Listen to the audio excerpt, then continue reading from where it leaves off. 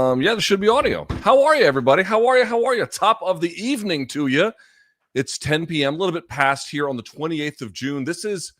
Hi, I'm Luke Thomas, by the way. This is the UFC 317 watch-along. We're going to watch, I rarely ever do this, but this card to me is, we're going to do the full main card watch-along. But then don't go anywhere, because right here on this stream, you don't have to go to a different one.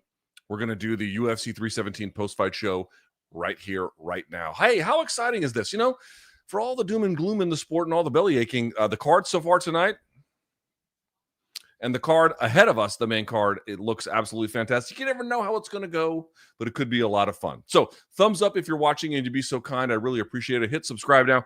By the way, look at Megan Oliveira. Shouts to her. She apparently is having her baby next week, and she's out here working. So salute. I know that's tough, having seen my wife do it. You might be asking, hey, where's Othello? you might be asking. Pobrecito. He, as I say, like the most gringo guy, pobrecito. His kiddos are, they got a little sick.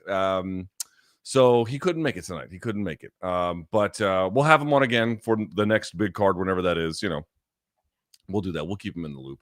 But, yeah, so that's where he is. Unfortunately, that leaves me in a bit of a lurch, and now I have to tap dance in front of y'all for the next 5 hours. So that should be fun. But you know what?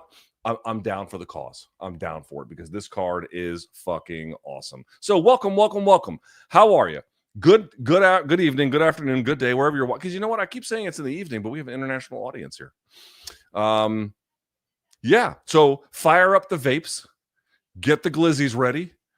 Put those wings in the fryer, however you're celebrating the pizza, the beer, whatever you're doing. I hope it's an excellent night for you, and I hope it's an excellent night for all of us here watching. Yeah? All right. This is going to be a great, great time. I am having my smoothie from Tropical Smoothie Cafe. This is the Blimey Limey, which sounds like a bit like a bit of a weird name, but it's delicious. Shouts to my barber for hooking it up. I feel like a brand new man, right? Makes me look halfway presentable. There's Las Vegas. Every time I see it, I get diarrhea. Boy, I got to tell you, when was the last time I went to Vegas? Was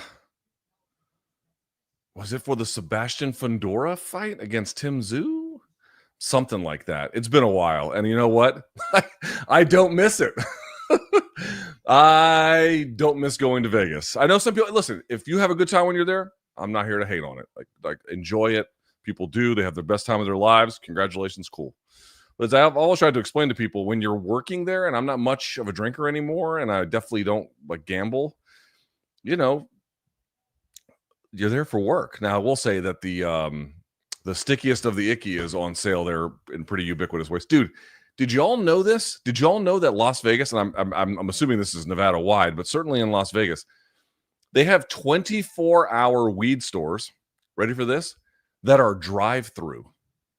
24-hour drive-through weed stores in Las Vegas. Now, I have many negative things to say about Las Vegas, but that ain't one of them. I found that to be one of the most, when they told me that, I was like, there's no fucking way. And it's true. Those are real. So I will give Vegas credit in that regard. You guys know the drill.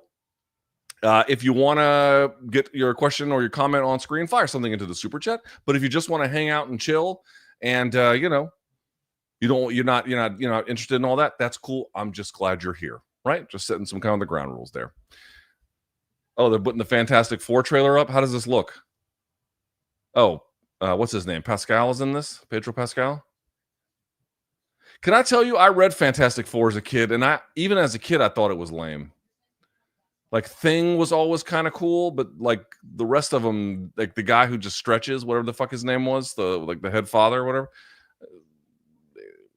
it's kind of lame. I mean, you're rubbery. Okay. That's a fucking lame power. That's a lame power. Like, Wolverine's got fucking claws shooting through his fingers. And has unbelievable resiliency and healing powers and kind of strong and fucking awesome. Spider-Man, kind of nerdy but cool powers. What is his name? Richard Reed? I don't even know what the fuck his name is. he's stretchy. I was like, what's your superpower? I'm good at yoga. Okay. I don't know if that would be my number one power I would request, but all right, that's something. All right, here we go. Peyton Talbott versus Felipe Lima. Love this fucking contest. A lot of questions as they run through the highlights here about where Peyton Talbott is in this whole journey of his. He obviously had a big setback against Raoni Barcelos, and he does have some good wins, but he's got some wins over some guys that I think those wins have not aged the way in which he won them, like the Cameron Simon fight. Like, he won them in a really nice and impressive fashion, but it's not clear what that level of opposition means, especially if they could have pushed through and endured into round 2 or 3. Felipe Lima, I feel like, is going to give us a better test. People keep talking about him being a wrestler. He can wrestle. I would actually argue he's really well-rounded. He can do a lot of things. He can mix it up. Also, much more battle-tested on the regional scene. He had, I believe, 5-round fights or 5 scheduled fights. Let me double check that. I know in Octagon he was a champion. How long did that fight go for the title? Was it decision? Yes. So he's been 5 rounds. This is a tough one because I think Peyton Talbott is a little bit more of a slickster, a little bit more of certainly unorthodox. Felipe Lima, he'll play with it a little bit. You'll see some spinning stuff from him, some acrobatic stuff from him for sure. But again, tends to have a little bit more of a traditionally, but dynamic game. So this one should be fun. This is a fucking great card, man. We'll see how it plays out on paper, we'll see how it plays out in reality. I apologize, but on paper, I might like this card more than any this year. Maybe even most of the ones last year. This card bangs. All right, there he is. Felipe Lima from Caori, Amazonas, Brazil.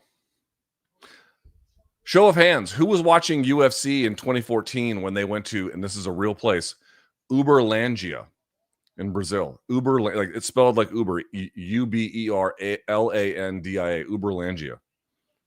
I don't know if it's because parts of Brazil have like these real pockets of German influence and how it got named. I don't know, but whatever. All right. Christian, welcome, my friend. This donk. Thoughts on Grumpy Dana already confirming Armin is not getting the shot. Dude, he must have pissed them off.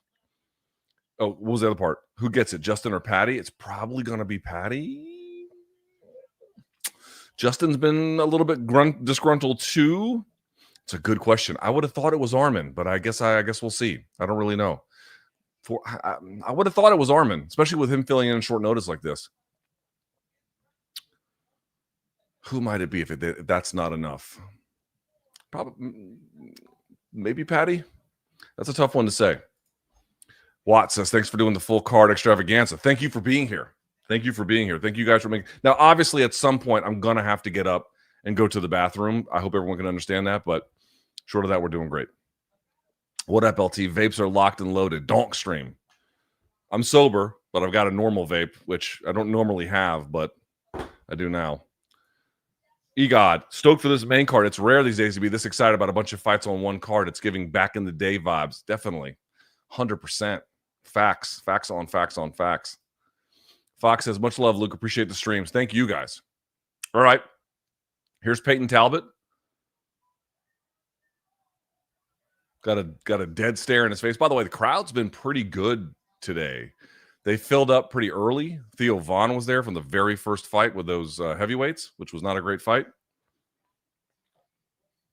But the Vegas crowd, they're well attended today, and they showed up early, so I respect that.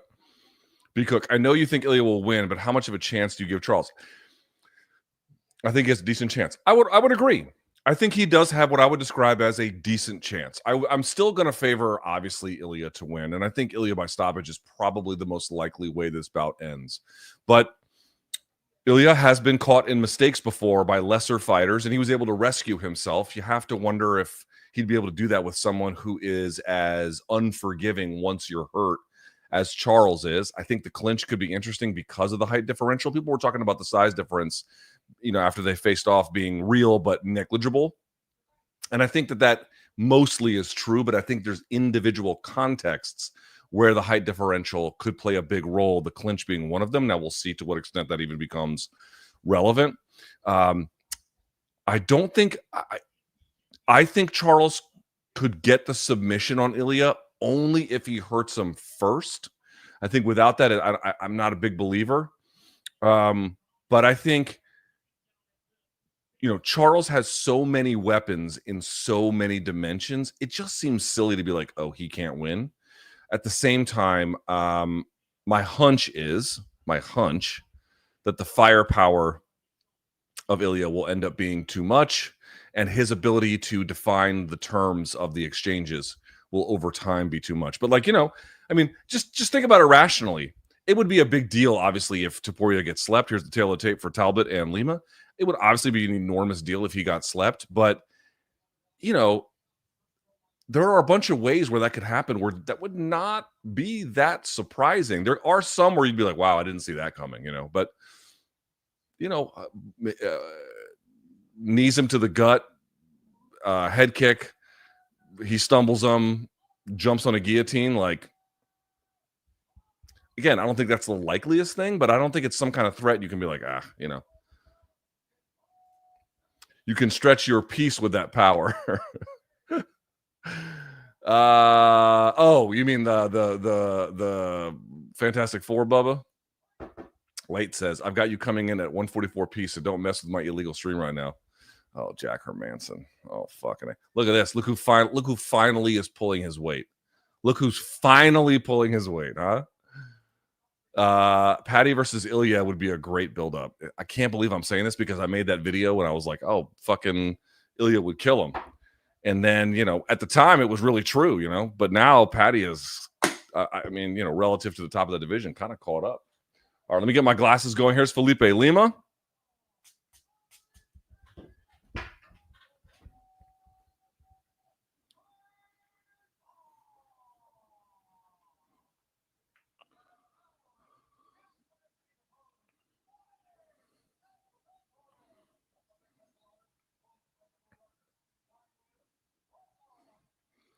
That rib tattoo on Peyton new? It's dark. So typically tattoo artists... Oh, I see. It's using negative space. Okay, I misunderstood. A lot of times when you have like a super dark tattoo like that where it's so... The colors are so dark and they're kind of on top of each other, it makes differentiating the lines in it or seeing what it is unclear. Tattoo artists will tend to talk you out of something like that. All right, here we go. Let me get this ready.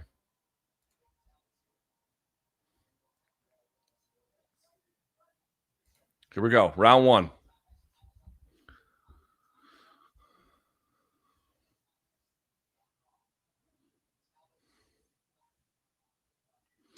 You can see already Lima's going to be more of a mover and just doing more things. I think Talbott's going to be standing a little bit taller, ready, locked in, but going to be a little bit more judicious with his attack, typically.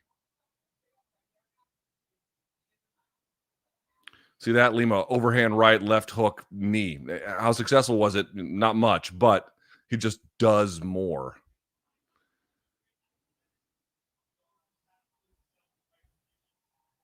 Great 1-2 there. Just it landed a little bit. Another 2. 2 and roll from Lima. That's great. Talbott on the front foot.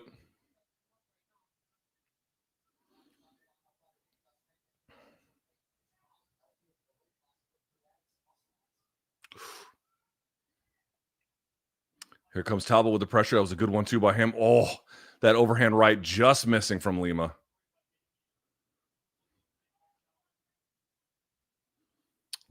Lima collar tying. He's going to go double up 2-on-1 on the grip. Peels it.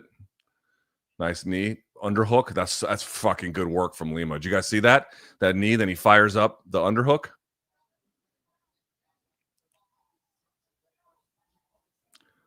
But if you got a crypto credit card, pack it in.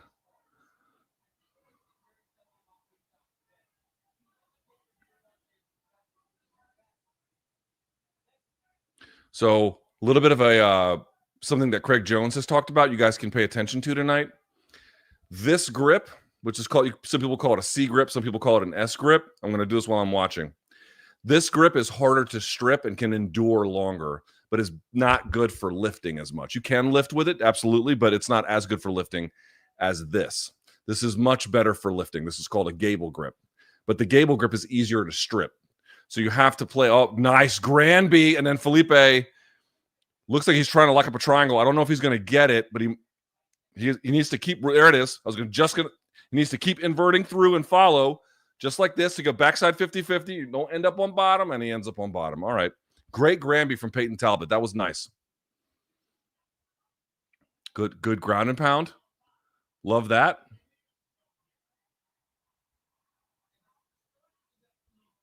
So just pay attention tonight up against the fence or body locks. Enduring grip, harder to lift, easier to lift, more ephemeral grip. Lima, also Granby, trying to come through over the top. Here he is, heel hook. Use it to stand. Good work by Peyton Talbott maintaining top pressure here. If you're Lima, you got to get out from here. Good. All right, so he gets to a hand.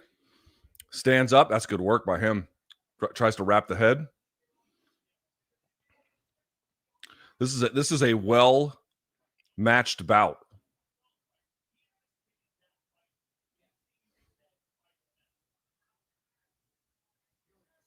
Double overhooks for Lima, double unders, obviously, for Talbott.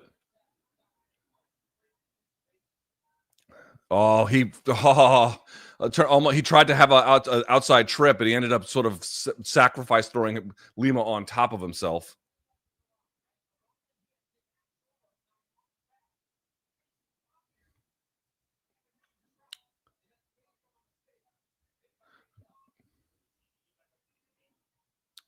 Lima with his hands all over the mat. This shit drives me crazy.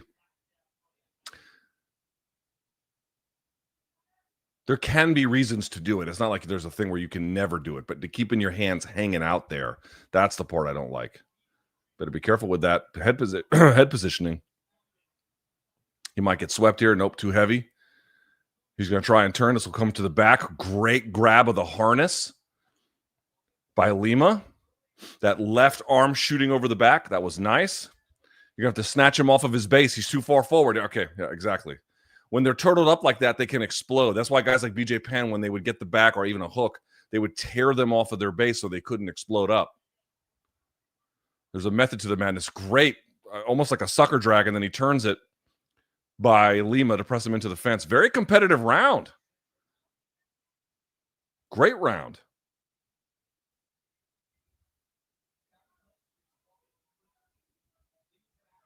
Great round. How do you guys score it?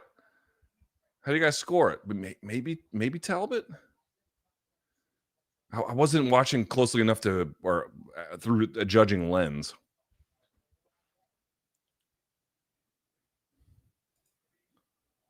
Talbott has had that rib tat for a minute now. Yeah, I guess I'm fucking blind.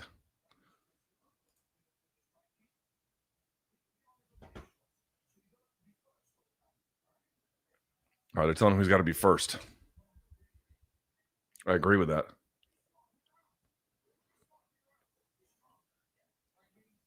Bop, good jab.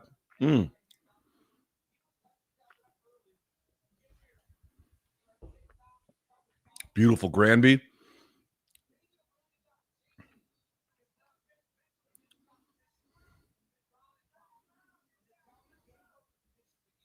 Is that Bill Simmons in the back?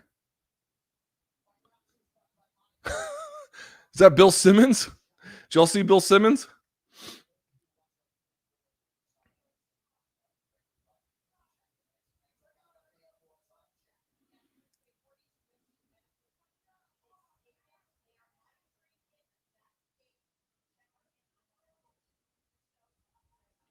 Good job by UFC giving us an update on Jack Hermanson. Lima's doing a lot of moving, which is slowing Peyton Talbott down a little bit, but it's making it hard for him to get some offense going.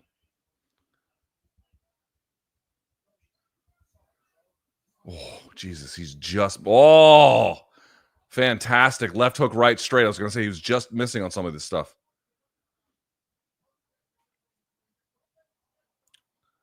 See what I mean about Lima just doing a lot overhand, and then he just kind of rushes into the takedown.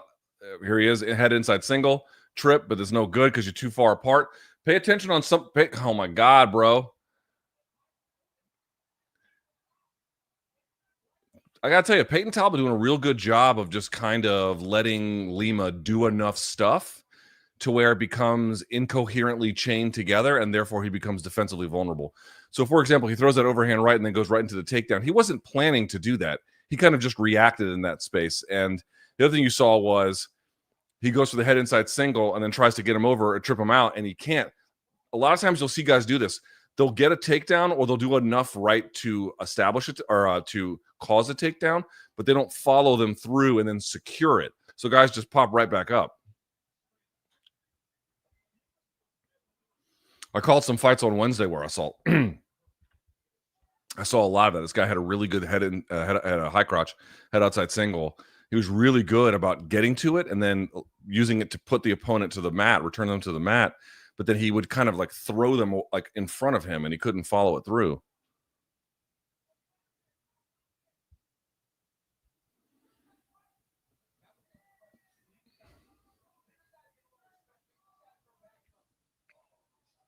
Nice body shot from Lima. I love the outside trip, but you can't wrestle from your knees, Jack. Oh, he got pancaked. Anytime you see a guy get wrestled to his knees and then he stops on his knees, you can just pancake that motherfucker over. You can just roll him right over. That's exactly what you saw. Yeah, so Talbott looks to me like he's got great balance. He might be a little bit physically stronger and certainly, very good about, Lima is just kind of a little hasty with everything. He seems a little unable to settle into a rhythm here.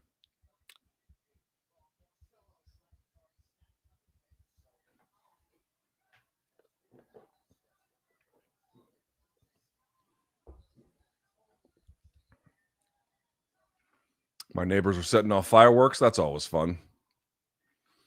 Okay, he's got a knee shield here. Need to push. There you go. Push. Get up.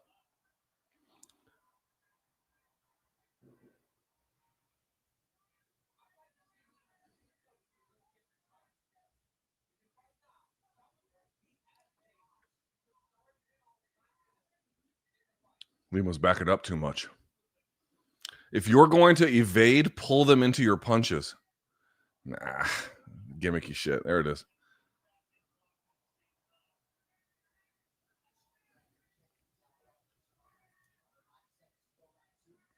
Oh, I forgot to put the fucking timer on. I'm sorry, y'all. Here.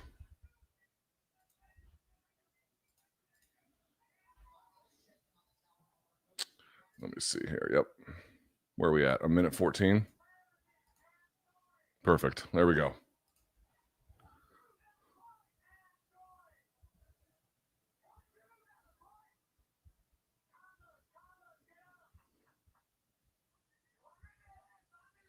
He's going to spin. You see him putting his heel back?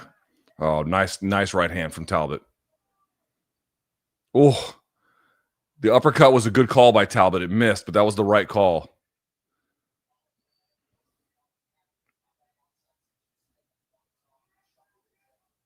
That's a nice takedown from Lima. Spun him in a corner and then tripped out the post leg. That was real good. Establish wrist control and then drive him to his hands. Nah, you're gonna get shucked off doing that. He's doing what I do to my daughter. I just pull her when she tries to climb on my shoulders. I just grab her by the head and then pull her right over. Oh, there's that Kimura. Heads up on that.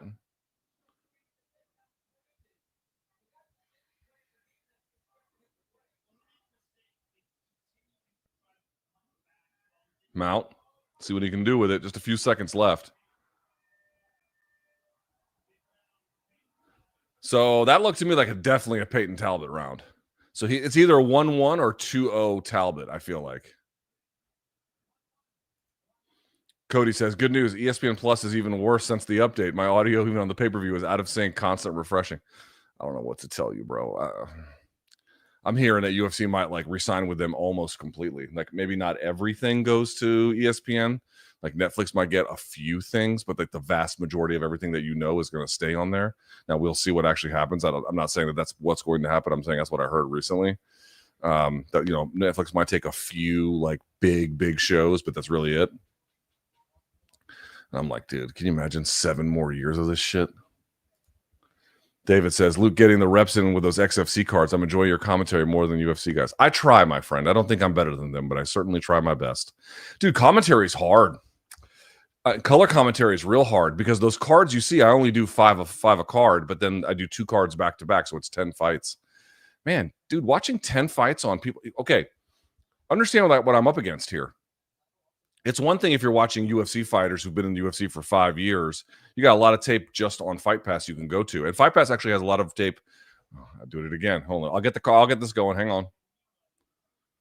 Where are we? 452. Let's see.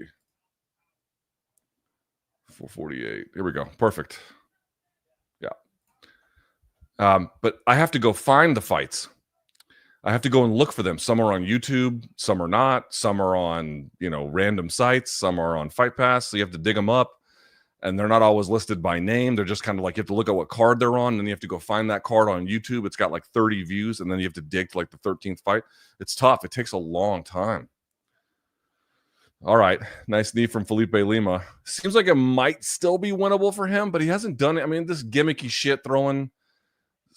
Yeah, that's better. Notice what works is the 3-2 or the 1-2. The spinning shit doesn't do a damn thing. Oh my God. Bro, what are you doing?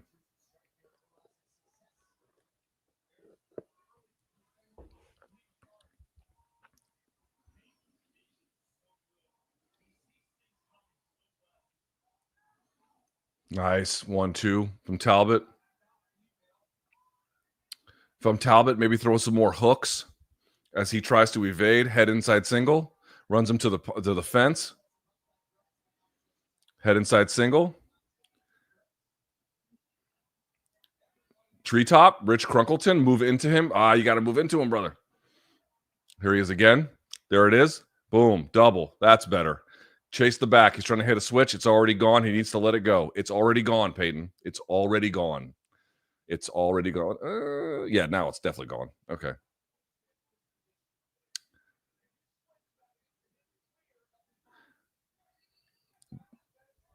Yeah, he needs to. Yeah, you need to. Dude, it's gone. Yeah. The whole point of a switch is not just to reverse position. It's that when I put my hand in and I extend, this is putting weight on their arm. And that's what enables me to pin them as I turn. This is nice. Cosoto hook. Oh, there's nothing to that. But you didn't off balance. Yeah.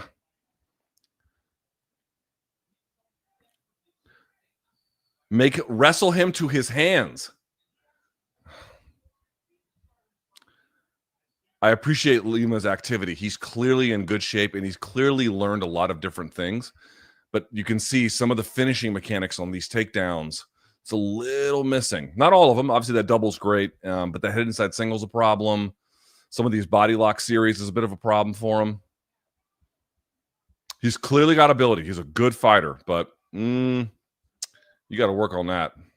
Get off the fence.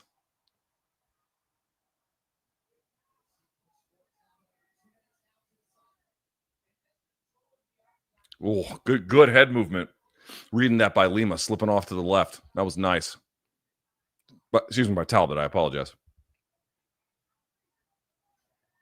Oh, the old Conor McGregor. Catch him moving in that direction and then spin him that, or spin your way to intercept. Head kick, misses, he slips. Immediately reactive double. Don't wrestle on your knees.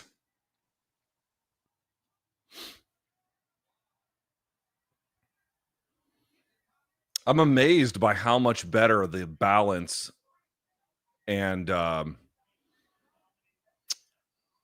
balance of Talbot is on top. He's got mount and he's got a minute now. He can do something with this. So one thing that you'll see more. Oh, nice escape. He waited till he came down, then moved underneath. That's good. Body triangle. Roll him off of his base. Take him off of his knees. There we go. He gave it to you. Wow. All right.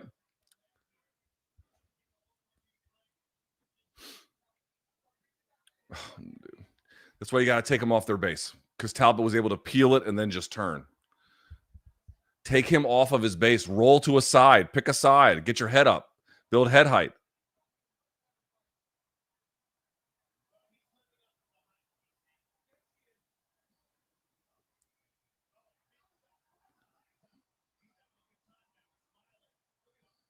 Oh, good ground and pound into leg drag by Talbott.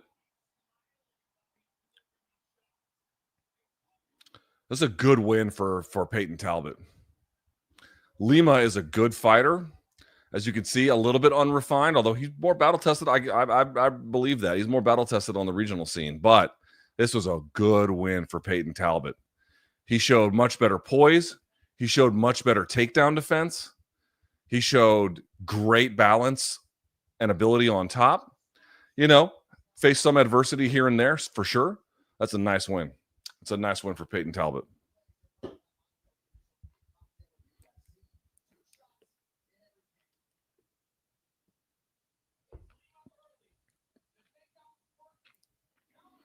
Oh, nice. So I'm going to say 30-27 Talbott or 29-28. That's that. There, I cannot imagine that Lima got 2 of those rounds. Theo says, you versus BC in the basketball. Who wins? Well, we played and I won. Not really basketball, more like horse, but I definitely won. Chop says, Peyton is getting on top. Seems like a good idea to me to just keep getting on top. Talk about that more. Yeah, I mean, are we doing like gay jokes here? YouTuber, don't watch MMA much anymore because it's filled with actual... I won't say that. But always enjoyed your content, so dropping by to support. Thank you, my friend. Appreciate that. How are we getting a broadcast with 0 problems in India for $12 a year? I stay in the UK for 8 months a year, and even there we get a good broadcast. I don't know, Dan. I don't know why ESPN Plus is so bad, but it is so bad. Theo says, as someone who has been to multiple international fight weeks, I can't remember a main card this week. We went from Robbie Lawler walkout retirement KO to prospects. Well, it's a good card. Yeah, 29-28.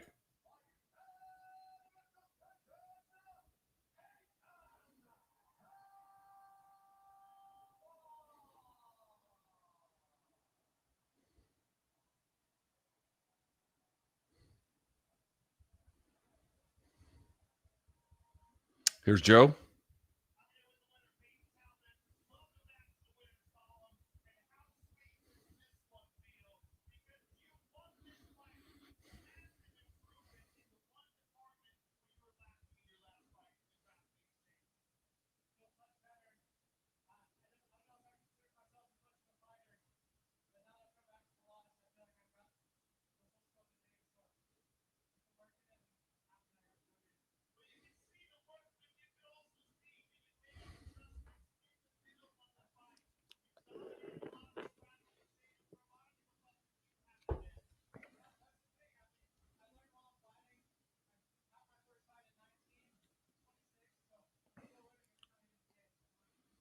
I like his tattoos. I mean, I wouldn't get them, but I like them.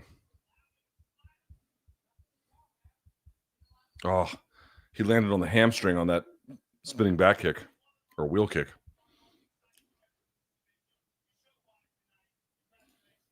Chop says, it was a joke about the commentary teams. Just talk about it being a good idea to be on. Oh. Sorry. I didn't hear that. I apologize. Thank you. I apologize. I didn't realize. That's hilarious. Yeah, you know what? Like, obviously, I think John Anik is like the best in the business.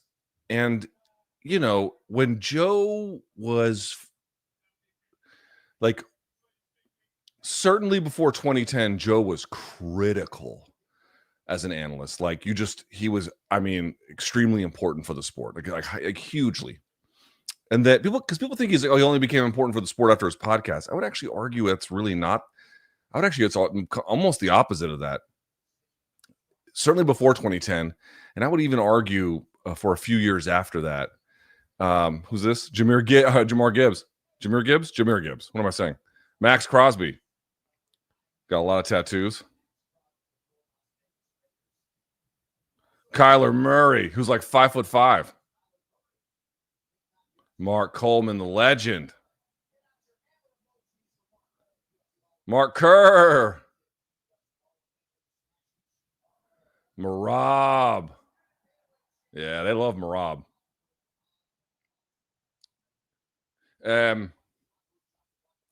What was I gonna say?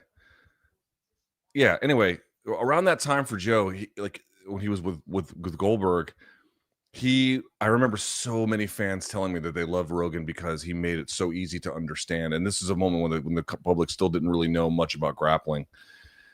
But as the sport has evolved, and I think as his podcast has gotten more popular, I think he's become. I don't think this is an insult. I just think it's the reality. He's become a little bit more disconnected from the sport, and I think it's probably affected the degree to which his commentary can contribute in a meaningful way. Also, like the era in which he was, I think, at his best was a time before the fighters themselves also got really good at broadcasting. I mean, I think that there are ways in which Joe can certainly contribute, but I don't think it's like what it once was. And DC to me is very dependent on who his dance partners are. If you heard him on the National Wrestling Championships, he's very technical. So yeah, I don't know what to say. I think Anik is great. And you guys see, of course, Anik and Kellerman are going to be I think they're probably going to add a fighter to the broadcast. Who knows? I don't know. I don't know. But I think the other two, DC, I think he can be good in the right circumstances. And, I think Joe brings a certain gravitas to the broadcast, but I don't think what he brings is like real technical know-how anymore. I don't know. I think you say anything like that and people think you're insulting him. I'm not. Like, the guy's career is successful beyond fucking words. But if they're just listening, this is why I think because the MMA community is so filled with unfucked losers and guys who have never felt the romantic embrace of a willing or otherwise unpaid romantic and sexual partner. Anytime you compliment a woman in this space, they immediately think it is blasphemy. But I just think it speaks for itself. I think Felder's really good. I think Laura Sanko is very good. And again, Brendan Fitzgerald on the play-by-play side is very good. They've got a lot of talent there. They got a deep bench. Dan Helly, I think, is very good and certainly getting better each day. But on the color commentary side, I appreciate that they're giving these fighters that meant a lot to the company some big opportunities. But it doesn't always work for me. Tommy says, Luke, if Topuria wins, would it be the greatest 3-fight win streak, Max, Volk, and Charles in history? I think we talked about this on the live chat this week. I genuinely think it might be. Pound for pound guy, former champ, or as a champ. And then the next guy, not a pound for pound guy, but a former pound for pound guy, and certainly a former champ, and then a current BMF champ, which is worth something because he got it up a weight class. And then for himself to go up a weight class and then beat another champion would be fucking insane. That would be insane. Now we'll see. We'll see, but yeah. Four-eyed person says, so happy to see Talbot's improvements. He looked much better. I wasn't sure how that one was going to go. He looked much better. Theo says, which fighter has the worst tattoos in UFC and who had the best? Anthony Smith aside. Worst is probably Jamal Hill. I mean, he doesn't have big ones. No, there's been other ones. There was a guy who fought on like the Ultimate Fighter, either like the Aussie version or like the UK version. And he had like a spider on his back, like the entire back was a spider, or maybe like a devil's hand or some shit, something insane. I hated his tattoos. I thought they were real bad. Also, you could say worst tattoos. Plenty of the racist ones that we've seen; those are also pretty bad. Best, I always thought Megan Anderson had some good ones. TJ Dillashaw had some fucking awesome tattoos. Whoa, his tattoos were next level. And there's been some. Chito Vera has some really good ones, amazing ones. He doesn't fight in UFC anymore, but Kai Kamaka III has some amazing tattoos.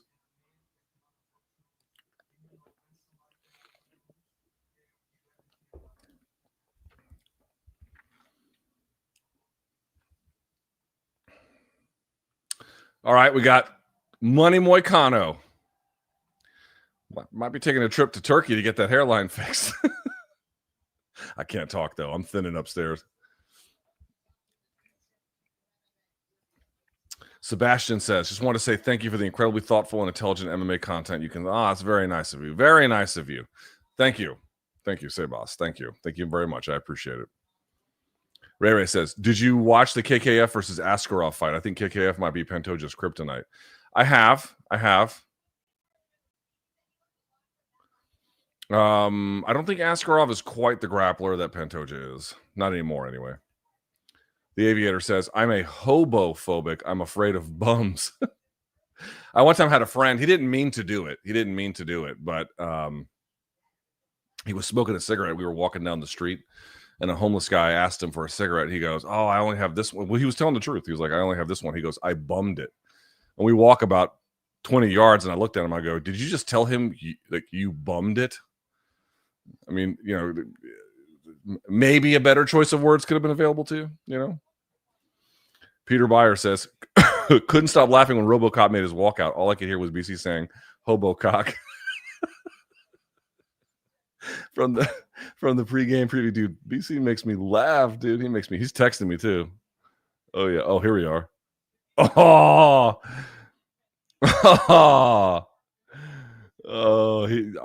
dude, y'all don't even know. I love the guy. BC is a world-class hater.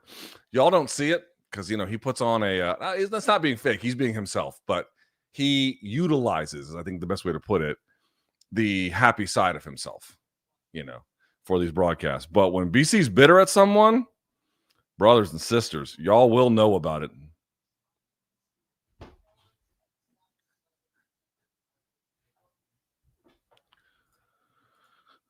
Hugh says, joining late, but love to see Luke's picnic table shirts. Yeah, brother, I love these. This means we're on deck for good fights. Does Money Moicano have a chance?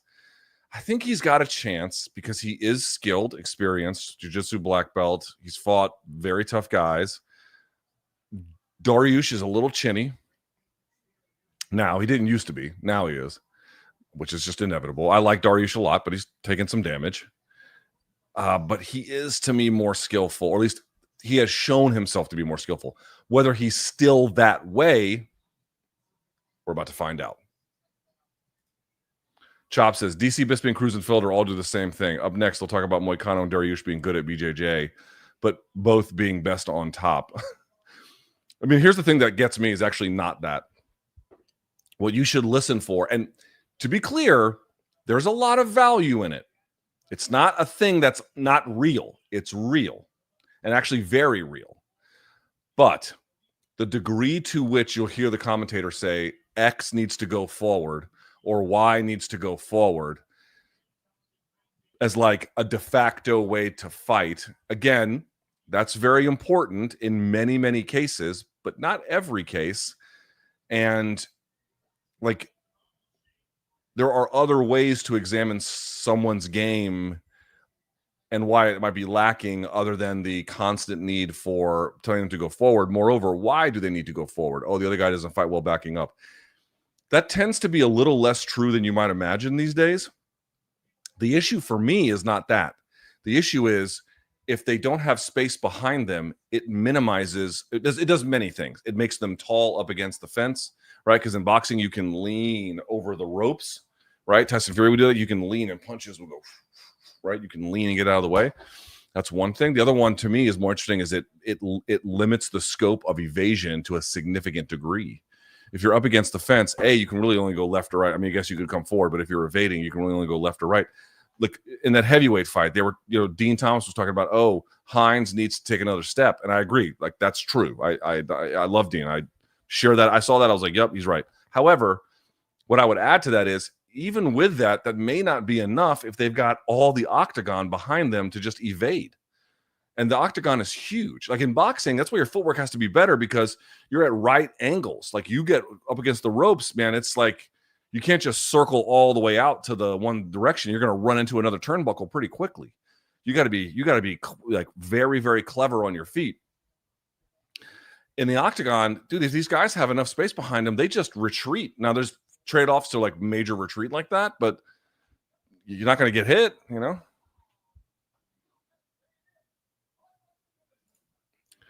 Thoughts on Bisping complimenting Sanko's assets in the weigh-in show? I missed that. What did he say? I can only imagine. What did he say? What did he say? I don't know. I did not see that. Nothing fight related, but do you make it a point to have a good meal to celebrate good fight cards? What was for dinner tonight? I do. I had pollito saltado. I had chicken saltado, which is like a Peruvian. You would more commonly associate it with lomo saltado, which is like with steak. But I had it with chicken. There's a place in DC called Peruvian Brothers. They're fucking awesome. They make a great alfajor, which is an awesome like arequipe sugar cookie. I didn't have that, but I had the pollo or pollito saltado is what they call it anyway. Little chicken, but chicken saltado is what I had. Peruvian food is the shit. All right, there's Dariush. Let's get this ready so I don't fuck this up this time.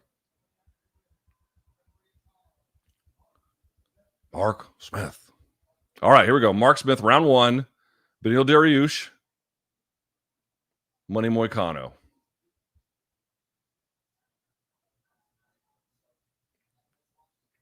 There's Bill Simmons.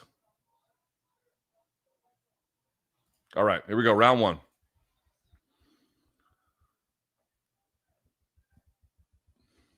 Dariush, good Muay Thai. Aggressive. Very good anti-grappling. Good jiu-jitsu overall. But his aggression can lead him to make mistakes. And he's getting a little bit older and has taken some damage.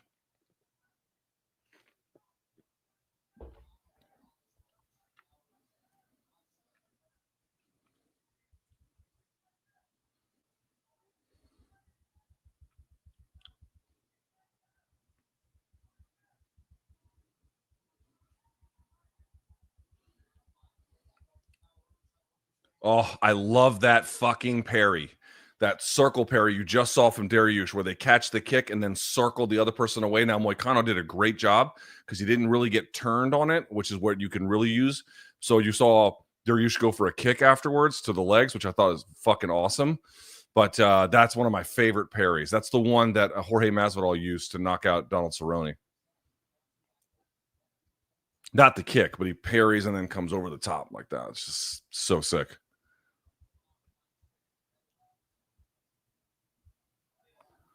That little horse step that you see. I see a lot of fighters do it. Moicano used it successfully. Scores with a right hand.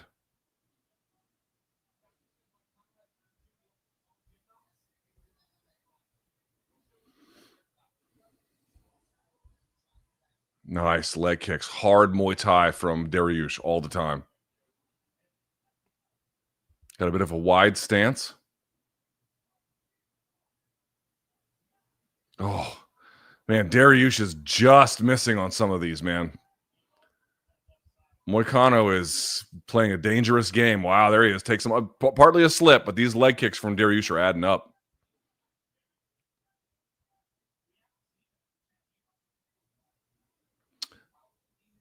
Open stance has obviously nullified any real notion of a jab between these two. So you're getting all power attacks from both sides. Whoop, whoop, whoop, whoop. Another slip.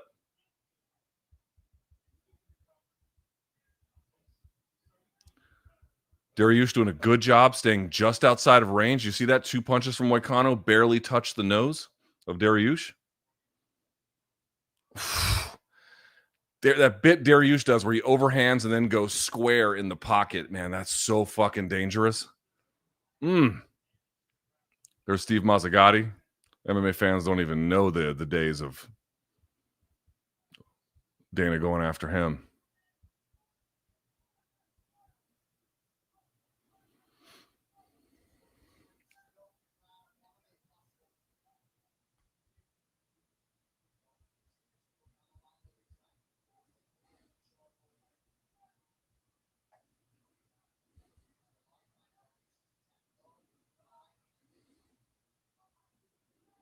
Yeah, good job by the commentary team noting all the diversified placement of targets for the kicks of Dariush.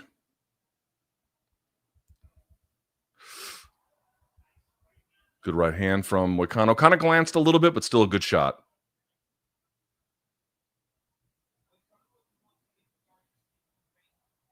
Whoa. Nice body kick. Moicano moved a little bit out of the way of it, but it was good.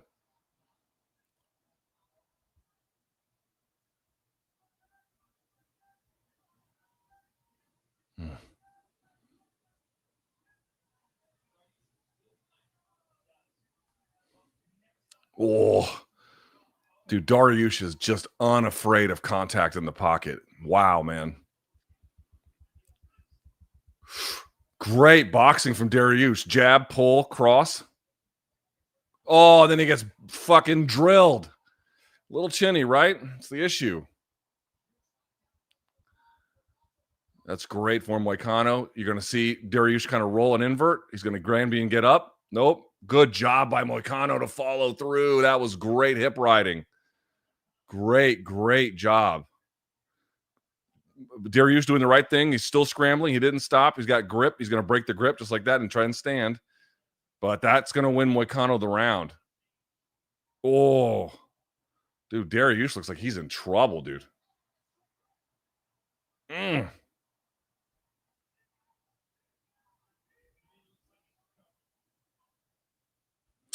See, that's the issue. I thought Dariush was winning the round. It was close, but I thought Dariush was winning the round. He was a little more active with the kicks in particular. A little chinny, bro. He's a little chinny.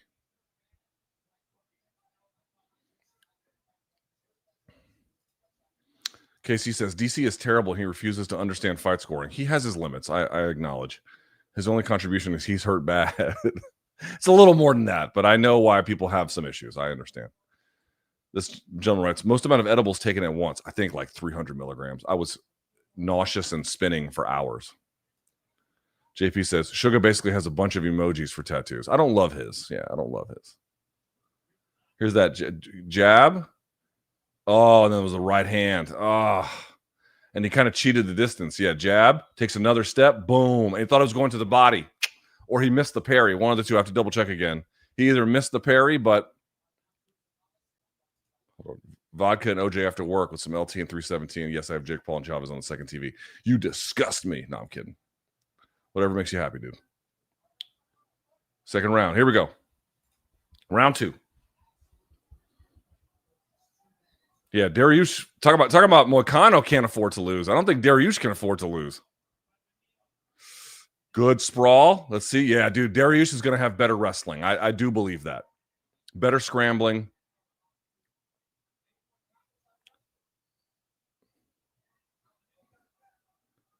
Let's see what Dariush can do with this. So you can see Dariush. Got to be careful with this one. Let's see what he can do with this. Let's see how much pressure he put. No, he let go of the grip. Never mind. He's got a bit of a spiral ride. You see that spiral ride there from Dariush? Let go of the. Woo! So let's see. I guess let's say Dariush wants to wrestle a little bit more this round, which I think is the right call, actually. Moicano gives up the overhook. Here comes the back. He's a little high, but Dariush has very good jiu-jitsu.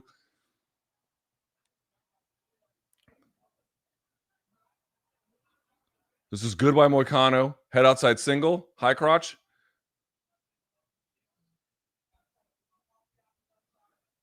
Try to pick him up. There's that tilt attempt from Moicano.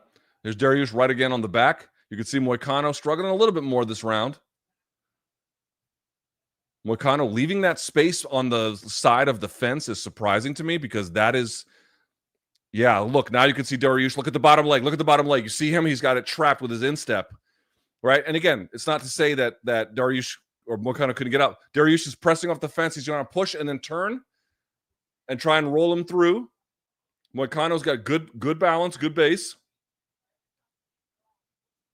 Good job by Moicano, but Dariush on him like white on rice. This fight's a little closer than I thought it would be. I thought Dariush would have like more advantages. Forgive me, Moicano. Okay, here he is. High crotch. Wow, just picked him up and dropped him. Brilliant. Now he's flat on his back a little bit. He can press off the fence. Let's see what Moicano does with it.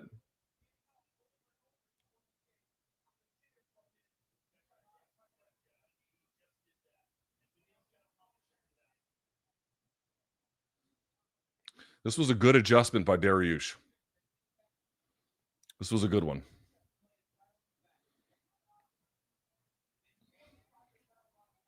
But he needs to do a little more ground and pound.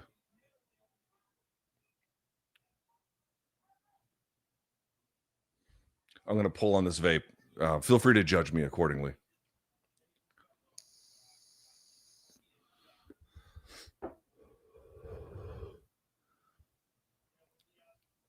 Not a lot of ground and pound, but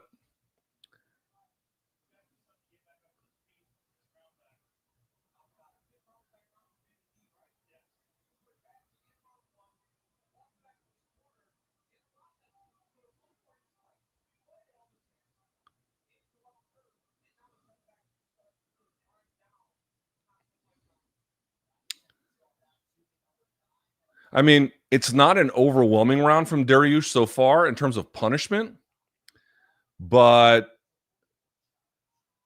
what is Moicano doing other than defending, right? It's not like it's back and forth. I mean, it was for a little bit, but it's not now.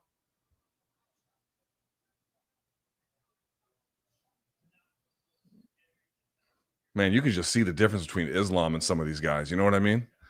Like, because, dude, Dariush's game I respect a lot, and he's very technical. And Moicano was hanging on, you know? Islam just... Here we go. It's going to be tough to get a head and arm on Moicano, especially on the fence side.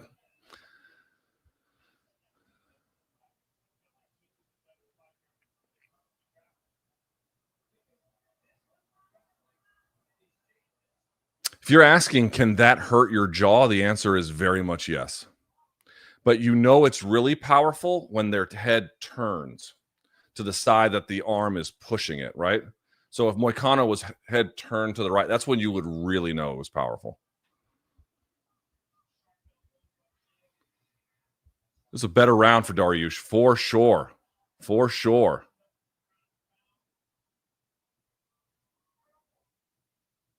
Yeah. All right. Probably 1-1. Probably 1-1.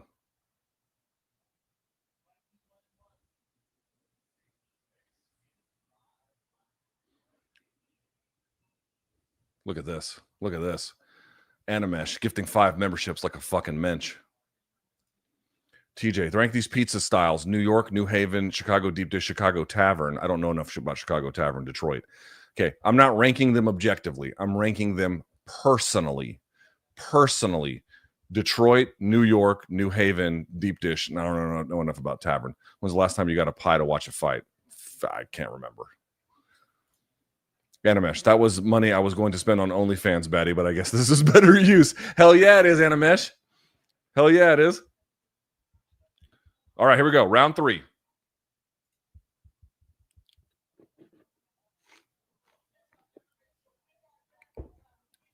Y'all listen to DC and Chael's podcast? Is any good?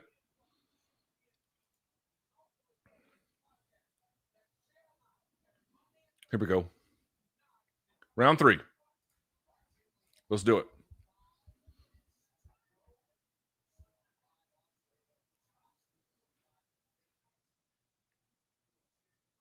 Oh, Superman punch. Great job by Dariusz. There he is, running the double down, turns the corner. That's it. That's smart. There's the harness. And then he hooks the bottom leg. He's going to do that, what's called a broomstick. Oh, good job by Moicano. Now let's see about that wrestling. I think you're going to see Dariusz get on top here. Let's see if he can Iranian him here. Nope. He's going to come out the other side. Great job. Great job by Moicano. Great job. I admit. That's good. Here's Dariusz. Now here's the question. Because it got stuffed and Dariusz wants to wrestle. Oh, why would you? I think he turned off of a kick. Now watch him. He's peeling the grip, right? Because this, you can just peel off the thumb line. There he is. Oh, Dariusz looks tired.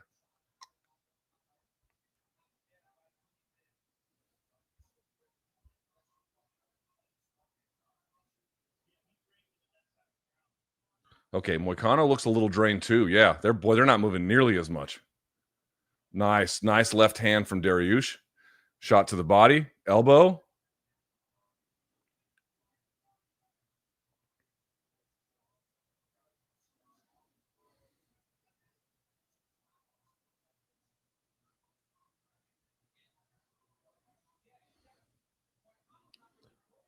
Yeah, Moicano's not that active.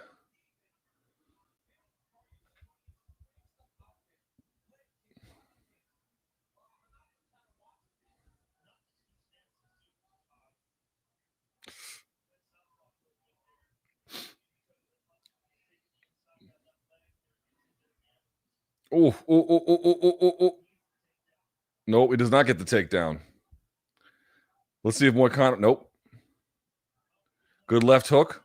Moicano had good defense, but that's the right strike to throw in that scenario.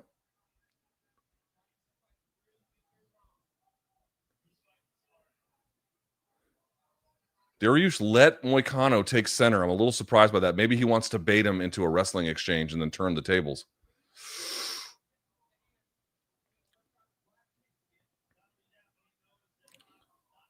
Okay, he's going to run the double, turn it. That's good.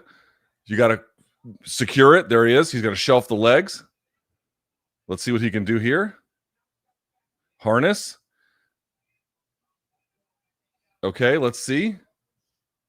Dariush is definitely not too high, but he doesn't have it established. You can do it behind the hamstrings like that with one hook in. You have to be careful with it. Now he's making Moicano carry his weight, which seems intentional. Right? Even though you're not getting anything with it, you're not really advancing the attack. Who's carrying whose weight? That's good job. Great job. Great job by Dariush in dropping and then tripping out the post leg and sucking him back. That was good. Rolls the tight waist. Oh, look at Dariush being on top. Great evasion by Moicano, but Dariush did a good job. These guys are talented, man. These are two talented black belts. Oh, they're swinging. Dariush just walks him to the fence off an underhook. Did y'all see that? Yeah, man. Moicano is tired. I bet those body kicks, huh? Those body kicks kind of took it out of him. Boy, they both look fucking exhausted. They're both gassed and slow, which means, mistakes can happen.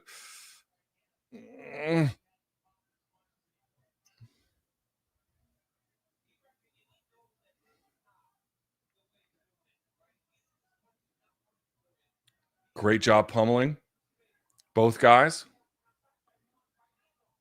Man, this looks like these guys are having the longest round of their lives.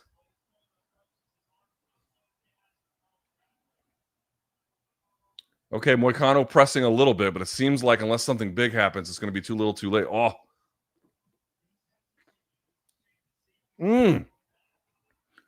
Beautiful right hook from, dude. I think Benny's wrestling and gas tank saved him here, yeah? Relative to Moicano, I mean. There's Moicano on the double. He gets stuffed. Let's see if he can step around. Nope. Gets turned off the underhook. Almost turned off the underhook. They disengage. Listen, Dariush got dropped at the end of the first, but I would argue he was comprehensively better. For the most part, he was better on the feet. I know he got dropped, but I'm saying the overall body of work, he looked a little bit better to me. He certainly looked more active. He looked better in the wrestling, and Moicano was pretty goddamn close to him in the jiu-jitsu. I'd call that a wash. But I think overall, Dariush was better. He should win this 29-28, but who the fuck knows? Ryan says, with a very generous donation, new listener, love your content. Thank you, Ryan. Appreciate you, brother. Any word if I don't even know what that means. Oh, Jack Hermanson. I think he's okay. Alex, Eddie Bravo is the greatest fighter of all time. I mean, that's a thing you can say. Tior, I don't like you, Luke, but here's my money. Don't stop what you're doing. All right. SR, Luke, who's more delusional, Moicano or Gordon Ryan? I don't think Gordon Ryan's delusional, is he? I mean, he's got some weird views. I'm not saying he doesn't have weird views, but I don't think he's like, when he says he's the best, he is.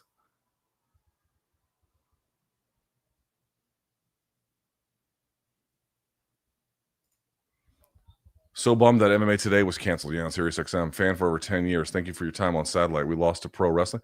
Dude, that pro wrestling show is a juggernaut.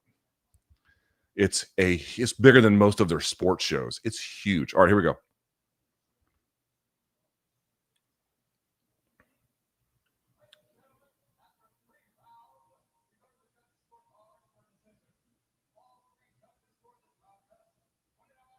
29, 28. All three.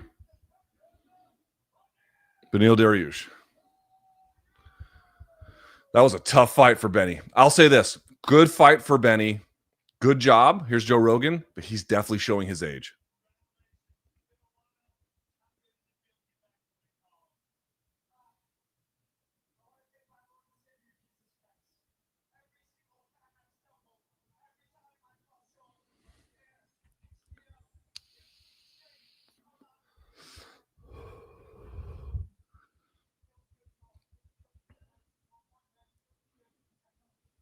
$17 wins in lightweight, dude. That's a tough fucking way to make a living.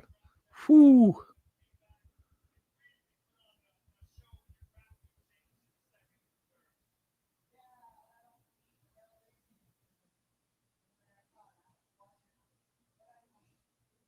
I think those body shots added up, man.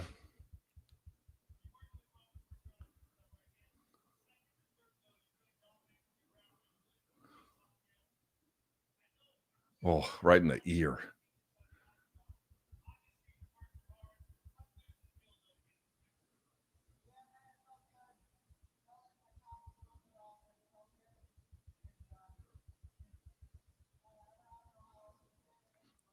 I think you can tell Dariush is happy with the win, happy with certain things about it, but you can tell he felt a little bit.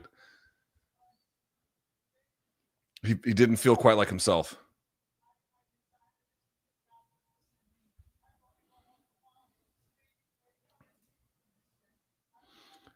To Bobby? Hope I'm saying that right. Have you ever cornered a fighter? Would you? I've never have. I would do it only if it's an amateur fighter or a very low level pro. I mean, if someone like very famous asked me to do it, I mean, I guess I would, but like, you know what I mean? Like, I wouldn't feel comfortable doing that. Luke is going to faint from all the blood rushing to his huge stiffy with Ilia winning. I mean, it's a little strong, but okay. Theo says, who grayed faster, Luke or Dare? Oh, me. I've been graying since I was in my 20s. Theo says, why isn't Othello eating pizza with Luke? Othello couldn't make it. He had explosive diarrhea, unfortunately, so he can't be with us. Sonya Lee, the Holly Madison. I don't know who that is. Jean Wiley, yeah. There's Joanna. Great. Joanna, whatever the fuck. Hey. Kayla and Amanda. There's Cyborg, right? Oh, no. I thought that was Cyborg. It's just a woman who looks like Cyborg. Hey, Cafe Du Monde. I took Tukey there for spring break. She loved it. Tukey got a new bike today.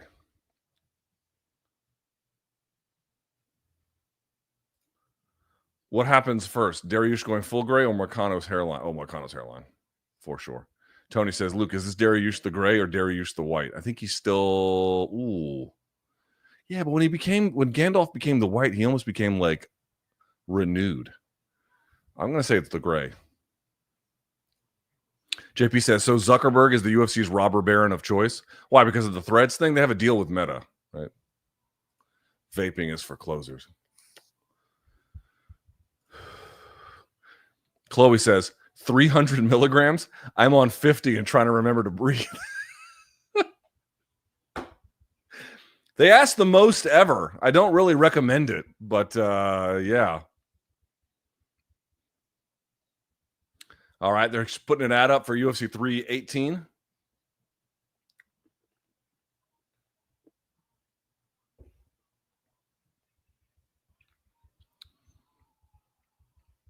I still can't believe that Max knockout of Gaethje. Insane. Sam says, holy shit, between the vape, the tattoos, the shirt, and the beard, just there, you look like every quintessential hipster meme from 2014.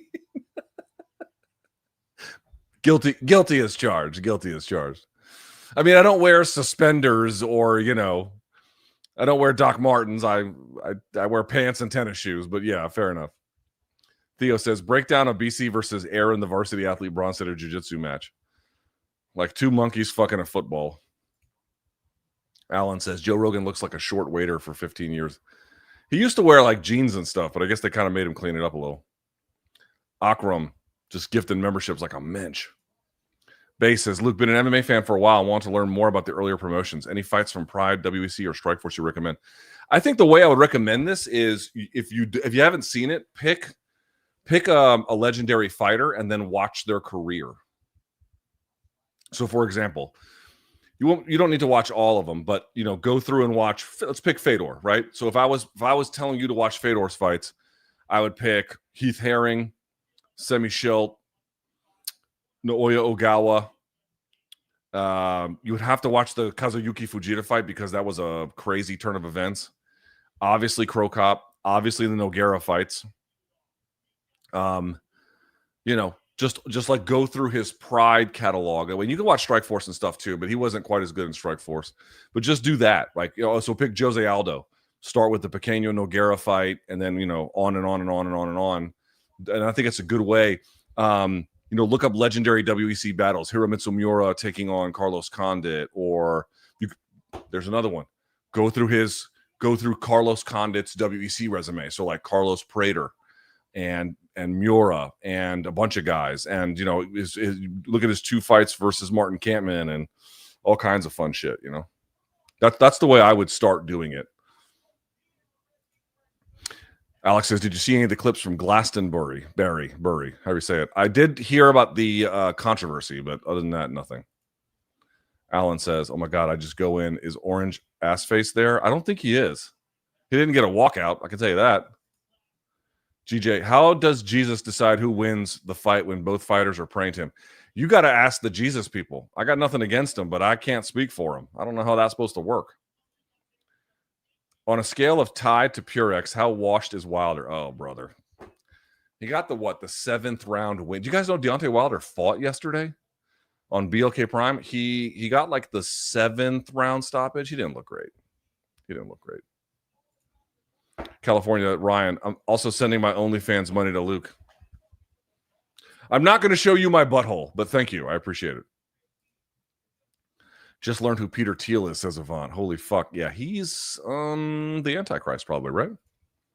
Television, just high fives and good vibes. Digital high five, everyone. Would you hit a gravity bong on camera? I wouldn't be opposed to it, but I need a good occasion. I don't have one. This is not one. Hugh says, LOL, I had explosive diarrhea at the fair today, too. Had to run to a local Tim Hortons. Good luck, Othello. Dave says, can't leave out the Randleman fight. Yes, of course. How could I leave out the Randleman? You see what I mean? Like, you got to go through all of those. You know what I mean? Tony says, are we going to a whole card without a JD Vance reel? I don't know what that means. I mean, I know who JD Vance is, but I don't. Is he a common sight at UFC events? I haven't seen that. Okay, here's a big one. Brandon Royval taking on Josh Van. Brandon Royval, #1 contender. Look at Van, number 12, 23. Just fought like a month ago or whatever it was. This is a huge, huge test for him. Huge test. And I don't even know if it's a good idea, but it's a huge test.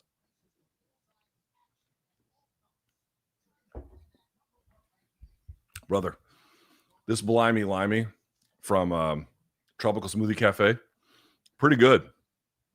Pretty good.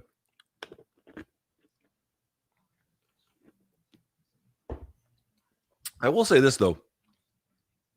You ever go to places where like they'll cut watermelon and then, like the watermelon itself is like awesome, like fresh watermelon, like red, fleshy, and then they'll be like, hey, let's put tahini and lime and fucking spices on it. I'm like, let's not do that. Oh, I've got cantaloupe. Let's put salt on the cantaloupe. Nah, I'm good on that.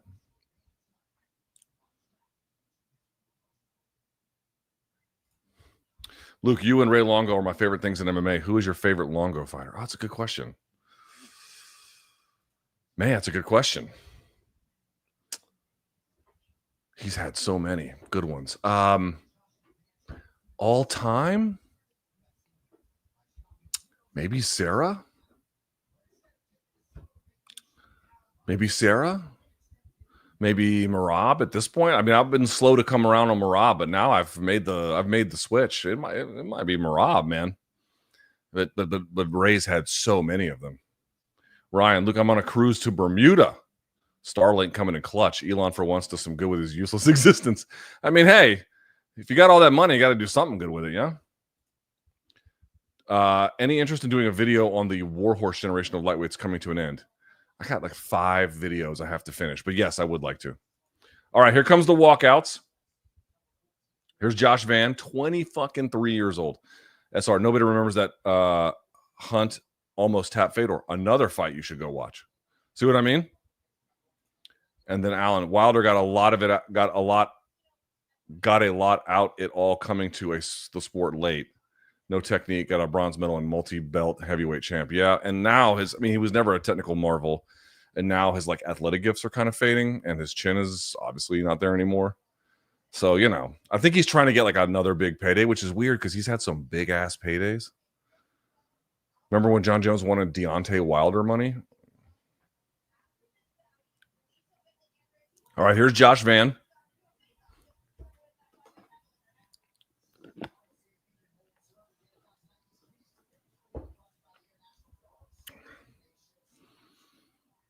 Daniel Cormier's keys to victory: defend takedowns, use angles.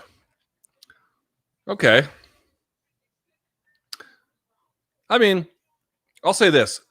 I've done those keys to victory things for like infinitely smaller shows. It's a little harder than you might imagine because you'll be like, oh, I really want them to, you know, double up on their jab from open stance. And they're like, yeah, we're not putting that. And you're like, all right, what will you put? And they'll be like, double up on the jab. You'll be like, okay, I mean, all right, fine. You know what I mean? Like, they're just from a production standpoint, they'll minimize what you're trying to say just for delivery purposes. So it's hard to come out of those looking like you've really thought it through. But, you know, defend takedowns and use angles. It's like, who would that not be you know what I mean? Like, who would be like, oh, I'm not going to use angles and I'm not going to defend takedowns? Like, seems like a fairly universalist way to fight. But I agree. Giving up the takedown to Brandon Royval probably is not his best way to get victory. And Royval, you know, by his Van's boxing benefits from stance switching, angles, speed, combination work, and the interplay of all three.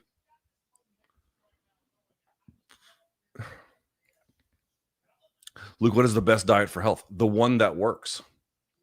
The one that works for you. Oh, yeah, we got this one already. What is the worst diet for health? The one that hurts. The one that hurts.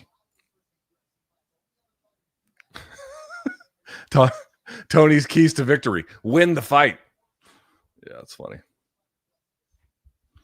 All right, we got Josh Van here.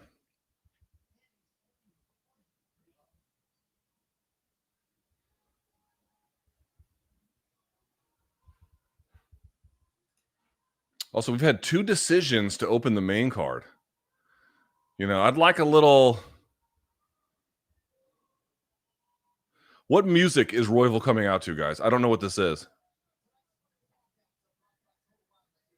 Yeah, I don't know what that is. One of 9 active Colorado-born UFC fighters. Okay. Not sure what I'm supposed to do with that information, but that's cool. There's Alexander Hernandez.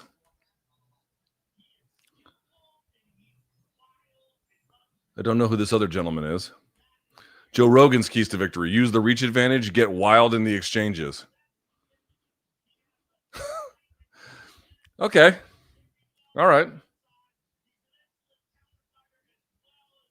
I know what they mean. I know what they mean.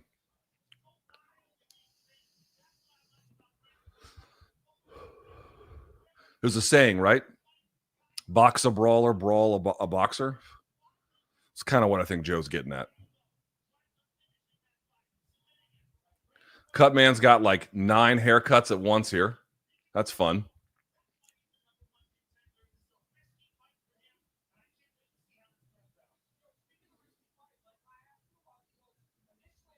I don't hate Royval's tattoos. Again, I would not get them personally, but they don't look bad to me.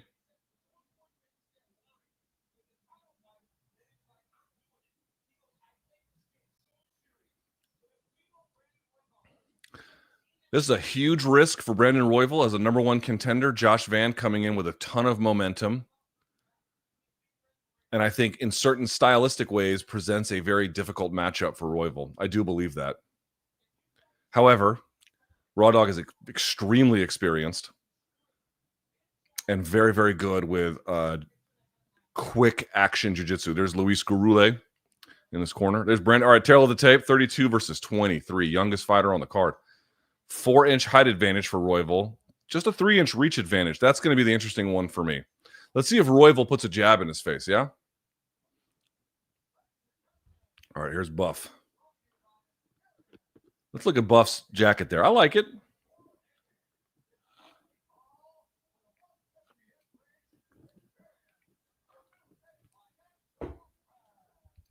All right, after this fight, I'm going to have to go number one. Not in my pants, but in the bathroom.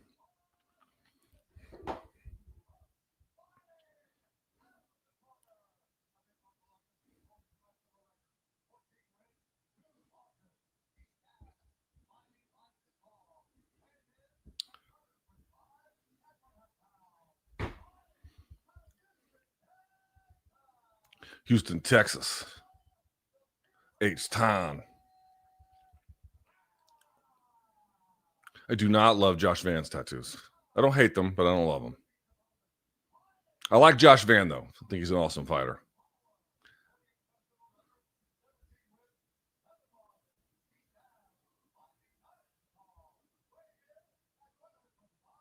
So he did close as the favorite.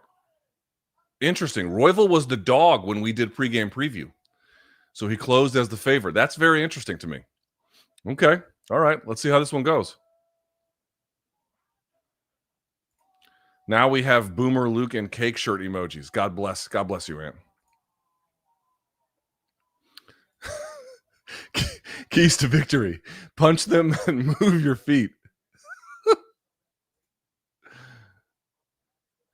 I'm sitting next to my nauseated pregnant wife. Did your wife suffer through her pregnancy too? She sure did, particularly in the first and second trimester. Okay, here we go. Boop, boop. Ah! Hang on, y'all. I'll move it up a little bit. That's a little fast. Hang on. There we go. It's still a little fast. Okay, there we go. All right. Open stance. Royval trying to control for the jab with that lead hand. Trying to jab over the top of it. You can see they're playing with the timing already.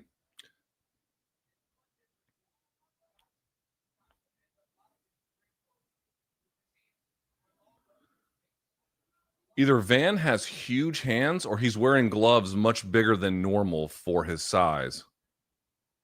Look how big Van's gloves look.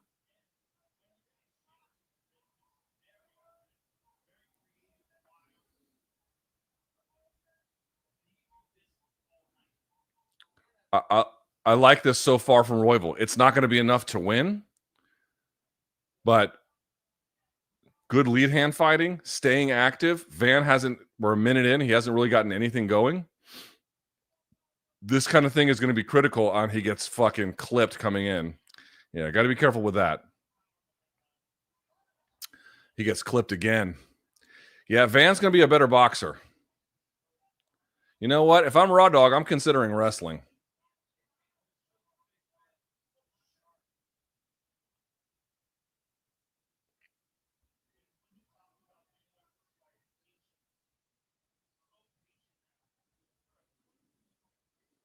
Let's see what Van's looking for. Parrying, keeping the right hand up. Let's see what he comes with. Just watch Josh Van. Okay, parries the kick, moves away. Oof. Good job by Josh Van waiting to go for the cross, either when Royval is backed behind the line or when he is encroaching.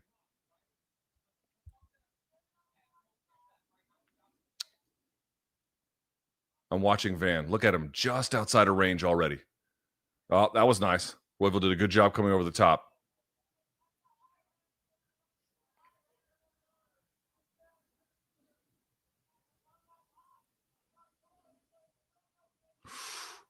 Good evasion by Royval there.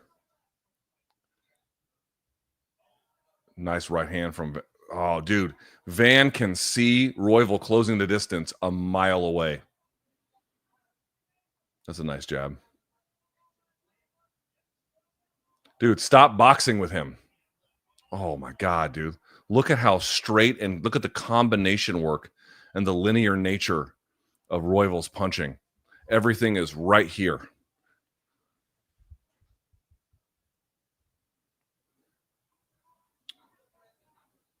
Man, if I'm Royval, I'm reaching for collar ties, something, dude. That's better. Use your kicking game, too. Yeah, holster that shit. Dude, Van can see Royval coming in on the line every time. Just watch Royval. Just watch Van. Oh, see what I mean? Yeah, it was a little bit of, oh.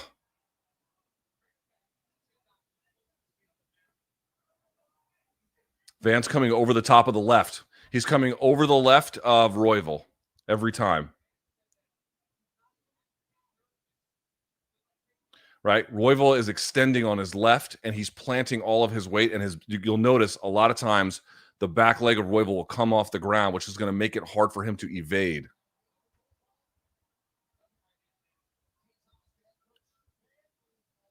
Ooh. Oh, he's coming over that left every time. Did you guys see it? He's coming over Royval's left every time. There, he did it again.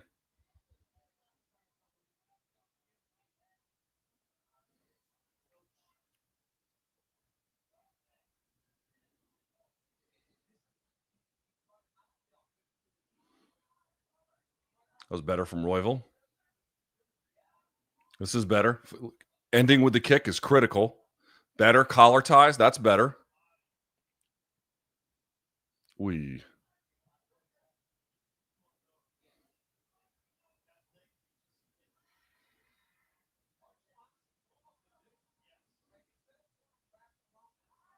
Nice check hook from Van. Yeah, that's an easy Van round. His counterboxing to pressure looks phenomenal.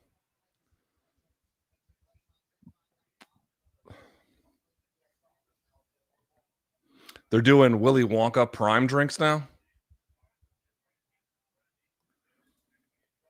You all right, Luke? We back to the vape. So I bought this when I was in Florida because I get nervous before commentary gigs. And yeah.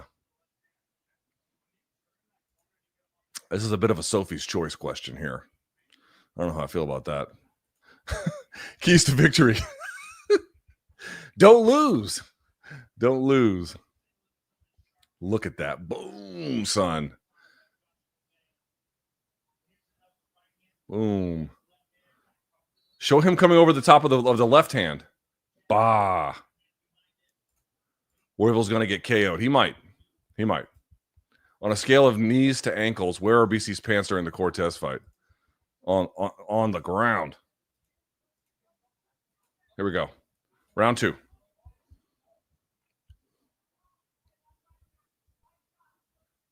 Yeah, he's just coming over the top of the jab, and he's coming over the top of the cross. He's just waiting for him to extend. And he's pressuring and kind of leaning into him as well. There we go. He changed up the timing. Dude, they're flurrying like two fucking rabid animals.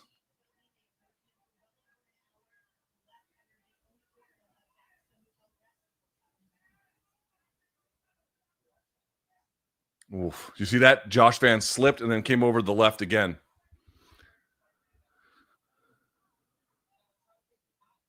Again. See what I mean? It's the same one. No need to mess with it. It's all working.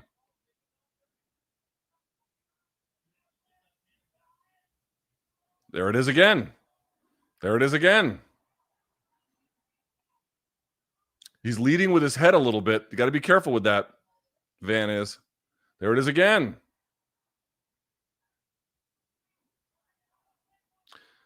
Van's hand speed in tight is giving him some advantages here. They're gonna clash heads like this. They got to be careful. Oh, nice jab from Raw Dog. That was sick. And another one. That was good.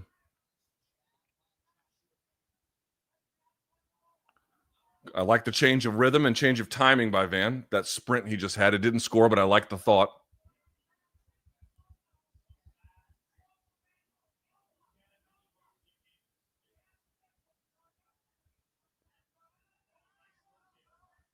Man, if I'm Royval, I'm putting that left hand, slipping off of it, and I'm throwing the kick behind it like Leon Edwards did against Kamaru. Oh, Royval's going to have better punching power. Oh. This is a better round for Royval. Oh. So if Van's got an issue, it might be his punching power. I've kind of noticed he has this sort of a way of accumulatingly landing on people, but it takes him a bit of time. I mean, he's not a one-hitter quitter, you know? And you're like, oh, it's a flyweight bout. I understand. Not everyone can be John Lineker, but I'm just saying it's nice job by Royval. Royval doing a better job of getting his head off. He's leaning off to his right. Now, they might pick up on that too, his team, but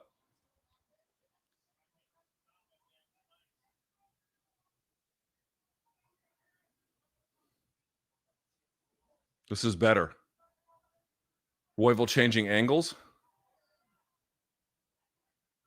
By the way, you guys notice that Van's not really using angles at all and still landing a lot? That's a good jab from Royval.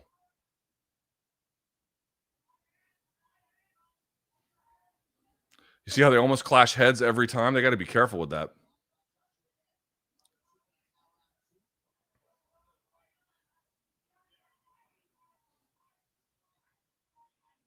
Ooh.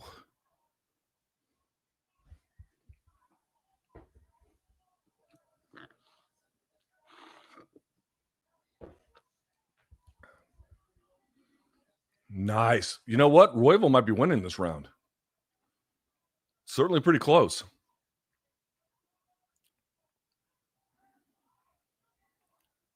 This is, oh. Both are getting hit up.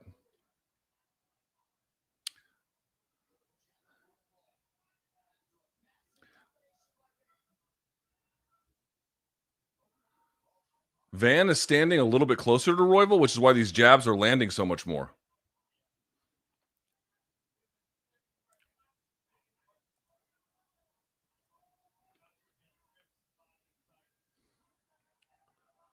Yeah, you see, he's landing on Royval, but Royval's not really respecting the power. So he's kind of just like burning through it. Just like that. He's just willing to kind of take it at this point, and he realizes if I pull this guy into a firefight, I might get hit a lot, but I have more power than him. Hell yeah, Brandon Royval. I love both of these guys. Ooh. Van getting chewed up here a little bit. Ooh. Oh. Yeah, Royval's like, fuck it. Just take the punishment. Again, to Rogan's point, make it a brawl a little bit. You know, it's not so much brawling, but I see what he meant. You know what I mean? Kind of take one to give one, because if you got superior firepower, you can make a huge dent. Nice job. That might. I don't know if I put the fucking round timer up. That might be 1-1. Might be 1-1.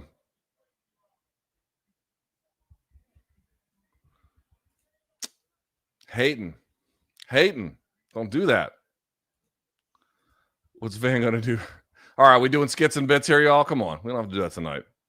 Why don't flyweights go for liver shots more often? Hard to go for a liver shot when you're that far away. You got to be much closer. Van's style is akin to Topuria's in a way. Yeah, pocket boxer. Yeah, but Topuria's got very different movement.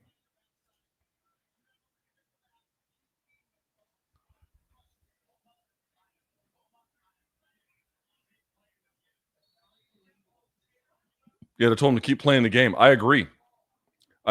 Take some punishment. You have better punching power than he does. All right, let's get the round timer.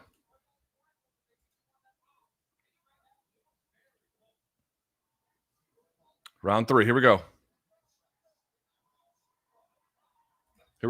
Round 3.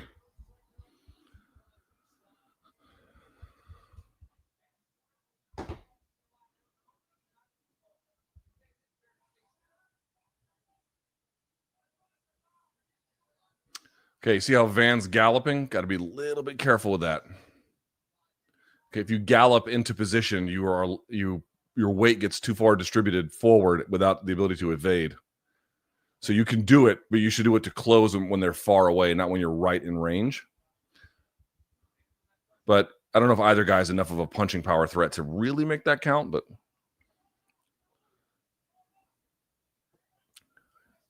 yeah, I got to say, I'm loving this from Royval. He really rescued himself here. This is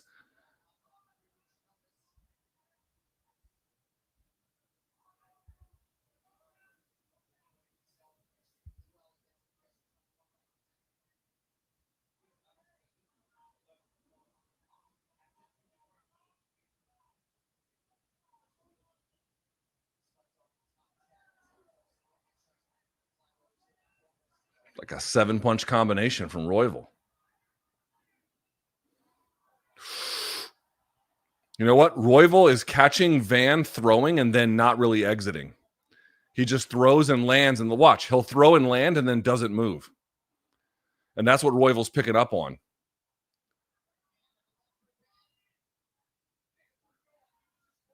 Watch what happens after Van lands. He just doesn't move.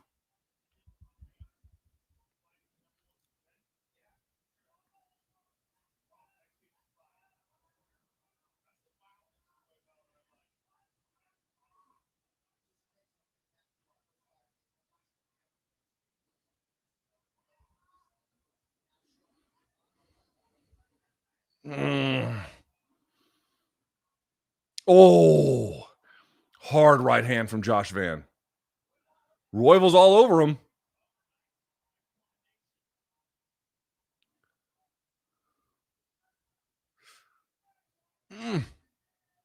Now Royval's got him backed up.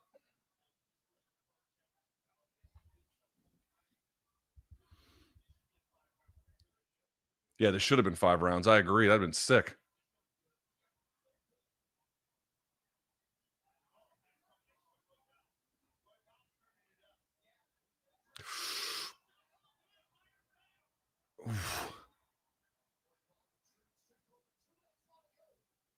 I'm telling you, if Royval added that kick behind the cross, this fight might be over by now. The same thing that Jai Herbert did to Ilia Topuria.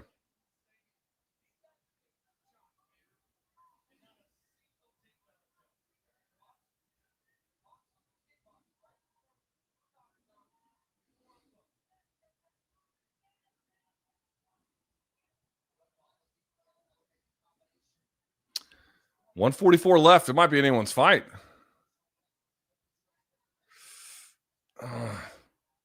Oh, good work there from Josh Van backing up. Oh, Van might be winning this round. Ooh.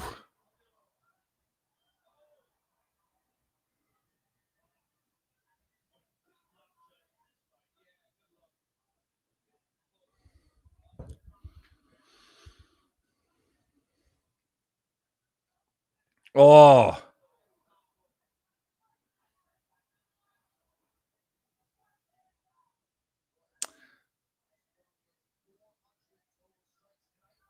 Nice right hand from Royval. Excuse me, Van.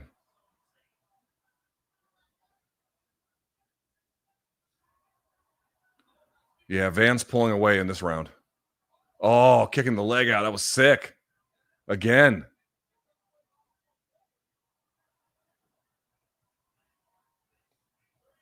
Oh, kicked it out again. And again. That thing is effective. Ooh.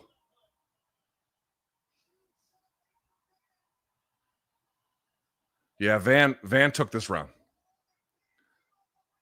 It's fight of the night. Let's go, boys. Oh!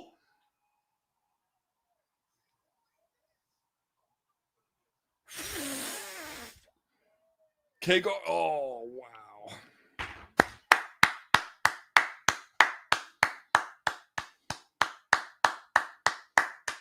Round of applause, ladies and gentlemen. Fantastic fight. Sensational. Wow. Josh Van. Man, I'll have more to say about this on the post-fight show. Incredible performance. Makes me equal parts excited and equal parts nervous for him.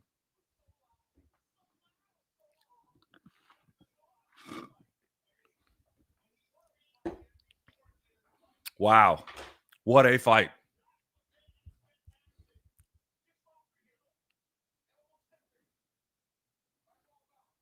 Boom.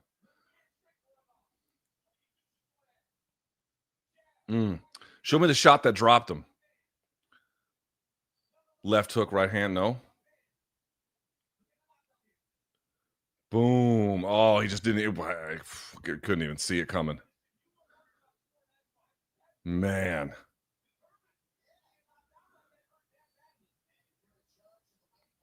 Scoop grip there from Royval, and what looked like he was setting up K-guard or something. I think Van wins at 29-28. Look at these stats. Jesus.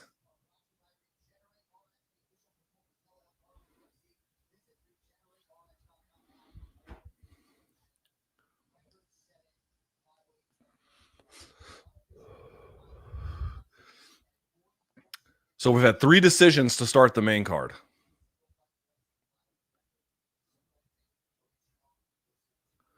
Royval rules. No defense, no condom. Hell yeah, brother. All right, here we go.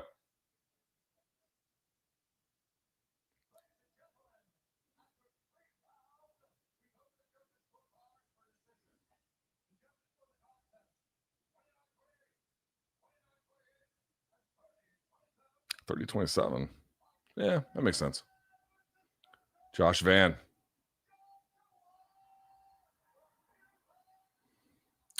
Josh Van's legit, but I do think he needs to slow down a little bit.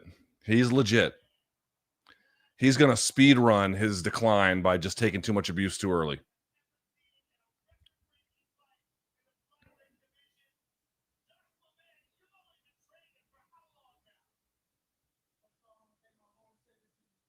Jesus Christ, getting a lot of shout outs tonight.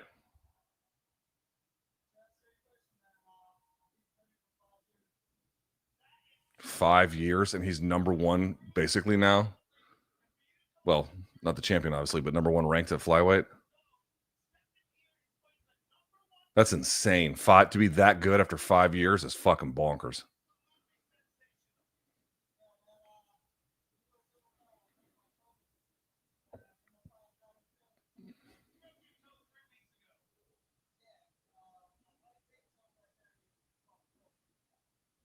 He fucked up his big toe 3 weeks ago, and he still fought. No wonder he didn't move as well.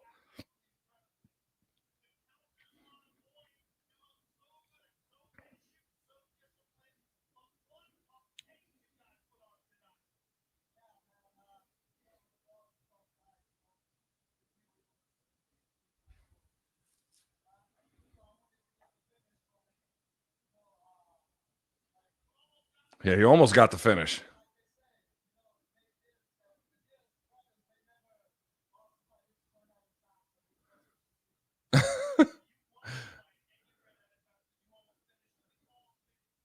Oof.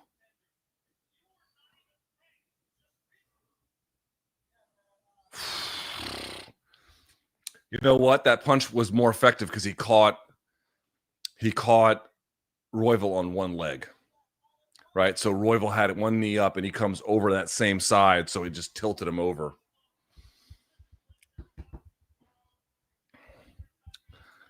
Fantastic fight. Hell yeah, it was. Liver King's coming for me. I'll be all right. Prime Rampage, Prime Mark Hunt. Well, Prime Mark Hunt was a kickboxer. So if you mean like Prime Mark Hunt as an MMA fighter, I would still probably say Rampage, but it'd be close. Oh, he calls out the title fight, guys. All right, hell yeah. Van just said, "F yourself to Royval." What a fight! 3 weeks out of the 3 weeks only, and out of the top 12. Yeah, it's pretty ridiculous. Fight of the year, book it. Pretty fucking great. Fight of the year so far. It might be. It might be. All right, let me do this. Don't go anywhere. I'm going to go quickly to go number 1 before the title fights. I'll be right back. Oh, here we go. Hold on. There's Justin Gaethje. Taylor Lewin. I don't give a fuck. Matt Hughes. Robbie. They love Robbie. Who else we got? Michael Chandler and Brandon Moreno.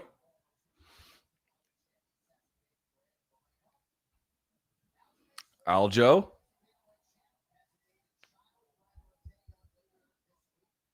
Fighting Nerds. Carlos Praches drinking a big-ass beer. Carlos Olberg.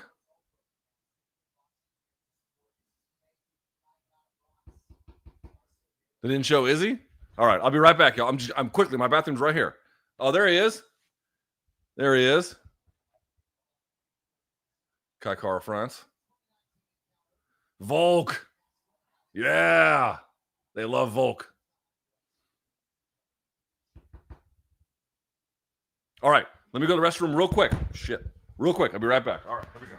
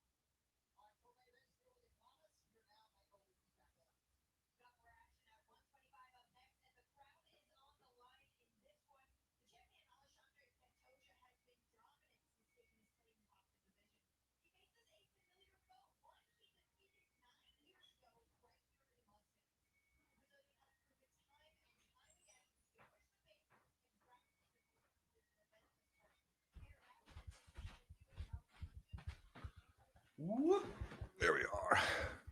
Okay, we're back. Thank you for your patience. I appreciate it. All right, co-main event time, bitches. I feel like this card is, I'm not going to say flying through because they've all been decisions, but moving right along.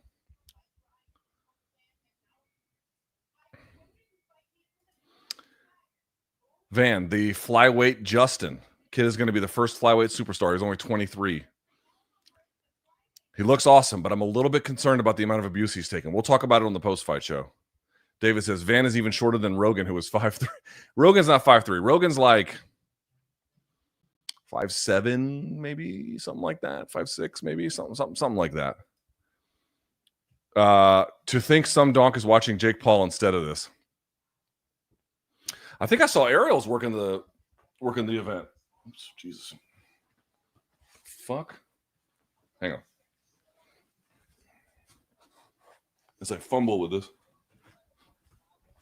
There we are. Rogan has shoes and lifts. He might. Jesus Christ is the man, Luke. Frick, you thought. I got nothing against him.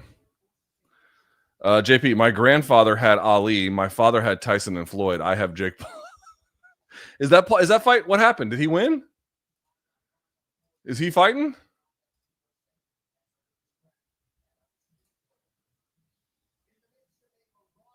Three weeks notice. Josh Van did something pretty incredible.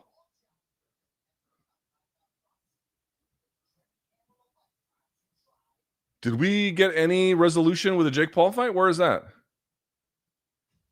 I mean, who cares, right? But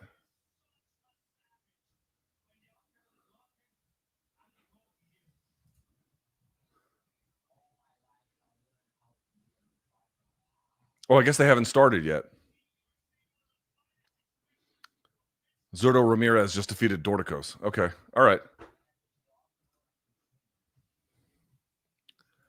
Wash your hands. I did. I'm good about that. You know, BC is watching the Jake Paul fight instead of this. No, he's not. Dude, we didn't even cover that fight on MK. Like, I have such little interest in it. I've said it before, dude. I think Jake Paul is good for boxing in a lot of ways, particularly as a promoter. But I just couldn't do it any after the Tyson. I mean, it's been every fight has been kind of like this, but like just something really left a sour taste in my mouth after the Tyson fight when it was just so obviously fucking sandbagging, you know. And again, we knew it was going to be sandbagging, but I'm saying, and then not even trying to like, oh, you can't stretch Tyson, knock his ass out. I'm not paying for you to fucking babysit an old man, you know. Just there was something so nakedly greedy about it that I was like, man, fuck this. I just can't do it anymore with him. So anyway, let me know what happens in the fight though. Jake Paul got his tattoos under anesthesia. I'm a hater. I don't mind a little anesthetic. I've said this before. Like when I got this, what they do is the one on my forearm, the Marine Corps tattoo. I didn't use anything for this, obviously, but for this one's kind of big, yeah. So it kind of goes all the way around. They drew the black outline first, and then I didn't use any anesthetic. And then what they did is what is it called? It's like a spray that they use, and it doesn't numb it completely. It just kind of takes the edge off. Because if you don't know this, like there's different kinds of needles, and for coloring, they'll use like more needles at once so they can get more coloring done. And so those can be sometimes more painful.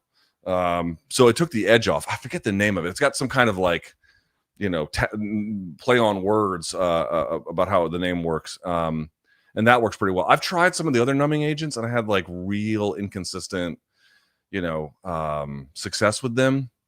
But to me, if you get like the outline of something done and then they use that spray and then they use everything else to finish up, it really is not that big a deal. Also, what's kind of interesting was this part right here hurt way worse than the inside the bicep tattoo. That one did inside the bicep wasn't that bad. I thought it was going to be bad. It was not that bad.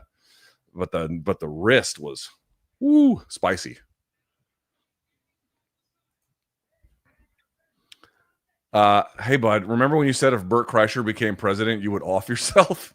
You're so intense sometimes. It's fucking hilarious. Can you imagine if that oaf was your president? Hugh says, please don't talk about Jake. I'd rather more John. Yeah, fine. We can cut it off there. I don't care. Keys to victory for 125ers. Miss weight by 40 pounds. All right. Promo's done. Here they come. It's going to be Kaikara France first.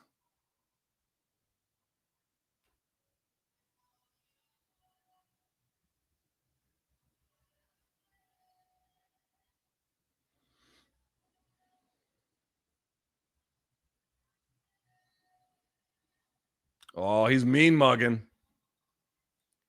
He's mean mugging.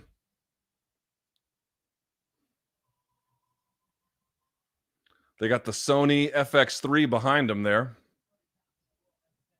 on the gimbal. Oh, he's walking out with a Kiwi and Maori flag at the same time. That's cool. That's cool. I dig it.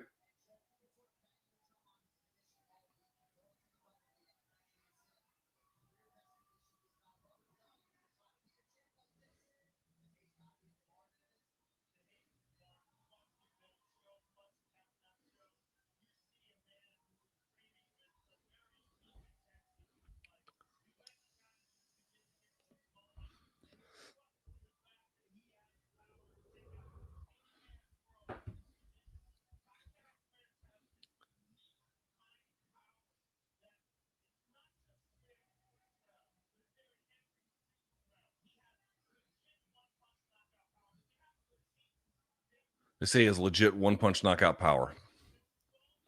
That's not he definitely has one-punch KOs. I don't know if it's a thing that I would say he's got in every fight.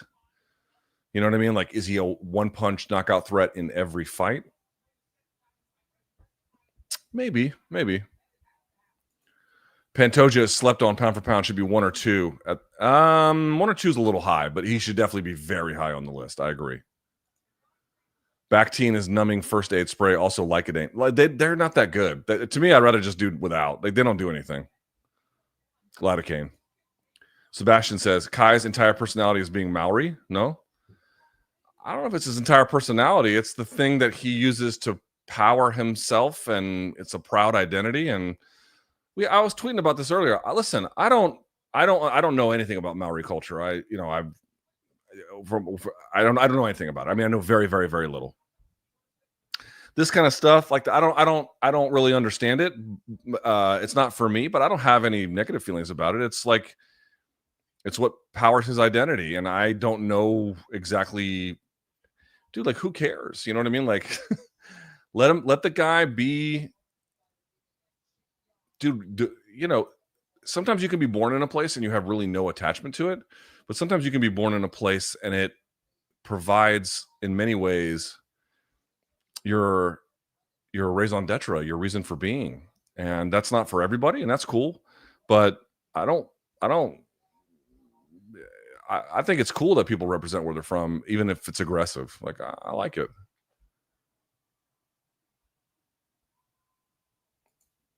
Alan says, opposite for me. Inside bicep hurt more. Your tattooist could have been heavy-handed. Could have been. That's true. People think that all tattoos, like, heavily dependent on who is tattooing. All right. Here comes Pantoja. Yo, did y'all see his trunks from Venom? Fire trunks.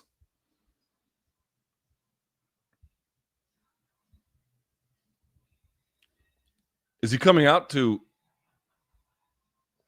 It's 50. Is that I'll whip your head, boy? I can't hear it. No. Now, I will say this. I don't love the white sunglasses. It's not for me. Oh, he's doing a meta bit? Yeah, no wonder I didn't like him. So they're going to show the video, because you can see he's got two cameras inside the sunglasses. These are the new meta ones. I guarantee they're going to show us footage of that later, which is cool. But fuck Meta and fuck Mark Zuckerberg.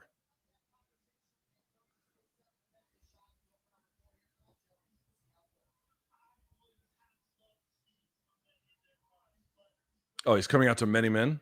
Oh, that's sick. All right.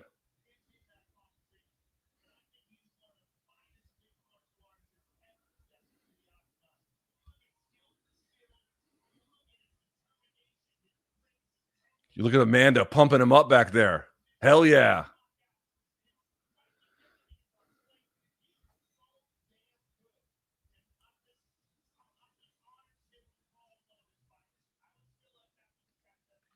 As per usual, in insane shape. Tied for the longest active win streak in UFC Flyweight division with 7. Tied most wins, 13 finishes, 7 in UFC Flyweight. He can make some big fucking history here tonight. Look at this fucking guy. Hell yeah, dude. Just surveying the mortals.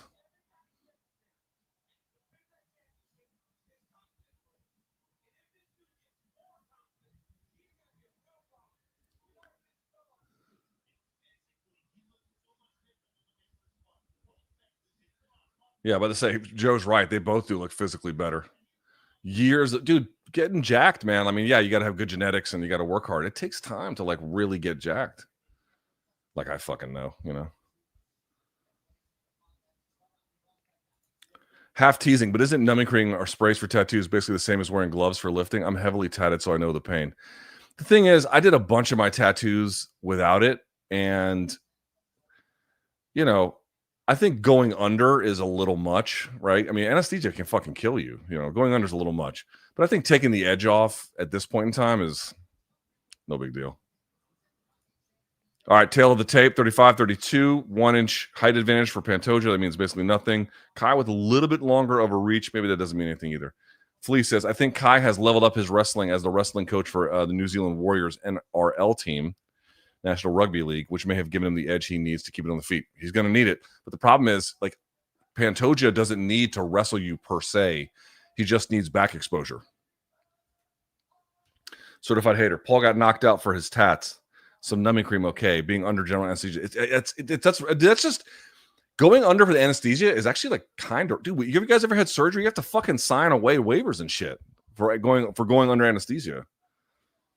Will says, I don't mind decisions. If the fights are high level and action packed, I feel this card has checked those boxes. Yeah, I'm not complaining about the card. I'm just saying, would love to be a little bit more finishes, but it's cool. Many men goated walkout. Agreed. Johnny says, keys to victory. Whippets in the back of the Arby's. Hell yeah. Ray, UFC 318 has Pitbull versus Ige as co-main. Abysmal. Co-main is a little strong for that, yeah. Michael says, I bought a pair of Pantoja's Venom trunks. They're awesome. They're awesome. Alan says, 50 had some real bangers back then. He doesn't get the respect today. Dude,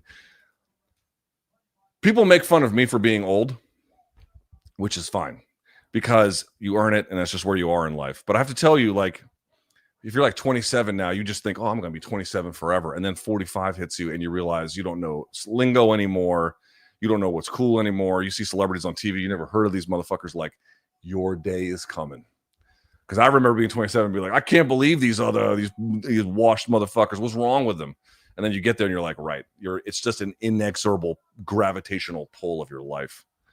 All right, there's Kai, mean mugging. Let's get the glasses back on. I'm trying to see this. Damn. For folks who don't know, bringing the lights down like this everywhere except the octagon, that was first done by Strikeforce. That's where UFC got that from. They didn't used to do it.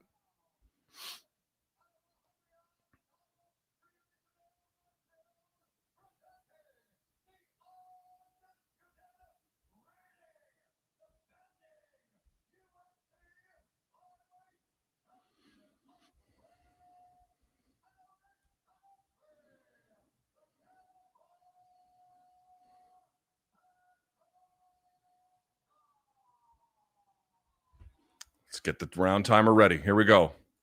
Face off. Do they shake hands or touch gloves? Let's see. Oh, they do. Okay.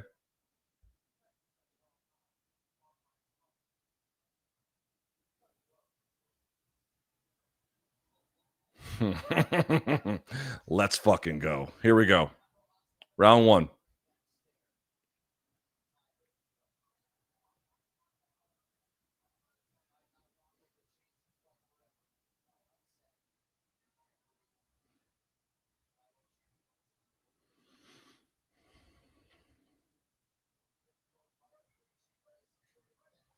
Round one.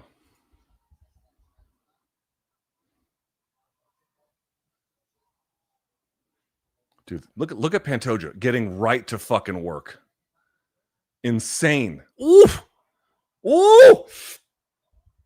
Takes him right down, back exposure. That's all he needs. Now let's see if he can strip this grip. So he's looking for the, broomstick sweep. He's gonna suck him back. Yep. You gotta get better height than he does. Man, motherfucker, bro. 30 seconds, he's got the back.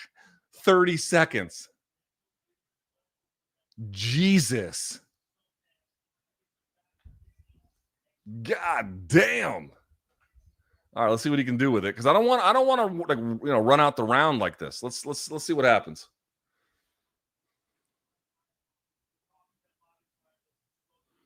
There are people think you have to get the foot down to get the escape. That there is a better escape that way, but you can escape basically either way.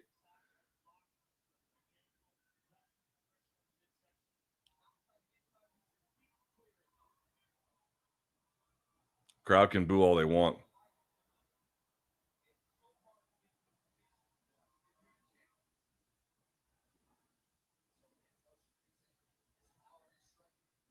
This is good. This is good. Soften him. This is good. Those are heavy shots.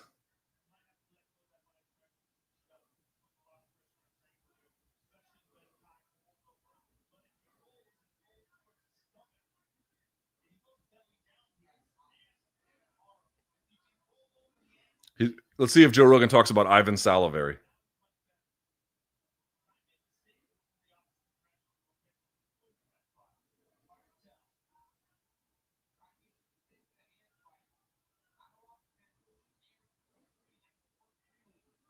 Okay, so you can see how he's got the knee cleared. There it is. He's trying to get the knee cleared. He got a little close. You can tell they worked on it in camp.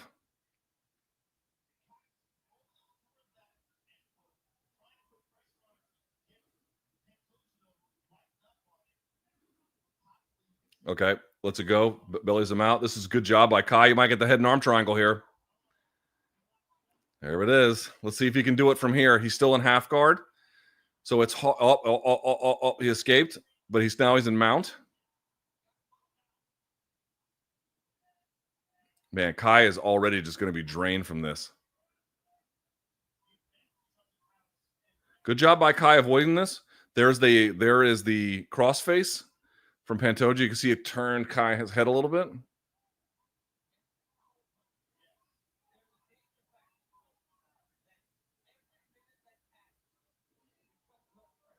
So obviously Pantoja has a tough assignment because if you open up for ground and pound, you've got a very squirmy guy underneath who's good about framing and who's ready to buck and roll, stand, underhook, squirm, force a scramble. You know, you have to be very, very careful with how you apply it. It's also what Pantoja's sort of taking his time with here because it's very, very hard to create space. Any space you give Kai Kara-France is going to be, real tricky. There he has the crossface. See how it's turning his head? That's a tight crossface.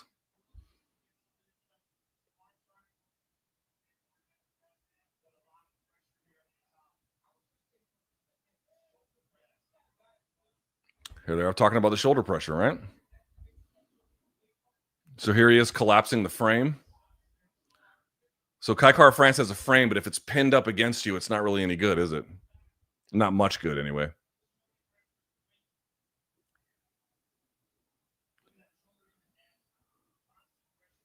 Yeah, I mean, Kai Kara-France is going to need to... he's going to have to keep this one on the feet.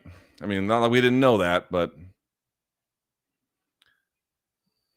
Great scoop with the underhook here. You might see Pantoja do a little bit of... I mean, he's not right now. No, he's chest to chest right now. No, I won't say that.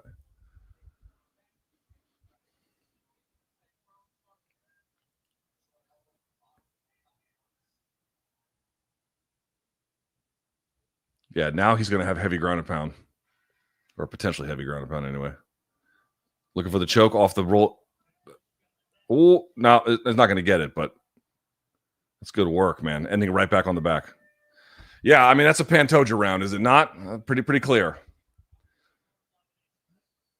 Kai Kara-France is, I mean, dude, this is what I mean about Pantoja. He doesn't need a double or a single. He just needs you to defend. He'll beat your whizzer, get to your back, and then you're in trouble. And this fucking guy doesn't get tired. I mean, he's a tough guy to beat, man.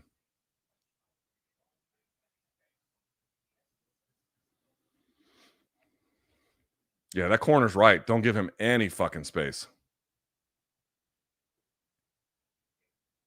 Is that dude even sweating? Barely. All right, round 2.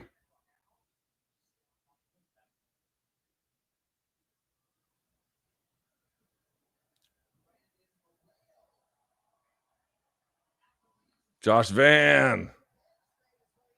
Hey, man, go shower. All right, here we go. Round 2. Kai's not mean mugging anymore. Here we go. Round 2.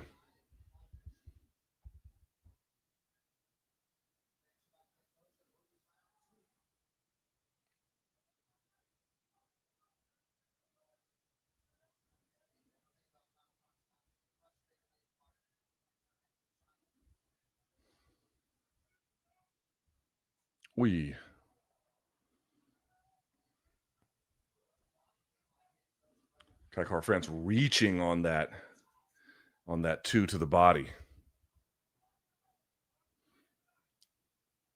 Got to carefully close the distance, man, because obviously if you're not, Pantoja's just going to blitz you, and then again, you're playing the black hole game of grappling where you just get sucked into what he's doing.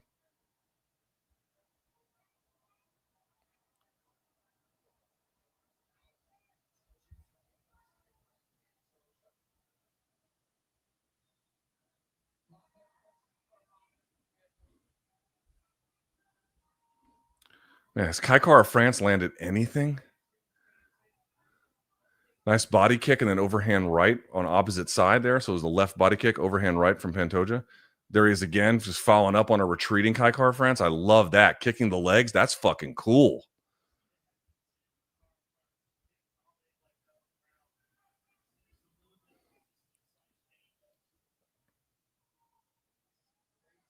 Look at how often KKF resets by bringing his feet together.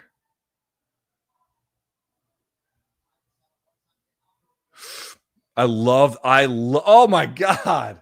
Dude, I love Pantoja's kicking out of the legs of a retreating opponent. I fucking love it. That is so great. All right, Pantoja's on top, full guard for KKF. It might go bad here.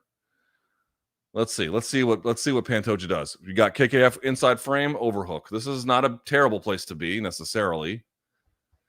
All right, let's see. He's trying to push off in the hips. Look at him controlling the look at Pantoja controlling the bottom wrist to prevent that. He was trying to slow that. He was trying to slow that him getting to an elbow. That's what he was trying to slow. Pantoja having the knee against the fence is going to clamp his hips much better. Let's see. He strips the grip, stands through. We're going to broomstick him again. Single. Let's see if he switches off here.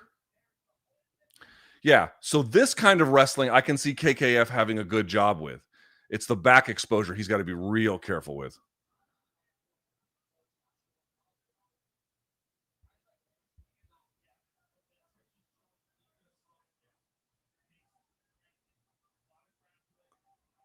I think that was like the first good shot KKF landed, or halfway decent shot.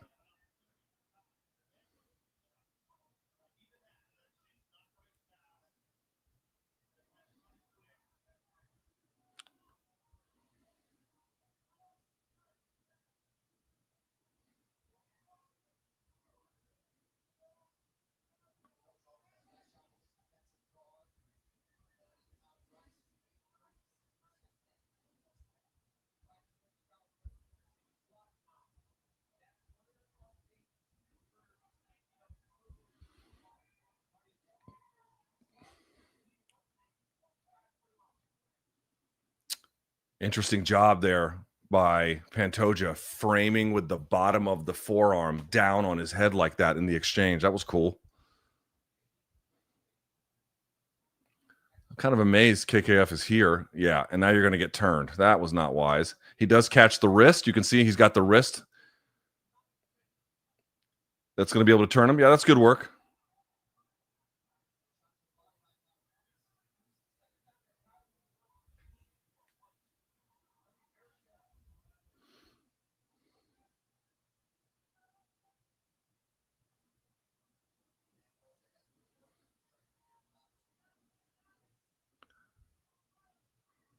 Nice shot. Nice knee to the body by Pantoja.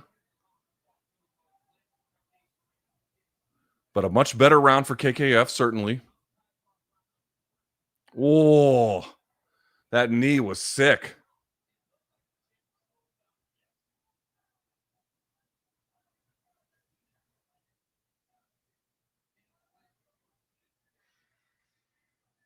Pantoja's striking has got a lot better. Nice front kick. Yeah, I'm still going to give that round to Pantoja. I think he's up 2-0, but he definitely did not have a super amazing round, right?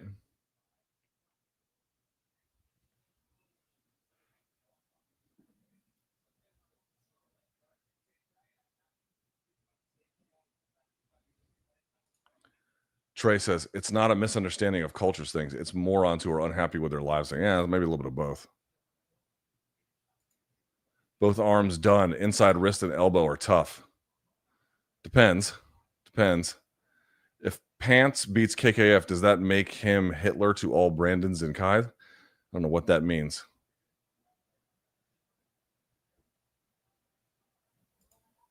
Tony says, I'm intrigued by Pantoja versus Marab, I think. I'm very intrigued by that. First round, 10-8. Not enough damage. Why is Pantoja so overlooked? Doesn't seem to have the shine of a name he should, similar to DJ in that respect. Yep. Maybe it's the curse of the flyweight champions, right? You can't get popular until long after your career is over or after your career is over. All right, round 3. A little bit more mean mugging from Kai. Round 3.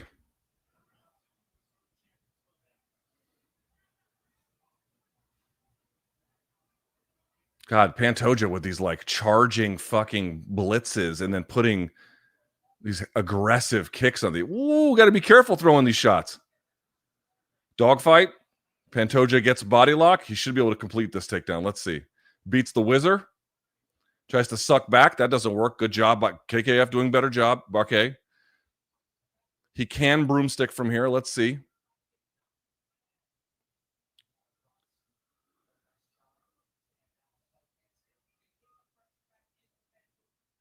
Right, so nice work. Matt returns him to himself here, but he's got to build height. You see Kai Kara-France trying to build height. Pantoja's got to scoot up a little bit. There it is, just like that.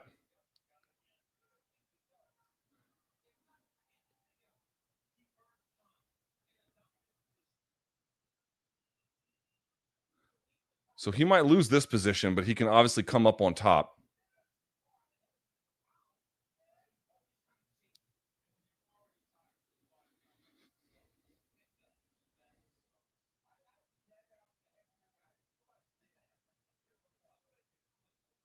Is DC saying no one could body triangle him because he was a heavier guy? That's funny.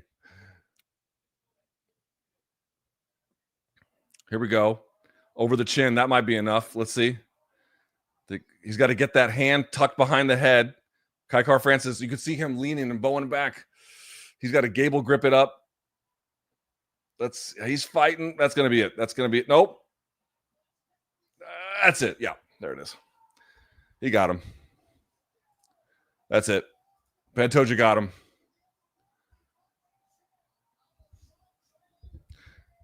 Not that hard for him. Not that hard.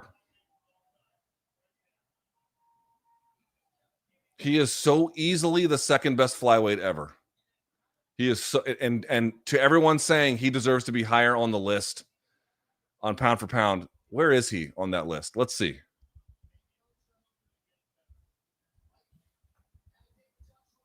You know what? Shouts to UFC for promoting Josh Van. I don't know if it's going to serve his interests in terms of long-term career preservation, but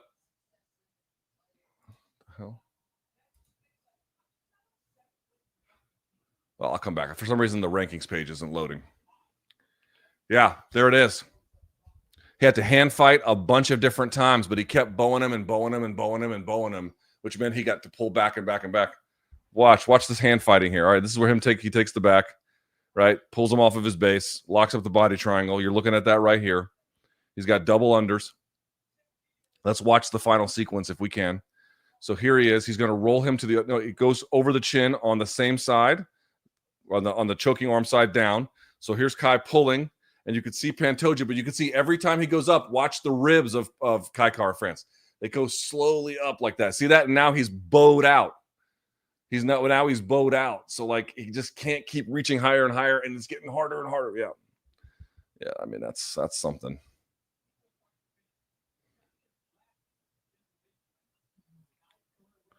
Man, Pantoja is fucking awesome. He is awesome. He is so good.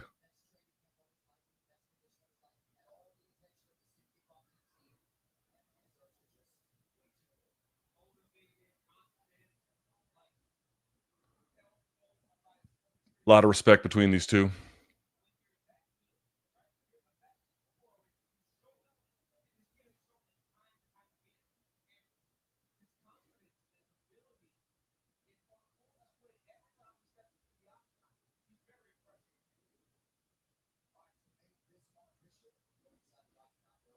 Now he pulls his shorts down. So now you can see him finally.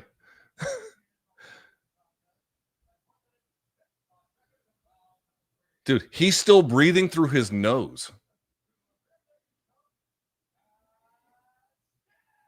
Fucking A. What a champion. What a champion. He's doing something special in this sport. There's good fighters, there's great fighters, there's elite fighters, and then there's special fighters. That's a special fighter.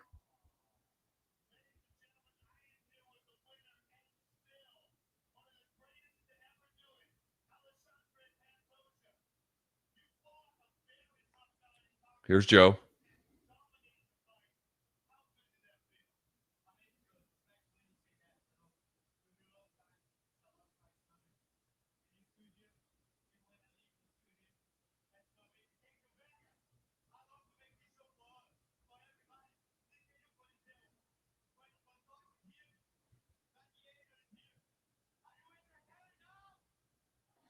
Are you saying, are you entertained? Life happens. Tequila helps.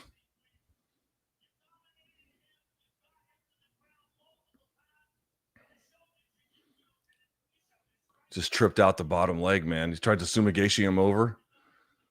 Dude. Again, did Kai Kara France defend the takedowns? Yeah. I mean, in that second round especially, did a pretty good job. Pure wrestling takedowns. But these guys in jiu-jitsu who just need a little bit of back exposure, it's a different ball game, man.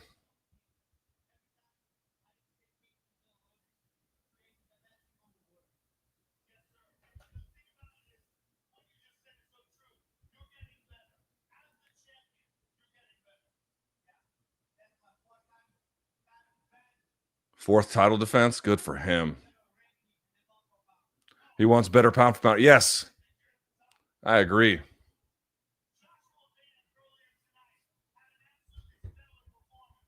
Look at UFC promoting a fucking flyweight title fight, huh? Oh, let's wow. I mean, I guess Josh Van's getting a title shot.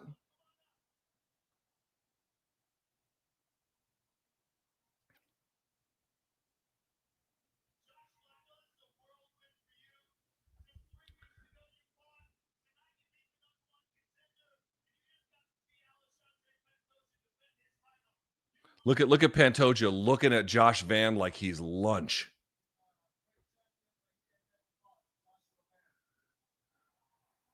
You know what? I don't think it's a great idea for. Yeah.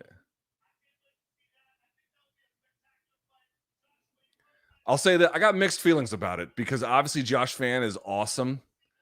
And the UFC is promoting a flyweight title fight like they've never done before. Oh, why'd you put the kid? Okay. Yeah. Yeah. Yeah. Look at them promoting a flyweight title fight. Who's not pumped for that fight? Show of hands. Who's pumped?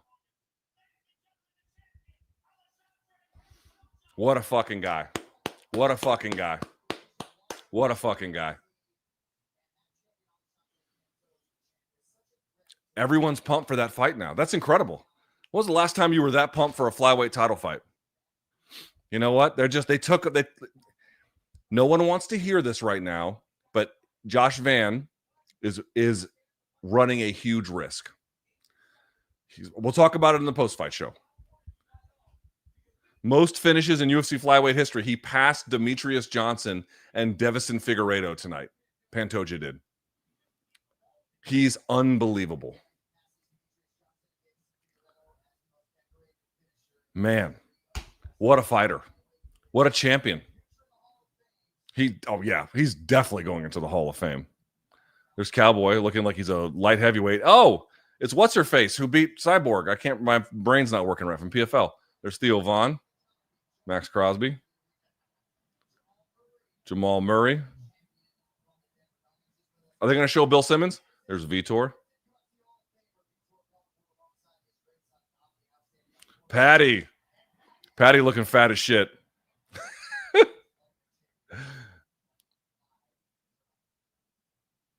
Tom!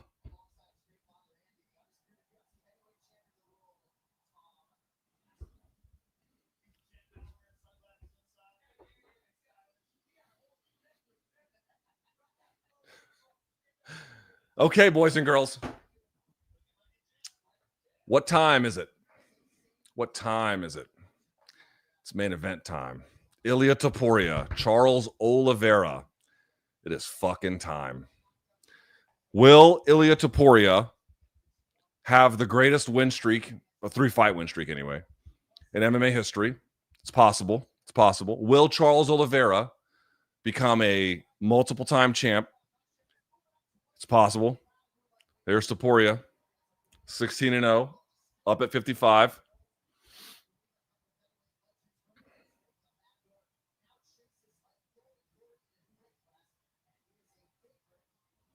What do we think?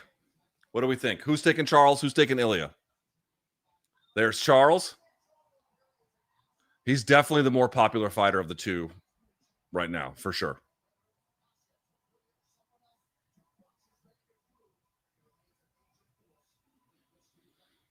He looked like shit at the weigh-ins. Not the ceremonial ones. He recovered to a pretty strong degree by then, but by the normal ones, like the real ones, woo, oh, power slap. Get this fucking shit off my screen. I don't want to hear this bullshit. Oh. Guys, power slap is on. Feel free to go masturbate or take a dump or rob a bank or, I don't know, eat feces. I don't know. Any of those things would be better than watching power slap, which is truly entertainment for people who disdain reading. Have you ever drank Four Loko on the job? Well, then you probably like power slap. You know what I'm saying? That's the demo.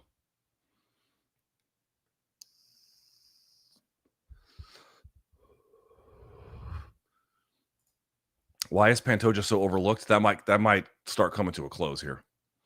It's because the hype of his bouts, there hasn't been enough. But they're finally building this up a little bit, and I think you might get a little bit more out of it as a consequence. Pantoja's got demons. Well, that's good for us. Needs healing. That brokenness from his dad, I think, fuels him. There's no question. But there is a darkness, he writes. Excited to see more from him. Yeah, I think it's about right. Hugh says, anyone else notice more slipping in the octagon tonight? A bunch of slipping. Could be coincidental, but they've got so many ads. I mean, it's just hard not to slip. Father, look at me now. No kidding. Jones Brothers versus Pantoja. Book it. Jones is brothers. Oh, you mean like because of the threats that John made? Pantoja versus Marab. Everyone wants that.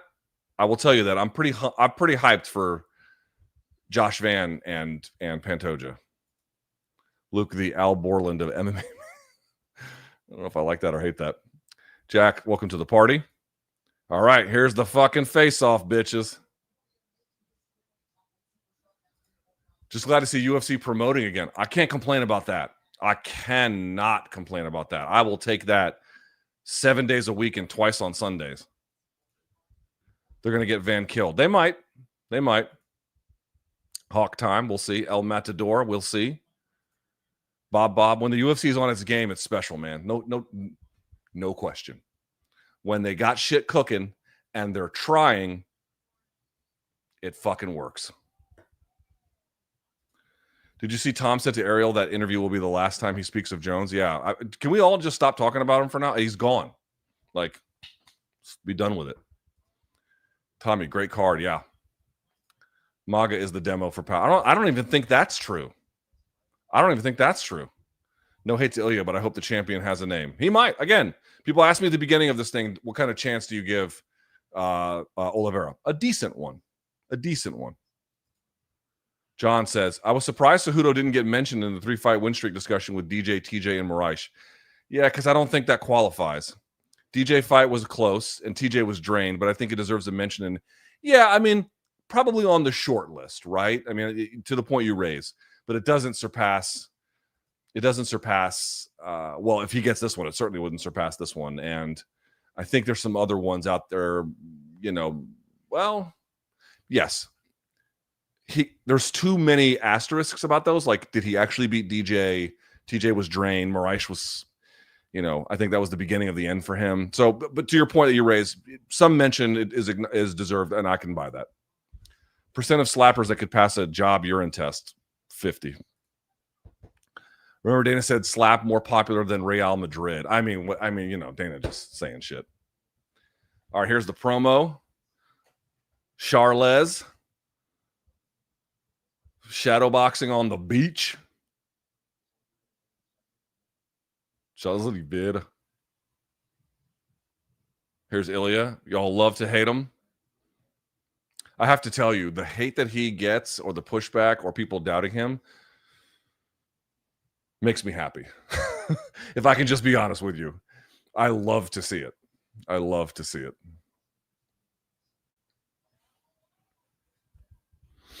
Now, Oliveira, meaningfully different game than Pantoja, but another one of these guys who he has takedowns, like he's got pure wrestling takedowns, but another one of these guys that just needs back exposure. You know what I mean? So let's see. Fucking A, boys and girls. Let's fucking go. Here we go, bitches. Here we go. Here we go. I'm going to turn this up. I hope it doesn't catch.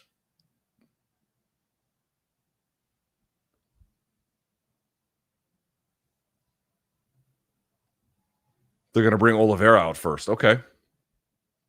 Yeah, that makes sense. Topuria versus Oliveira. Everyone's on their feet. Look at that. You can see everyone getting up. That's cool. Here he goes. Oh, he's got the meta glasses on because, you know, why would there be anything other than, all right, whatever. I'm not going to complain.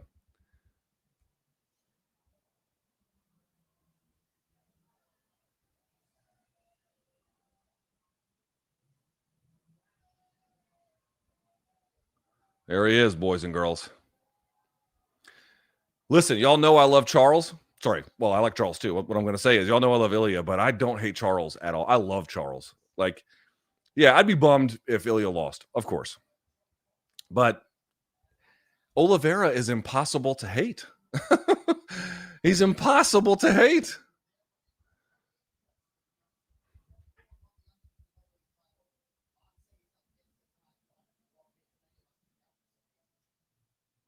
Can you call? Oh, Ben Davis wants to call. Let's call Ben Davis. Y'all want to hear Ben Davis?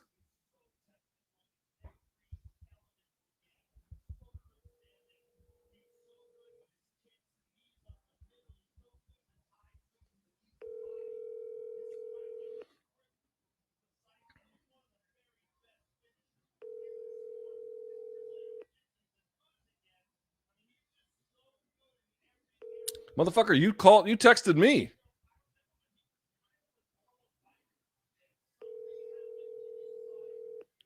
Your call has been forwarded to voicemail. He texted me. He was like, "Call." I was like, "I want to call in."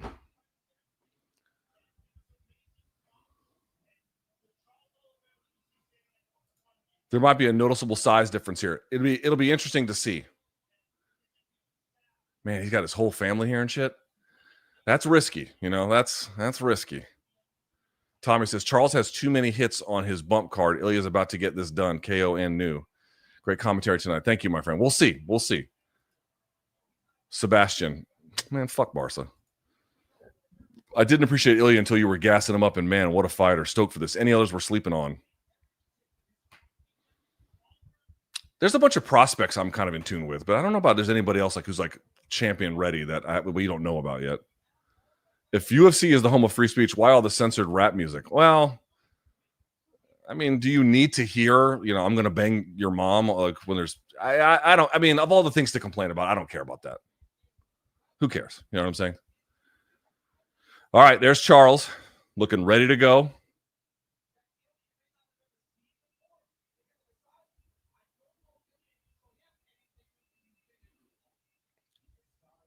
I got to say, Ilia's walkout music. Here we go. He's getting booed.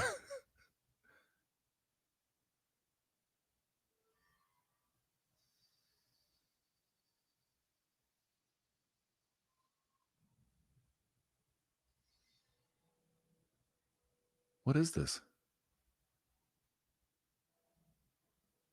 Like with church bells and shit? What is this?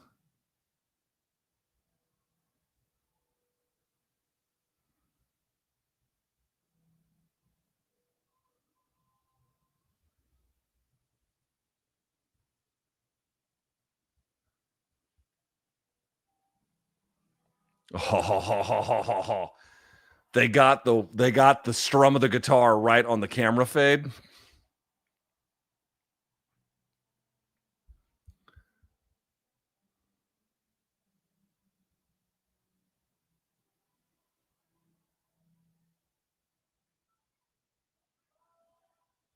Holy shit. Holy shit. Iconic, brother. Iconic.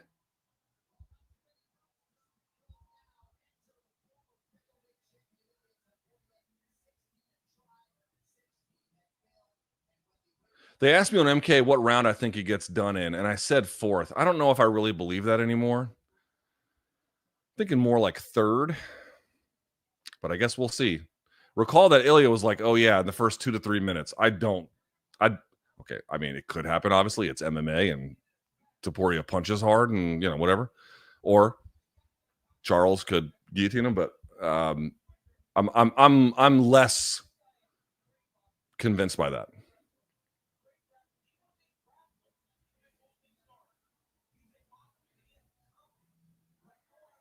There's Guram Kutateladze. I'm not sure who the other donk is. And there's his brother. He's going to kiss the chain like that. Going to put it on his brother. That's got to be nerve-wracking, watching your brother fist fight. Damn.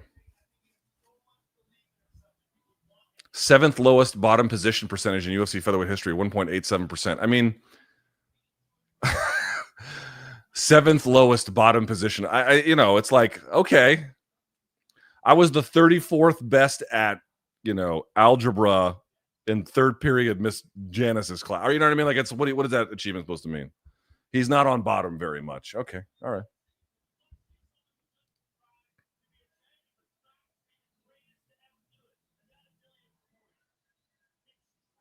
And there he is, boys and girls.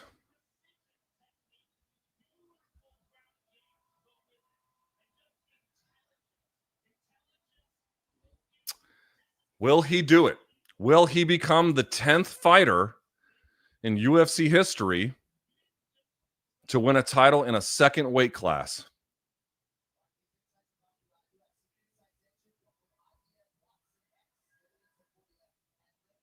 Mark Goddard, your referee.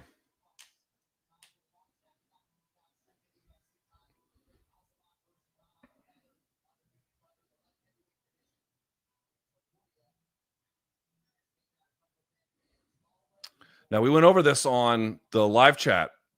Statistically speaking, just barely, but it is true, Topuria gets hit statistically a little bit more than Charles. But I think those shots are not like hugely damaging shots, right? I mean, of course, the Jai Herbert one is, but I'm saying more recently, they've been just kind of, they've been hard shots, they've been difficult ones, but Oliveira has just been rocked way more. Here's Buff.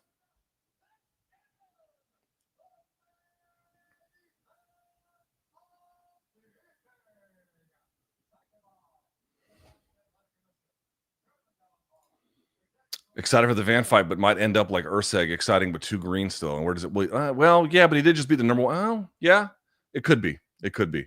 Where does it leave Moreno? Got to get another win, I guess. Connor, who? Sport desperately needs to move on from him.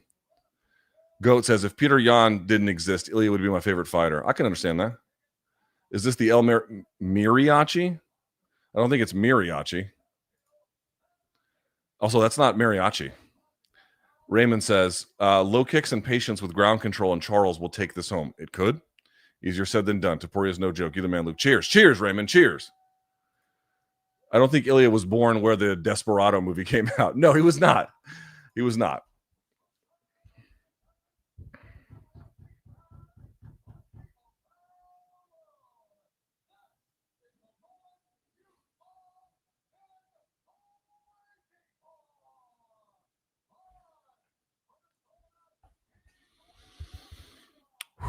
I got the nerves, boys and girls. I got the nerves.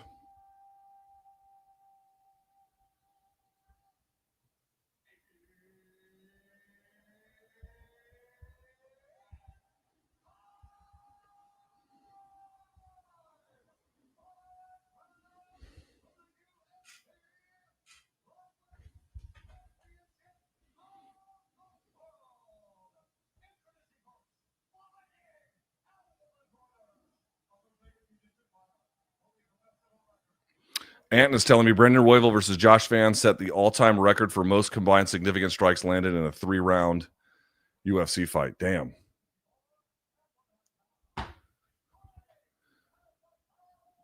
There's Charles.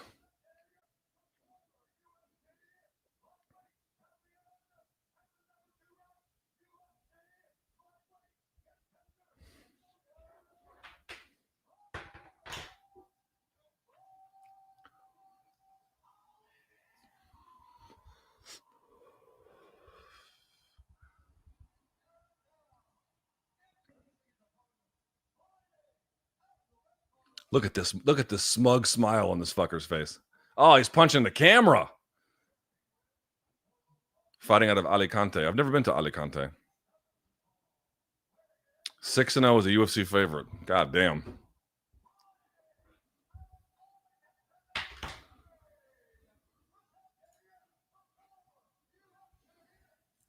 I got sweaty palms, y'all. Holy shit. Got the shoulder shimmy.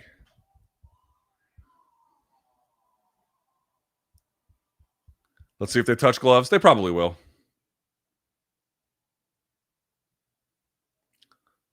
There is a difference in size.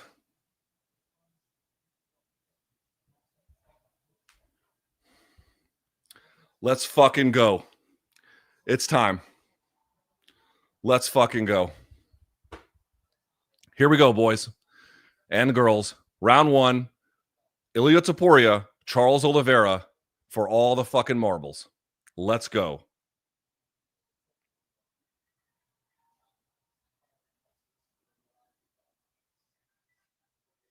Let's do it. You have to imagine that leg kick from Oliveira is going to be a big deal. You can see right away, Topuria tried to move off of the collar tie. Those leg kicks already. Ooh, Topuria got hit.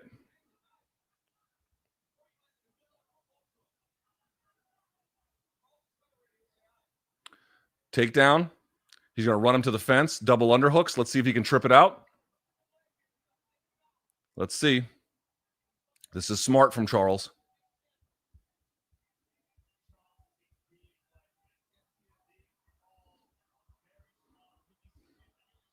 He's trying to find a way to get that underhook in. There it is. Oh, he gets on top, but you got to be careful. Oh, what? Oh, who's bleeding? Someone's bleeding. Charles is bleeding? I guess that left hook from Ilia. He's bleeding. Oh, he passes. Knee on belly. How the fuck did he do that? Oh, crucifix. Crucifix. Now, I don't think he's going to be able to hold that. Charles is going to come underneath. As he did this to Islam, too. He did this exact same thing to Islam. Okay, he reaped it. He reaped the leg. What you're looking for here is heel exposure, which he has now. But it's too late. No, he doesn't. He's just going to come up. He's going to come up. Yeah, you got to be careful if you're... Dude, Topuria plays with risk here a little bit. Okay, he's going to get back on top, it looks like. Yeah, and he's going to stand back up. Stand him back up. He's bleeding.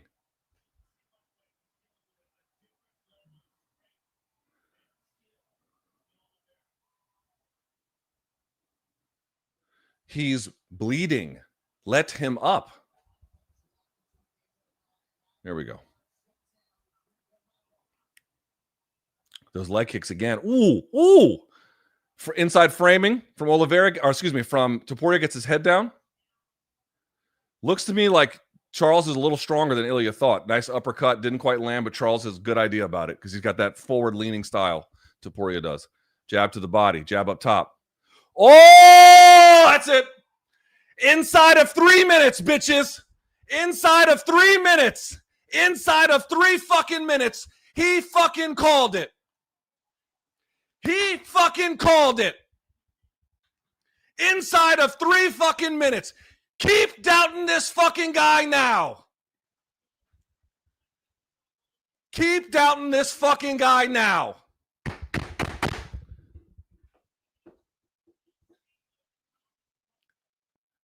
Effortless. Effortless. One of the most special fighters in UFC history.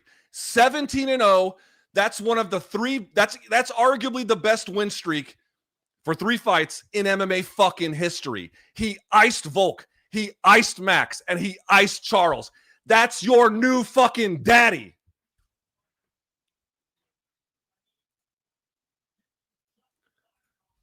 Show him your heroes, and Darth Vader's going to cut him to fucking pieces. Boom, bitch. Boom.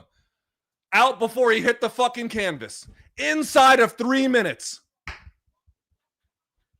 What do you got to say now? And I respect Charles. I thought gave him a tough fight for as long as it lasted. Hey, is his power going to carry up a weight class? What the fuck do you think?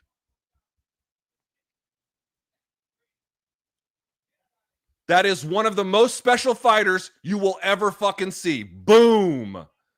Boom. Charles was out before he hit the canvas. He testified in church. Boom. Boom. Called it in 3 minutes. Did it in 3 minutes. You set him up. He'll knock him down.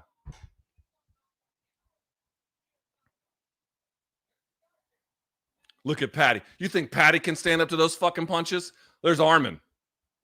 Armin wants a piece. Like it was nothing. Like it was nothing.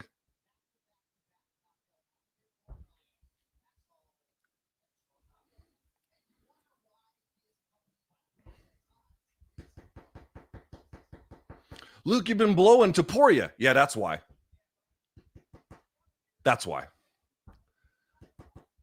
His talent wasn't immediately like obvious when he fought like Yusuf Zalal and stuff, but right around the Damon Jackson fight, I began to notice, I was like, this dude is fucking good. And I had said, much to everyone's, not chagrin per se, but mockery, that he could do this. Called it inside of 3. Did it in 2.5 minutes. 2.5 minutes. This is a guy who had fought Dustin, Chandler, Gaethje, Islam, fucking smoked him in 2.5 minutes. Oh, Volk only got knocked out because it was off the Islam fight. It wouldn't have mattered. I've been trying to tell everyone this. It would not have mattered. He could have had 6-month break, a year-long break, 2-year break. It wouldn't have mattered. He was going to get fucking iced either way. Either way. That dude is so fucking special. And if any of you, and I know y'all do, y'all watch and salute, if anyone out there has a fucking brain in their head, you will realize this is the guy we should be rallying the sport around. Someone this transcendentally good.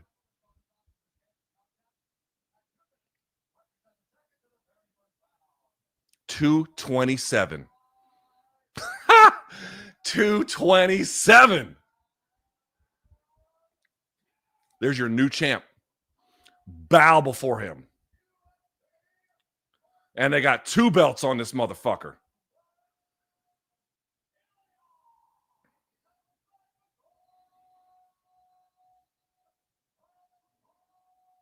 Look at that. That's the new face of the sport right there. That's the face of the sport. Ilia Topuria is the face of mixed martial arts. That guy. Here's Joe.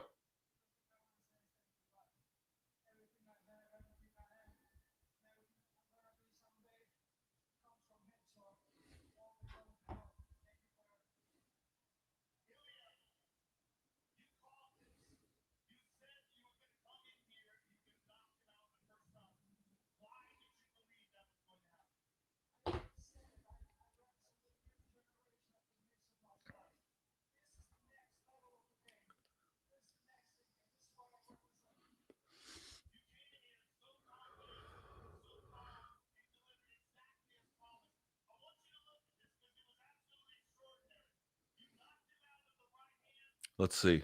Jab pushes him back. Returns. Oh, he had him coming straight in and got off the line. Oh, man. Had him coming in.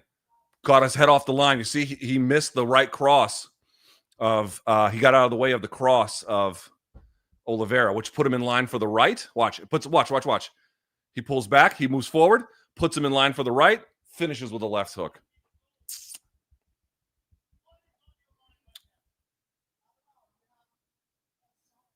Too easy.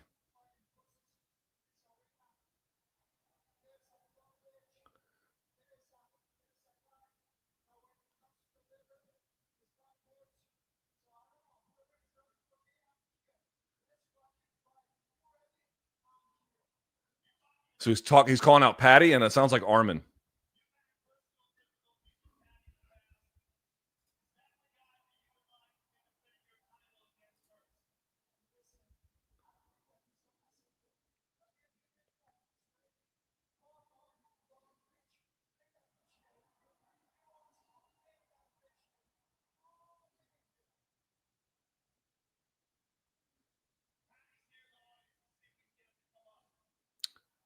Oh, they must have told Rogan in his ear to do it.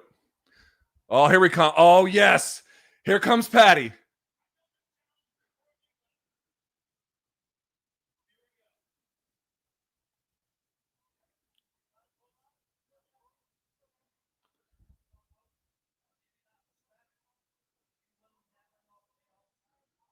Oh, he'll send your chin into fucking orbit, Paddy.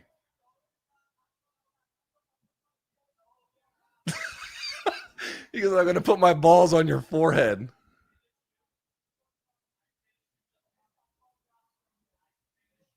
Oh, he pushed him. Oh, he pushed him. Oh, he pushed him.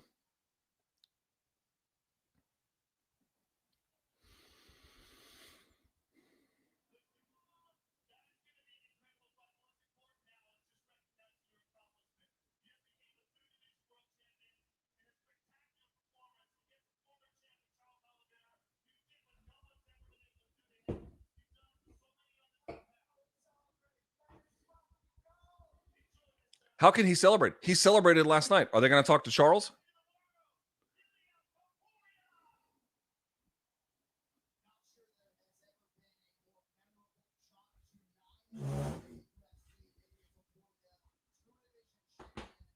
Okay. Okay. We have a lot to get to. Let me tweet out to everyone that the post-fight show is about to start. And then we're going to get going. What we got going on here?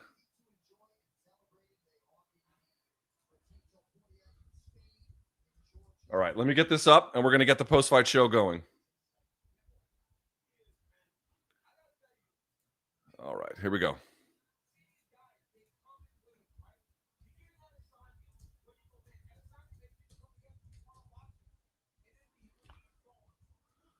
Here we go. Hold on.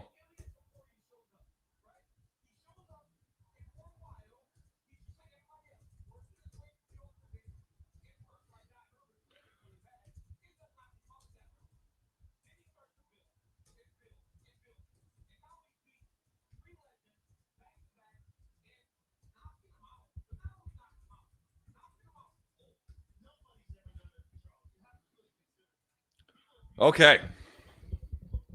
Oh, and he dropped a rose in the middle. Oh, just stunting on you hoes. Oh, that's so great. Oh, that's so great.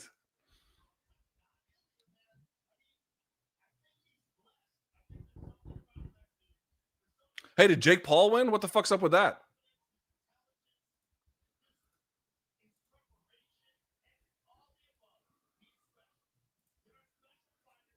Let's see. Give me just 1 second. We're going to get this going.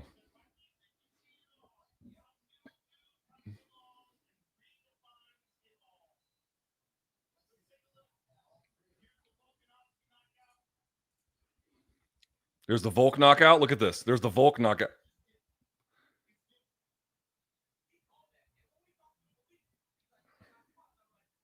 There's Max. Bah. I love that the most annoying guy in MMA knocked out everybody's heroes. That is fucking perfect.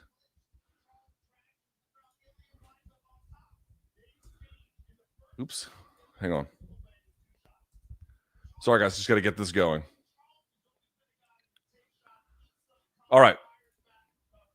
Let's do this. Okay. Let me reset.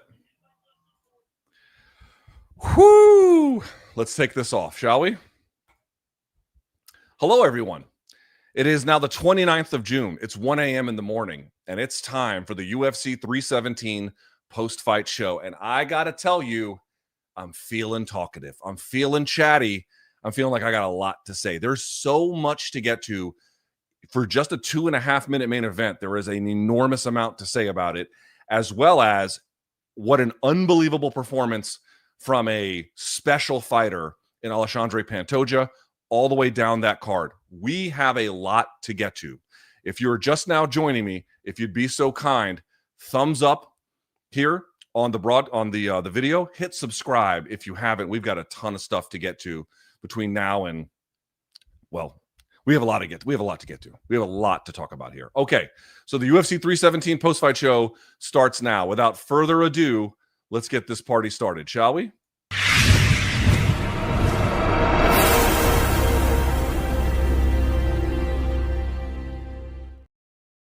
Okay, all right. 317 is in the books. Let me put on my glasses here because we're going to have to read some of these results, and I want to get to some of these stats here in just a minute as well. Let me pull this up for everyone here, if I may, just for 1 second. Okay, we got that. And then 317. Okay. Let's begin. UFC 317 took place at the T-Mobile Arena. This is in technically Paradise, but Las Vegas, Nevada. In your main event, boys and girls, Ilia Topuria defeats Charles Oliveira via KO, put him out clean, 2 minutes and 27 seconds into round number 1.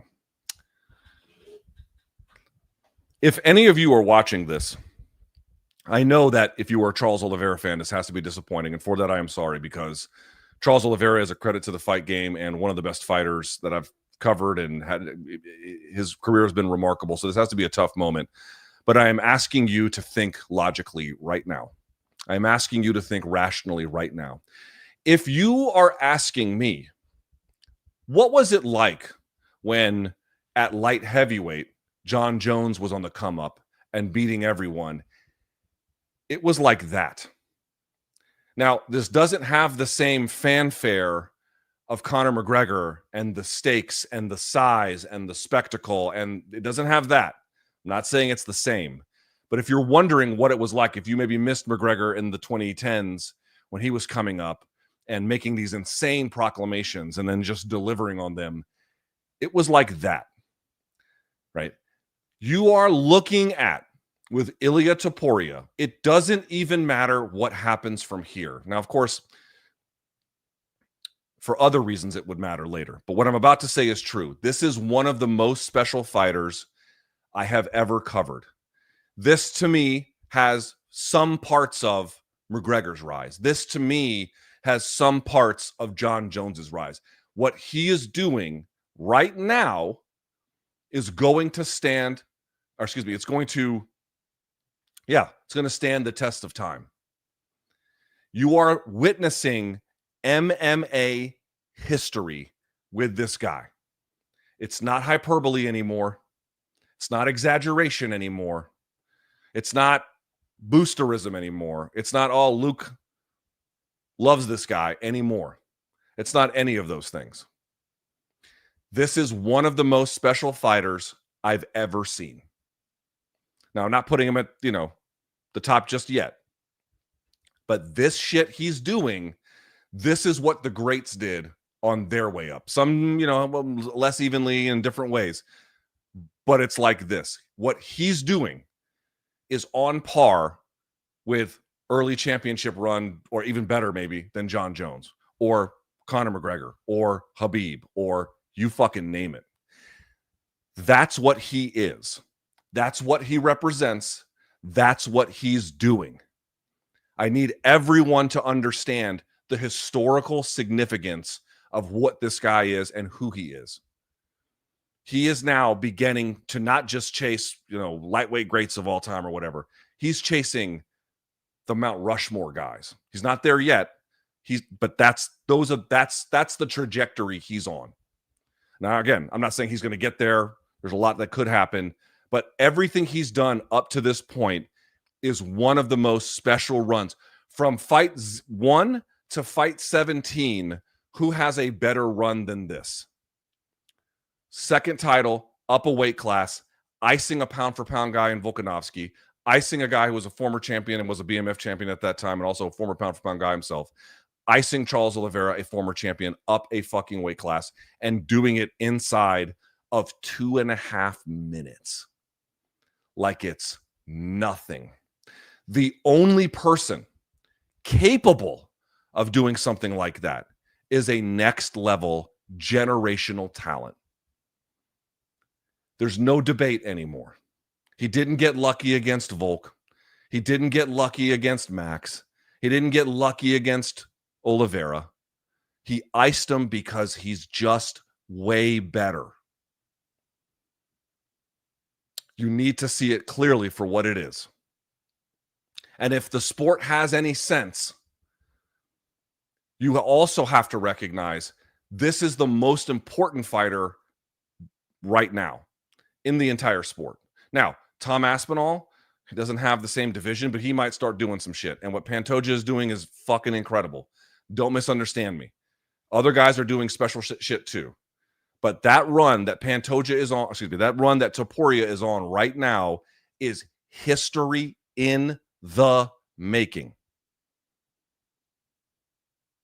I have been watching this sport a very long time. GSP's early run was not quite like this. He lost to Matt Hughes getting armbarred in his first, bump up the title fight, which was a little early, but you get the idea. Anderson got heel hooked by Rio Chonin before he ever got to UFC. John's record, he had the blemish against, early, that 12-6 elbow that shouldn't have counted, but that aside. But that's what this is. This is a run people will talk about for years to come. So I know that right now, if you're an Oliveira fan, this is a bitter pill to swallow. But you have to know, and you have to recognize, and you have to be aware that for the bitterness that you might be feeling about that, the consolation prize is, congratulations, you get to be witness to one of the most special rises I've ever seen. Ilia Topuria is as special a fighter as I've ever seen. Right? In the upper tier of upper tiers in terms of what he's done.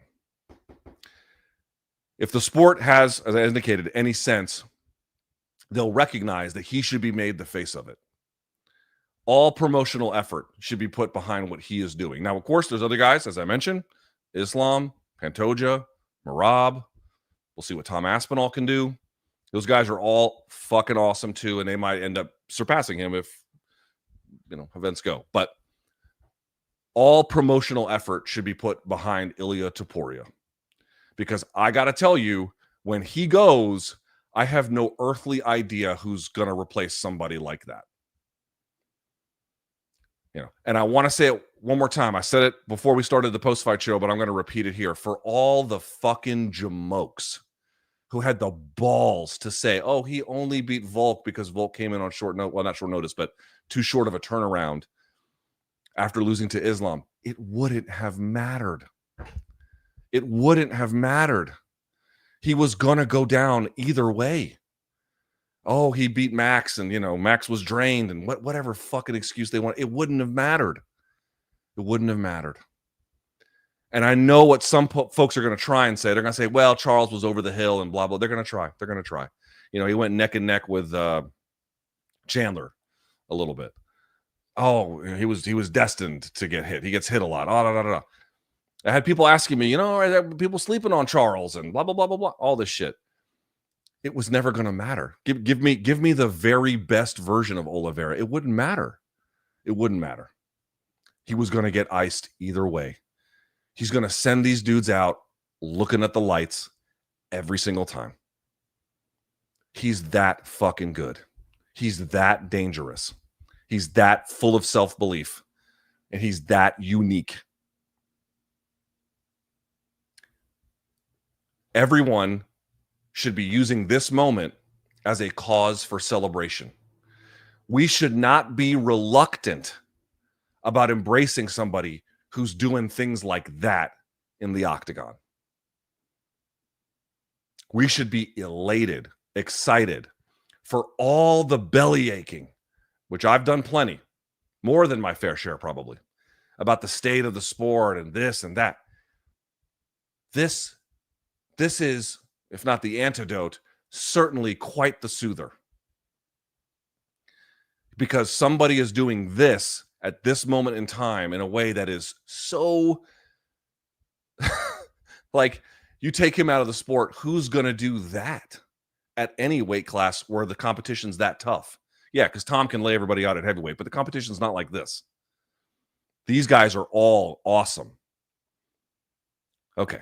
I hope everybody understands that. Make no mistake. Make no motherfucking mistake about it. You are watching a future great. You are watching history in motion. How do you know if something's historical? How do you know if something's special? It's a fair question because we don't have the same fanfare for Ilia that we had for McGregor. When McGregor was around at his peak, you knew. There was no guesswork. It was just so overwhelming, you could tell. Ilia hasn't gotten that yet. Partly by his own doing, partly by the nature of the circumstances. Not everybody can be McGregor as a rocket ship to the moon. But in terms of like doing things that are so far beyond the imagination of even what you think of the very best fighters, these guys don't come around very often. 28 years old this fucking kid is. 28 years old. And he's icing legends. Fight after fight after fight after fight.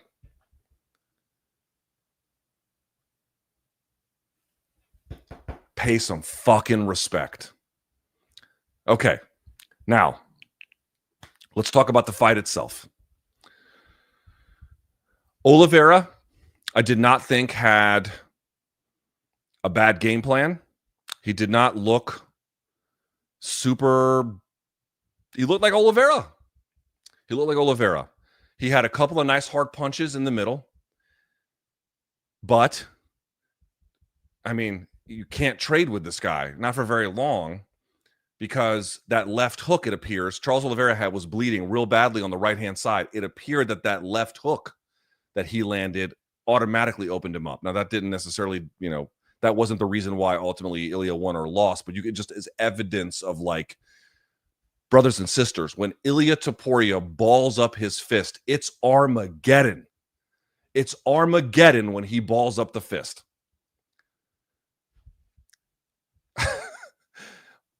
You can't trade with him, not for very long. You can't do it. Now, to Oliveira's credit, I thought he had a good idea about trying to, stay close to Oliveira or long, depending on where he was, but staying close. He got double underhooks off of him. He was trying to take him down. He got reversed. Good takedown defense by Ilia. Great balance by him. Gets on top. Charles does Charles things. He had what was, I have to go back and look. Look, he was outside. He reaped. It was trying to look for like almost outside Ashy, but he reaped, turned. He turned Ilia, tried to go for, created some heel exposure, not a ton, but Ilia was basically able to get away. Charles stands, and then you all saw it. He puts a jab in his face. Charles wants to get something back. Ilia steps off the line. Here comes the right hand. He actually put one more jab in his face, but then the cross comes. He baited it, basically. That's what I'm trying to indicate. He baited it, gets his head off the line, hits him with the right hand, bah, and then closes the show with the left. It's Armageddon when he balls up the fist. I mean, what can you say? Let's go through Charles's record here, shall we? Let's go through Charles's record here. Let's look at this. So before this, he beats Chandler via decision, lost to Tsarukyan, which was very controversial, but he did lose.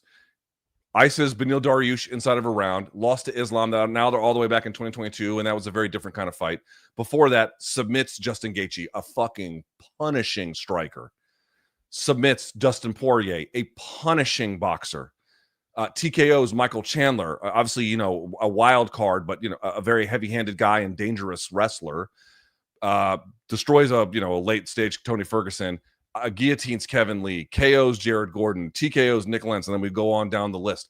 Dude, this guy faced down basically the very best, and we didn't even get to his featherweight campaign, but has faced down the hardest, toughest, most battle-tested generation of lightweights I've ever seen. Justin Gaethje, a known punisher. As I mentioned, Dustin Poirier, a known punisher, and they couldn't do to him what Ilia made look effortless. That's who we're talking about here. One of one.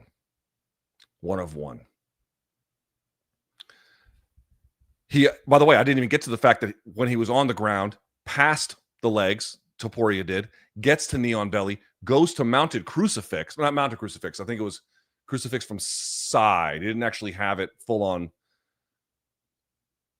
No, I had to go back and look. I guess it was a mounted crucifix because then he gets crossways with him. But anyway, goes for a crucifix on top.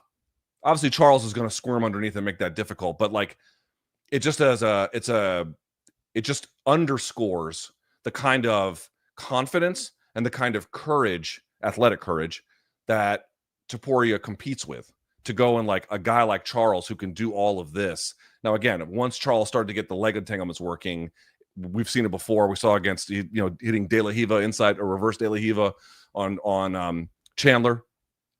And, we've seen the leg entanglements from Oliveira work as a way of, deterring guys, making them step back, creating back exposure, creating heel exposure. And you saw a lot of that there. I did not think it was necessarily all that wise for Topuria to play in that space. But nevertheless, it just goes to show he's got good submission defense, good scrambling, good wrestling, again, good balance, good top control, enough to, at a bare minimum, neutralize it, and then as well, threaten to some degree on there. But then he welcomes Charles back up and then just ices him basically within a matter of seconds thereafter. All the questions. Does Ilia Topuria's power carry? Well, he beat Jai Herbert. Well, he knocked out fucking Charles Oliveira. So to answer the question, does his power carry up to 55? Yes. Yes, it does. And it looked to me like some of the other ones, I'm not as convinced they translate up. In other words, the size differential when Charles has double underhooks, I could see Ilia getting pressed in a way that the guys at featherweight couldn't quite do to him. I do think that's going to be something to overcome for him against a guy like Armin, which we'll talk about, against a guy like Paddy even, which we'll talk about. But, I could see some challenges there for him, depending on the opponent or the context in which the opponent wants to pursue the fight. So it's not like it's smooth sailing in every way, but like, John Jones had adversity, and all the greats had adversity and had to overcome it. It wasn't like they could just walk in there and do whatever they wanted at all times. They had to beat tough guys along the way. So these are challenges that I do think people are going to be right to note that there are some weaknesses along the way in terms of everything that we saw there. But Ilia Topuria is exactly who he said he was.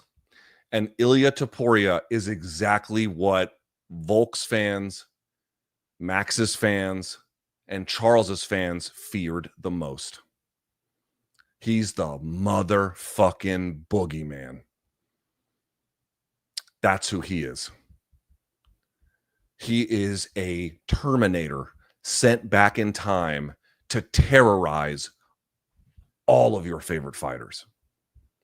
That's who he is. And it's got to be tough to be somebody who, listen, all three of those guys that I just mentioned are eminently likable. Volk, impossible to hate. Max, impossible to hate. Charles, impossible to hate. Credits, all three of them. To the fight game, credits, all three of them. These are not guys that are getting arrested and getting in trouble and doing dumb shit.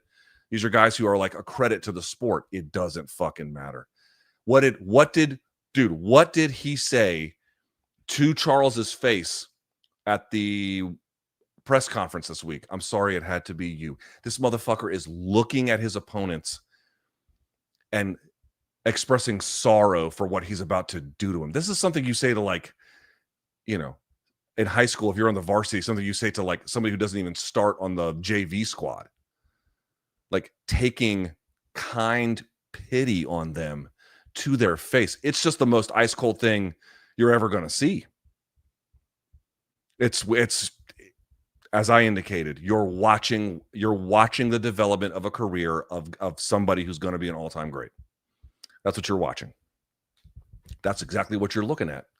And he's making other guys who are standard bearers of excellence in the sport look feeble. And if you didn't know anything about Volk and you didn't know anything about Max and you didn't know anything about Charles, yeah, you'd probably be like, all right, I mean, especially Max, that fight went to what, the middle of the third? You'd be like, all right, there's a little something to it. He's obviously a good fighter, but you would never understand. Like, it would never make sense to you that this guy's an all-time great. That guy's one of the best featherweight champions ever. This guy was you heard the crowd roar for Charles, and you saw what he did at lightweight. Like, these guys are great. You would never know that they're amazing fighters. It wouldn't even, you couldn't tell. You couldn't tell. If you didn't know anything about Charles Oliveira and tonight was the first fight you watched of him, you'd be like, that guy's good.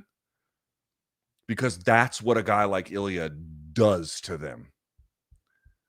He just clowns them. He's just infinitely fucking better than them. And he's so dangerous with his boxing. Who's the best boxer in UFC? Well, it's a difficult question to answer. But who's the most dangerous boxer in UFC? It's Ilia Topuria. It's him. And clearly one of the most devastating punchers. Let's talk about that for a second.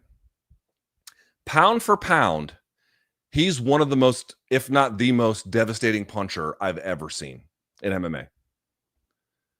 Devastating puncher. Conor was a big puncher at 45, less of a puncher at 55, although still a very good one. But Conor had real good timing, real good range management, real good accuracy, and to a degree, obviously, Ilia's got a lot of those too. But just pure TNT. He's got to be one of the, if not the most, in terms of pound for pound. I mean, obviously, he's not going to be, harder than a puncher than Tom Aspinall or something. But pound for pound, that's a devastating puncher. So let's inventory this. He's 28. He's one of the most devastating punchers I've ever seen, pound for pound. He's a black belt in jiu-jitsu. He has very serviceable, if not good, wrestling. He's got appropriate aggression, and he wants all the smoke. What more do you want? What more do you want? And name another fighter that you can think of that's got all those characteristics. Conor's jiu-jitsu was good. It wasn't great. His wrestling was never that good. It was okay. And he put a little something into the Khabib fight. I give him credit. But it wasn't like this. His jiu-jitsu, was he a black belt? He might be one now, but he's not. He wasn't like at this stage of his career. And even if it was, like, his jiu-jitsu is not as good as his. And certainly pound for pound as a puncher, I don't know if I've ever seen another guy like this. This guy is special. You're like, oh, look, you've been glazing this fucking guy for 30 minutes. I just can't believe the amount of skepticism I have to hear about this guy. I cannot believe the amount of challenges to the obviousness of how good he is. I cannot believe the reluctance to embrace something so historically unusual in MMA. And I think that needs to end for the sport. It's in everyone's interest to rally around this guy. He can take us to another heightened place that I'm not sure anybody else in the game can. Now, let's talk about what might be next, because you saw the face-off. First of all, the UFC did a face-off both in the main event and the co-main event. I'm assuming, obviously, in the Josh Van and Pantoja case, that's a little bit more wrapped up and obvious. In this particular case, in the case of Ilia Topuria and Paddy Pimblett, there was a question you guys were asking in the chat. And, of course, if you want to get a question in for the post-fight show, fire that into the super chat, and we'll take a look at it. Also, I'm going to put this up here very quickly, if I may. Oop, wrong one. Hang on. This one. Tomorrow, we're going to have a breakdown of a bunch of stuff on my Substack. The only way to get it is to get on this QR code. But okay, let's talk about it here. What might be next? The UFC did those two face-offs, as I just indicated. In the case of Paddy, we didn't know who was going to get the title shot. Was it going to be Arman? Was it going to be Justin? Or was it going to be Paddy? You can make a case for just about all of them. Justin rebounded nicely. He's done a lot for the promotion. Fans like him. It'd be an interesting test. Who wouldn't want to see Ilia Topuria versus Justin Gaethje? That'd be a cool-ass fight. You could have made the case for Arman. Arman was already supposed to fight Islam, fell out, but he filled it on short notice for this one. I know Dana said he wasn't going to get it, blah, blah, blah. But you could at least see a case where, he could have deserved it. And I do think he's going to be a tough fight for Ilia when that happens. That being said, it looks like the promotion has centered around Paddy. These guys had beef years ago, long-standing, when they, I think Ilia was still a 45er. I don't know if what Paddy was doing at that time in terms of his weight class, but whatever, it doesn't matter. You know, Paddy was the one that I think years ago I would have dismissed. As you guys know, historically speaking, I've not been the biggest believer in him, but he has absolutely improved in a huge way. You could see how big he looked against Topuria. Again, I do think that is going to be something he's going to have to work out. The amount of guys that are going to be able to not overall control him for long stretches, but they're going to be able to get extra time. They're going to be able to like make things work a little bit easier in those departments because of the size advantages. But Topuria versus Paddy, I think could be a really big fight. I think it heavily favors Topuria. Paddy, though, is interesting because of his size, his improvement, his back-taking ability, his overall submission ability, his ground and pound has gotten better. Again, his submissions, particularly from guard, are excellent. Now, Charles couldn't do it. It's hard to see if Paddy can do it from guard. But certainly I respect the threat that Paddy brings. But it's amazing to see this moment in time for both of these guys. Promotionally, the biggest fight is at 55 is Ilia versus Paddy. For sure, that's the case. I don't know how big it would be, but it would be big. It would be very big. And the rivalry there and the trash talk and the ugliness, it's just going to elevate that to a huge degree. But you want my early prediction? I think he's going to send Paddy's chin into orbit. I think he's going to whip his head around like Hellraiser. But don't know that. We'll have to see how it goes. You know, stranger things have happened. Okay. I do love that the UFC put Paddy into the cage. Whether or not you agree with him getting the title shot or not, them promoting it in that moment, Topuria talking trash, Paddy talking trash, the shove, perfect. Set that thing up, make that a pay-per-view. Let's build on this momentum. Let's build on this. The game has been treating Topuria's momentum like it's his. The thing that made Conor's rise so special, among many things, is he put the game on his back, and the game was receptive to it. And it's been more resistant to him. Again, nobody can be Conor. There's meaningful differences. But now it's in our interest as a sport to have the biggest and most interesting fights made. He's helping to create that in ways that basically nobody else can. It's in our interest to rally around that. That's what we should be doing. And I want to make one more note about this. I thought a long time ago that the Kutateladzis and the Gamrots and the Tsarukyan's and the, all these guys from Armenia and, the Caucasus Mountains and the whole region, that they were going to just, come in and get rid of the Topuria, the Poiriers and the Gaethjes and the, that generation of lightweights. And it didn't really happen. The Fizieves, I thought, was also going to be one of those guys. And it didn't really happen. Well, now it's starting to happen. Paddy's done a lot of that work. To an extent, Charles did it. But Topuria now I think represents a new threat there as well. Tsarukyan is still there. Now you're getting that turnover. We've seen all that turnover at 170 where all these new guys were coming up. Now, granted, Usman beat Buckley, but in general, you know what I'm talking about. Shavkat and Ian Gary and Sean Brady, all these guys, and beyond that, Jack Della, here comes Islam. Just all this new blood being pumped. We are finally getting some new blood pumped into 55. And it's not just Ilia, as I indicated. Other guys have done their work, including but not limited to Paddy. But it took a guy from 45 to come up here and just fucking plant his flag in the ground and go, it's time. It's time. One of the most special fighters I've ever had the pleasure to watch. That's who Ilia Topuria is. A legend in the making.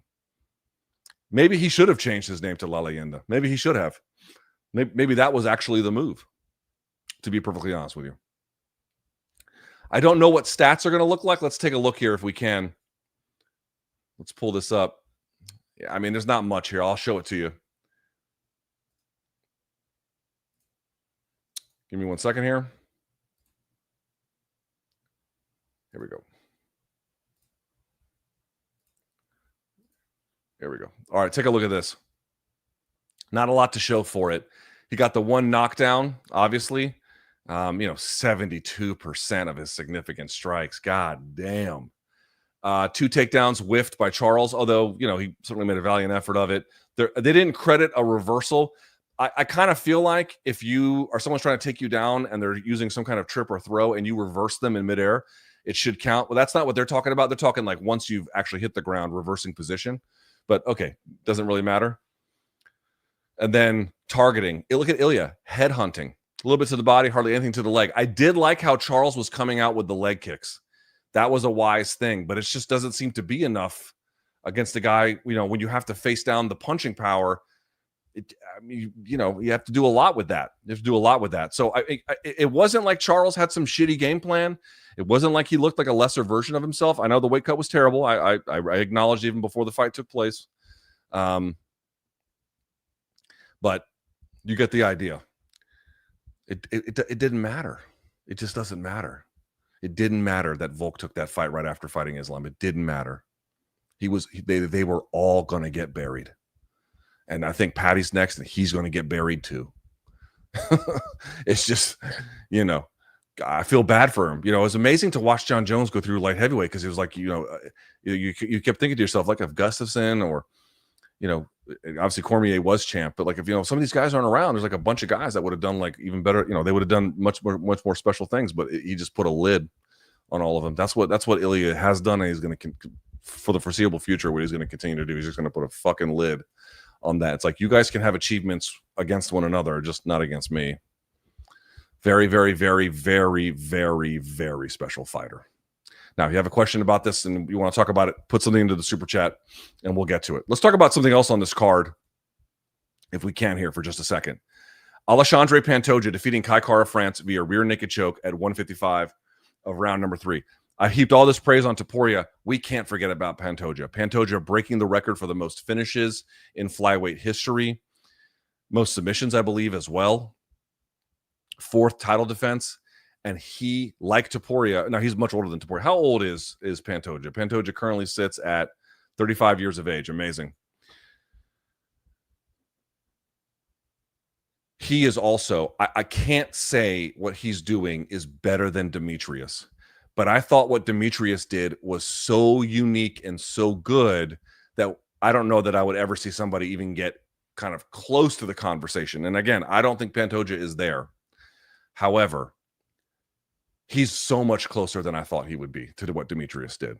He's so good. He's so good. We talked about it before right here when we were watching the fights. People kept saying, I think Kai Kara France can defend the takedowns. And there is some evidence for that. He did defend the takedowns, particularly in that second round. He did a really good job with that. But the reality is, Pantoja, he doesn't need to get traditional singles, high crotches, double legs. Yes, if he can get those, great. But he doesn't need them. He just needs back exposure. And then he can do what these jiu-jitsu guys do with his broomstick sweep, where he can just suck you back. And then he gets the body triangle going. And then, now you're just playing on the most disadvantageous terms. Guys, the very best fighters in the world, typically speaking, what they do is they end up over the course of a fight defining the terms of the contest. I'm going to define the terms of how this bout is conducted. Topuria does it in his own way, and certainly Pantoja does that in his own way. His ability to find the back within 25 seconds, he had Kai Kara France's back in the first round. Body triangle the whole way. Not a whole lot of damage or anything, but certainly won the round. Much better second round for Kai Kara France, stuffing a couple of takedowns, landing some decent shots, but he never really got going into an offensive rhythm.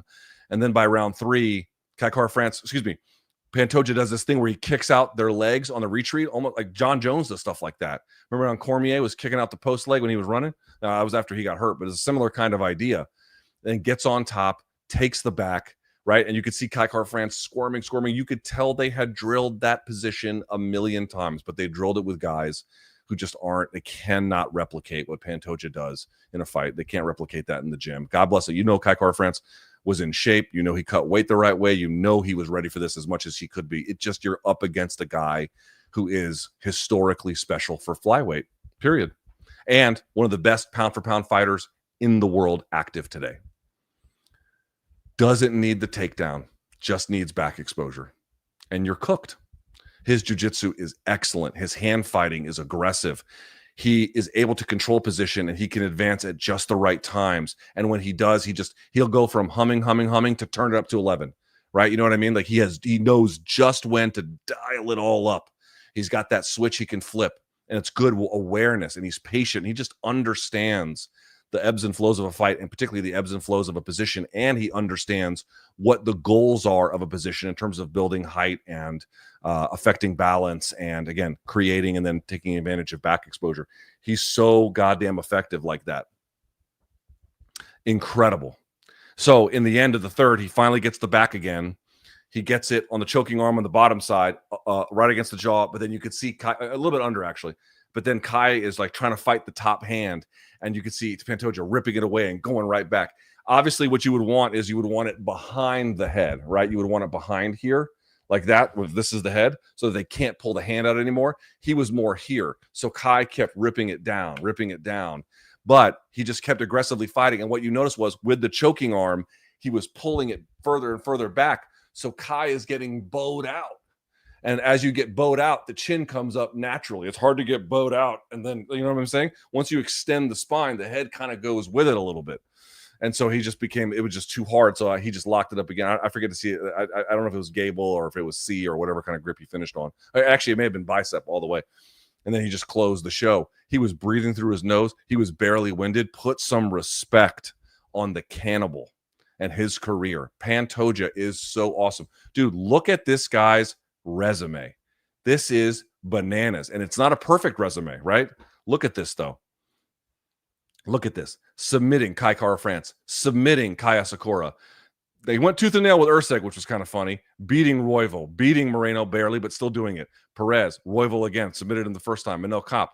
People were asking me about the Askarov fight. Dude, he's unrecognizable from July 2020.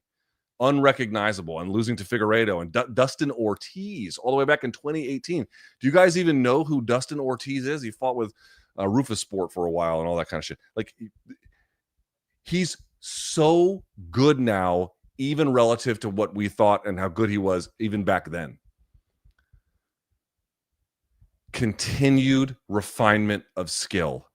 And he already had a good one, and a pursuit of the fight. What I loved about this one, as I mentioned, pursuit of the fight, but not like so insane, just enough to be disruptive, just enough to be, not confusing, but, causing chaos, just enough at just the right times. He knows when to press the gas and the brake now better than ever. And we already have seen how battle tested he is. We've already seen how well he can deal with, punishing punchers and, guys who he has to stand with because he can't take them down, or, and then once he gets them down, he's better than everybody on the ground in this division. He's better than everybody on the ground. He might have the best jiu-jitsu in all of UFC. I mean, that's the kind of like ground skills we're talking about here.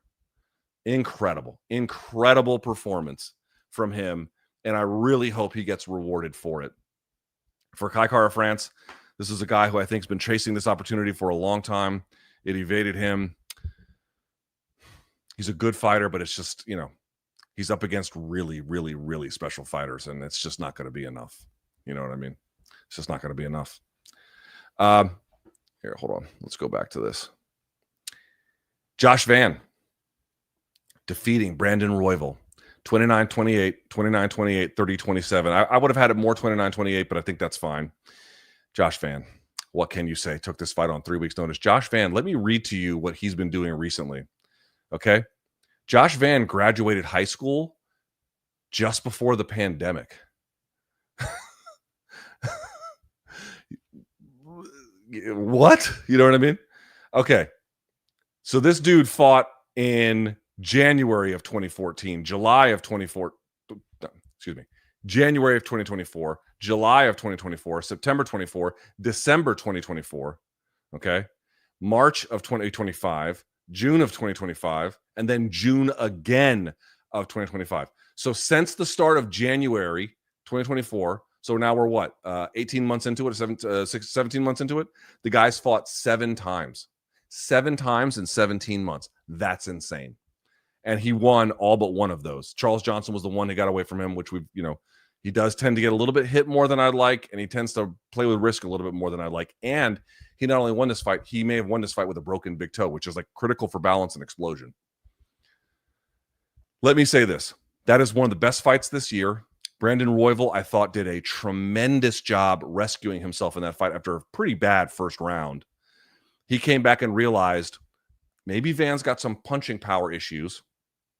And I know folks are going to say, like, oh, he almost finished him in the third. I'll get to that. He might have some punching power issues. And Brandon Royval kind of surmised that if I keep up a high level of activity and kind of take one to give one, I can be there ready for him when he doesn't really move. And I guess he didn't move as much because he had the broken foot or a broken toe. And that might have explained something. But the point I'm trying to make is it's incredible that Royval was able to put that kind of adjustment on, and then Van was able to adjust around that. Now, that's high level. You come in with something and it works, but then the guy takes some of that away. Do you have another gear, another ability to adapt in the middle of the fight to overcome that? And he did. That's high level. That's high level. We already knew about his grit. We already knew about Royval's grit. That's high level. I will say, though, I do think he's risking things here. He's going so fast to the top, and he's taken a lot of abuse along the way. Not, he got knocked out by Charles Johnson. That's one thing. But, just the amount of times people touch him up. Let's look at some of these numbers if we can for Josh Van.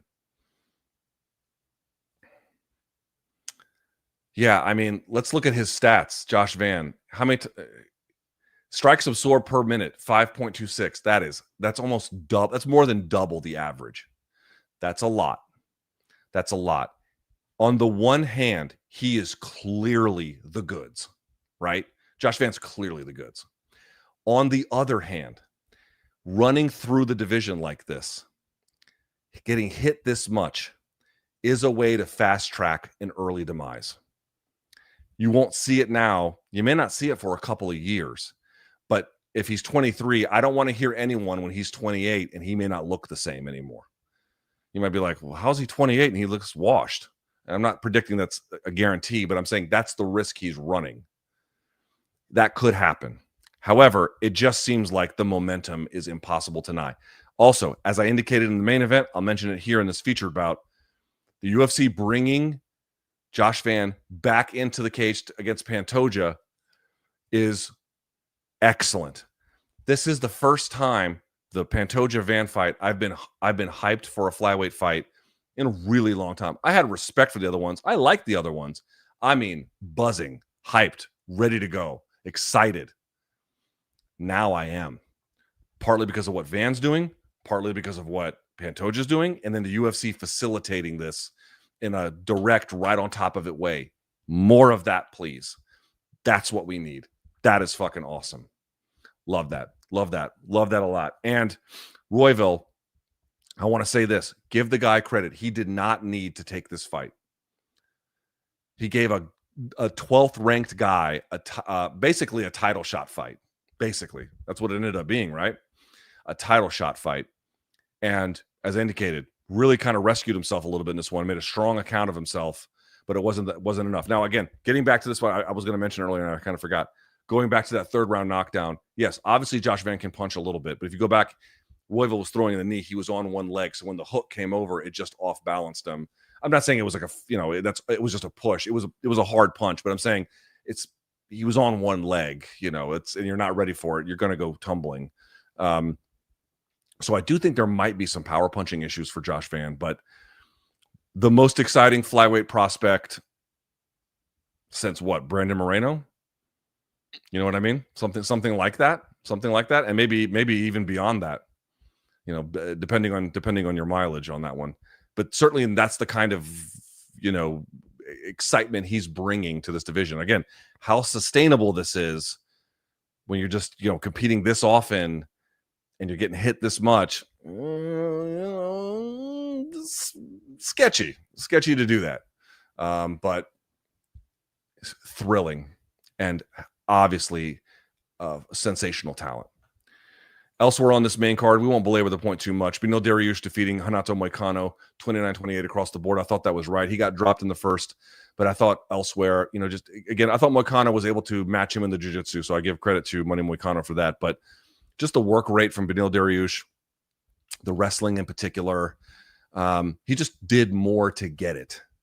And I think I didn't get necessarily like a restored feeling about what he could do at this stage of his career. Dariush has taken a lot of punishment, and you can see the salt and pepper in his hair. But certainly a good effort tonight against a very ready and able Moicano. But Dariush showing the kind of quality that I've always seen in him, again, especially in that wrestling and top control department.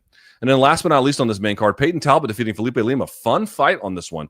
Peyton Talbott showing dramatically improved takedown defense, because it wasn't just this aggressive stuff where he's like, I'm going to fight this takedown at all cost, and then he loses himself because he doesn't want to get taken down and he doesn't fight in the other dimensions. No, it was calm, it was patient, it was effective, great balance on top, and then he went to work from there. Not super savage ground and pound, but pretty good ground and pound, certainly enough to beat Lima. Lima, to me, has disorganized offense. He kind of does a lot, which is great. We just talked about Dariush getting the bout and winning because of just doing more. But Lima just seems to be throwing stuff at the wall and just seeing what sticks. Young fighters of the world, I think, are going to be much more benefited by doing something where there's more thoughtfulness to that. And that comes with time. I said it, I still believe it. Lima did more on the regional scene than Peyton Talbott did in terms of beating quality opponents. But clearly Peyton Talbott is a very good fighter. He learned a lot from that Barcelos loss. And I thought that was a really redemptive performance for him. Still a lot of work to do. At bantamweight, the line is long of the guys you got to beat to get to a title shot, and he's not, there's work to be done. But for all of the hit to his stock that the Barcelos fight inflicted, I thought this was a pretty nice rebound in the end. All right, let me get some water. Thank you to everyone who's tuning in here at 1:50 in the morning. God damn this fucking thing. There we go. Jesus. There's no booze here. It's just water. Liquid death. All right. If you've got a question, fire that sucker into the super chat, please. What happened in the Jake Paul bout? Did he win? Did he lose? What happened?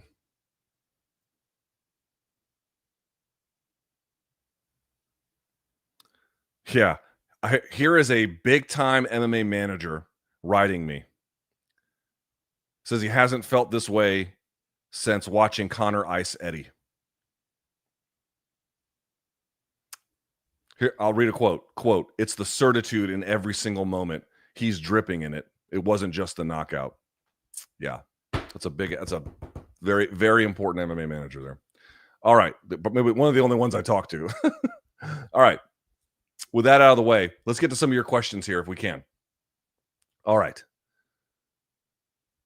Some of this is from the fight itself. Raymond says, low kicks and patience with ground control, and Charles will take this home. Yeah, I don't think so, fellas. I don't think Ilia was born. Okay, we did this one already. You have to love Ilia just dripping confidence and star quality. How can you not, brothers and sisters? Avant says, pause, but my God, his physique, man, back and quads. Talking about Ilia, man, he's bricked up. You and BC should bet. Loser dyes his hair platinum. It's going to be him. Pixie, the tension is palpable. It was. Two immovable objects about to collide. Well, Rossi says, Luke just went from 6 to midnight, El Matador. Let's go. Let's go. Holy moly, vamos El Matador. Yes, indeed. Thank you for these donations, by the way. Unreal Power, he writes. Tommy, Connor out, Ilia in. Let's go. Book his return tonight. Islam ducked. Ilia, Gaethje, or Max. Let's go. There's a lot of those in a sec. A lot of different permutations you could go with. Luke's going to faint in a second. No, I'm not. Steve, Ilia's key to victory. Murk the motherfucker. But there's good boxing skill, right? That's the thing. It's good boxing skill. Ryan, Luke, I'm going to need you to take it back down to a 10, please. Nope. I'm riding high, boys. Wesley, thank you, my friend. Paddy's fat cheeks begging to get Ilia's in. Dude, I'm telling you, Ilia is going to break his jaw. He's going to break his jaw.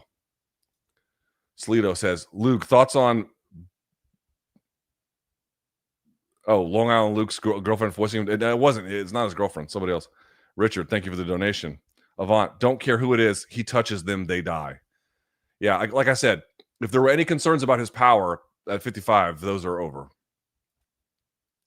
Damn, all my heroes are going down. Feels bad. I know it feels bad now, but it's time to get on board. The Ilia Express. Bjorn says, how can you even argue against the fact that Ilia is the greatest generational talent we have ever seen? I'm not sure if that's true yet, but he's in the running. Unreal. Absolutely unreal. Nashline says, going to UFC Jacksonville is aging like fine wine.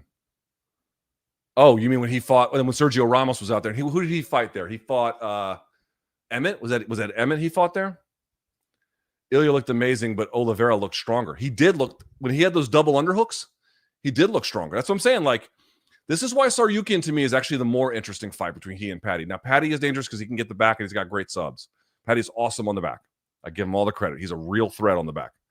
But Tsarukyan's ability with his strength and like his resiliency in that department, I think is going to be a real test for Ilia. Wesley says, normally Charlie gets hit. He right away plays guard. This time he was asleep before he had a chance to. I think the power does, in fact, carry. I agree. Great point. Totally great point.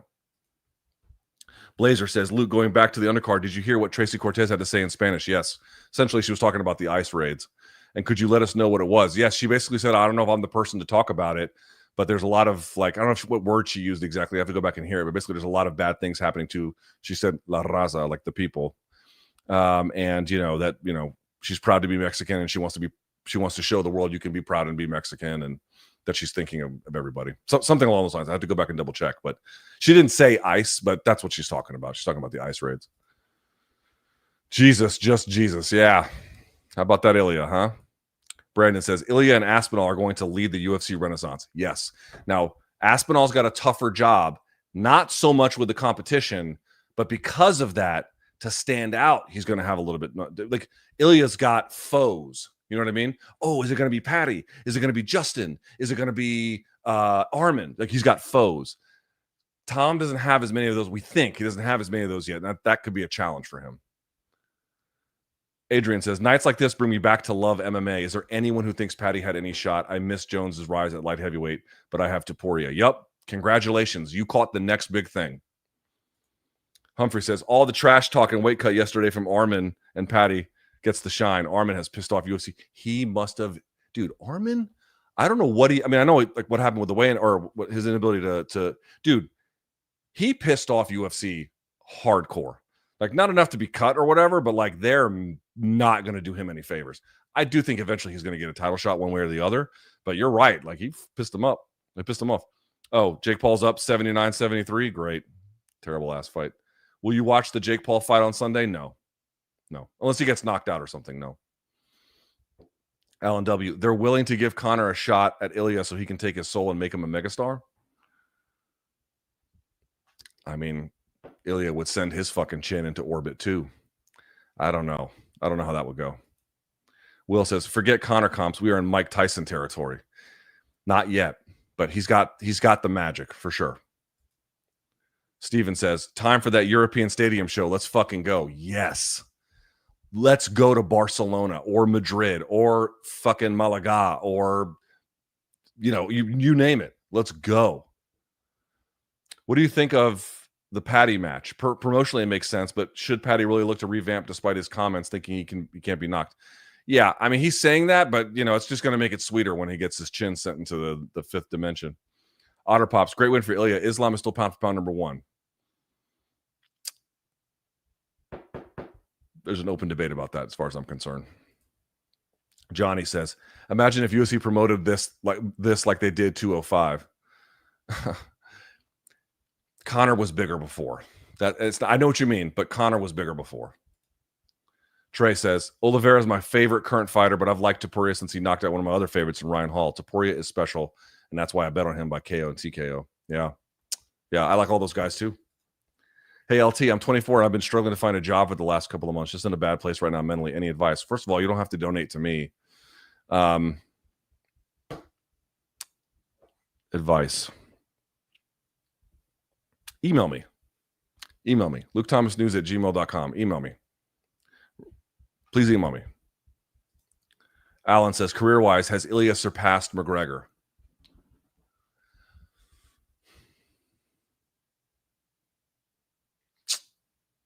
The hype is so different, it's hard to say. But just on pure accomplishment,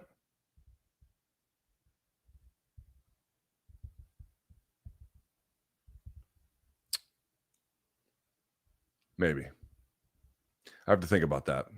Maybe. I mean, that's what we're talking about here, right? Like the fact that I even have to think about it kind of tells you what we're looking at here. What is the game plan to beat Ilia? Armin can do it. I think you have to make him wrestle and you have to get on top. Like you have to make him fight from underneath. I don't know how else you do it. I mean, there's probably other ways, but maybe a long range kicking game, something like that. Bring back Cake Shirt. I'll do it for next time. Jake Paul will now be a ranked boxer. Yeah, by WBA, who are crooked fucking douchebags. That doesn't mean anything. MMA Savage, my God, what an animal. I can only think of Armin constantly wearing on Ilia to grind to win. I can see that. Even then, I'm not sure. Islam versus Ilia for the people. He might ice Islam too. Ray, you can't tell me with a straight face you're not praying every night before bed for Islam to lose to JDM so we actually get the fight we want. I don't know if I need to see anybody lose. I just want to see him fight, you know. Hugh says, don't forget Conor entered the Matrix versus Eddie. Oh, no, believe me, brother, I was there that night in New York City. I was at the event. Joel says, imagine Dana fast tracks Paddy to the belt and it isn't in a stadium in Europe. Can you, dude, if they did a stadium show in Europe, Ilia versus Paddy, it would do fucking gangbusters in terms of numbers. Chloe says, devastated about Olive's loss. I know. I agree with Ilia's trajectory. Dream scenario will be Ilia defends a few times, goes up and beats Islam and fights Habib. Well, he ain't going to get the Habib fight, but I know what you mean. Certainly, it's a tough night for Oliveira fans. I get it. But you got to kill the legends to be one, man. And he's killing them off one by one. Ryan says, Luke, how far would Ilia have gotten if he had, say, Volkanovski power? Decent pop, but by no means devastating power. I don't know. Not that far. I think his boxing and grappling would be enough to still get him to the top. He might still become champion with that. But I don't think he wouldn't be what he is. Like part of what makes him special is the nuclear power. Hayachi says, or Hayachi says, I think Charles was winning the exchanges until he got deaded. He had some good moments early, yes, but I'm talking about the fact that left hook that he landed blooded him up already. Like you could tell, even if Oliveira got the better in that moment, I don't know, man. There's just a certain inevitability with his power that is very, very difficult to get away from. This was the most fun I've had watching a fight card in years. Agreed. Amazing fights and great storylines leaving tonight. This is the kind of card that makes lifelong fans. This is what I want from UFC, man. And they did a good. UFC did a good job tonight. I have no problems criticizing them, but they did a good job. This was a good card. They promoted fights right. Bringing Josh Van in, bringing Paddy in. This was great. Brandon says, what fight would you like to see more? Topuria Islam or Francis versus Aspinall? Topuria Islam. This is number 1 versus number 2, arguably pound for pound in the sport. Excuse me, hang on. Alan says, you can put down your sword and shield now. You don't have to defend Ilia anymore. Thank God. Thank God. Casey says, Ilia versus Islam, another missed generational fight. Not necessarily. That one is not necessarily dead. It's not necessarily dead. Cosmo, will Ilia beating Paddy get him popular in the U.S.? I don't know. Yes, to some degree. I don't. Nothing can be like Conor, but it can obviously do him a lot of good. Hachi, excuse me. Gelled your hair to watch your man crush, or to look halfway presentable after 4 hours of broadcasting. You know.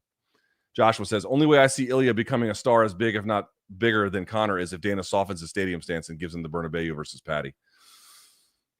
I think it has to be the guys that he beats, but also the promotional effort behind it. It's got to be a 1-2 punch there.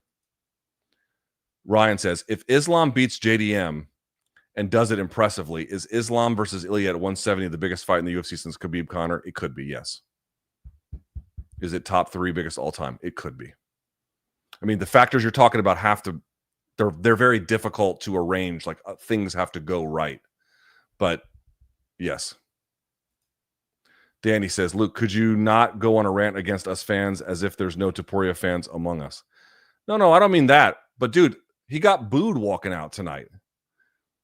You know what I mean? And like Charles would cheer and blah, blah, blah, blah, blah. And dude, I'm not mad at the Charles love. I'm not mad at it. He deserves all of that twice as much as that. But the constant friction around accepting Topuria, the constant friction, the begrudging respect. Dude, it's time to put that shit. It's been time to put that shit away. Now it's inexcusable. And I think that's the kind of frustration I've had. It's like, dude, what are y'all waiting for? I mean, there's nothing else to say anymore. Clive, Topuria special. Still think at that weight Islam would beat him. Could be. If anybody could do it, it's him. Hi Hachi. Clay Collard has the best boxing I've seen. Well, let's be, okay. Bygone. Who do you see as the most realistic challenge to Ilia at lightweight? Islam if he comes back down, or Tsarukyan? Can't see Pimblett or Gaethje presenting many problems. Pimblett could off the back, but Gaethje I think gets smoked. Danny, ranting against us fans has made any MK content surrounding Topuria slightly unwatchable. Then don't watch it. As a Topuria fan myself, I couldn't imagine how his haters tough through it. I don't know. People do this bit where they're like, I like Topuria. Who are you ranting against? Guys, it's undeniable that the sport has been a little bit slow to rally behind this guy. He got booed against Volk. He got booed against Max. And even tonight, there was a smattering of boos against him, against Oliveira. You have to be like not telling the truth about the situation to be like, oh, it's like every other situation. Like, are you exaggerating it? No, I'm fucking not. No, I'm not. There's been steady reluctance to accept him. And I get it. He's been beating people's favorites, but like, I like those guys too. 125 is violence weight, close to not even existing. Yeah, for a while there anyway. Yeah, you're right. Trey says, the only weakness of Topuria is size and reach in his kicking game. Those are weaknesses, yes. Although he has very good calf kicks and good leg kicks. Yes, he does. Against Max, he had good calf kicks. Just no, dude, Luke, you are overplaying the hater angle, so you can play up your support for him. Others will pat you on the back if you let them. I'm not looking for a pat on the back. I don't need one. I need y'all to put the pat on the back on Topuria. Don't worry about me. I'm not worried about me. I don't need anyone to go, oh, Luke, it was great that you supported Topuria. I don't give a shit. I mean, it's fun to like rub in BC's face or whatever, but like I need the sport to take their brains and focus it on Ilia. Don't worry about anything I have. I don't care. I don't care if anyone says anything. It doesn't matter to me. What I want is for the sport to boost its fortunes a little bit behind the pace being set by a generational talent. Dana and Co. won't let another Conor happen. In that way, yes, you're right. B. Cook says, Dana said he didn't know why Paddy was letting the octagon, but he wasn't cage side anymore. Hasn't decided who. Oh, okay. All right. Well, that's interesting. I didn't know that. Obviously, I'm not listening to the Dana White thing. Well, all right. I guess we'll see how it goes then. Who knows? Well, if it's not Paddy and it's not Armin, then I guess it's Gaethje. I don't know. Ryan says, if we all publicly concede that Ilia is great, will you stop going on 30-minute rants about how great his is? Like you're the only guy that sees it. I don't think I'm the only guy that sees it. I've never said I'm the only guy that sees it. Guys, you can't have it both ways. I'm sorry, you can't. You can't tell me, oh, here comes Luke with a big old boner weeks and weeks and weeks in advance. You can't let me hear boos at the press conference for the Volk fight, for the Max fight, for this fight. You can't downplay the fact that this guy's got the love of like an adoration of all of Spain's biggest stars. I don't know who Sergio Ramos is. These are things I hear and see, not just on social media, all over the fucking place. You can't have it both ways.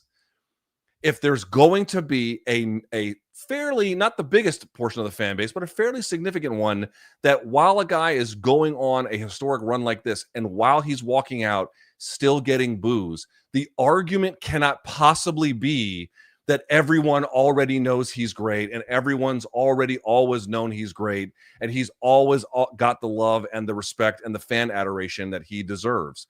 You can't have it both ways. Those things are facts. There's been consistent denial. I'm not the only one who has seen he's great. Many others have seen it, but many others have not or been resistant to it. Plenty of that has happened. That is real. You can't deny it now. You cannot look at that and be like, oh, that didn't happen. Yes, it fucking did. And that is not something that I saw with Conor.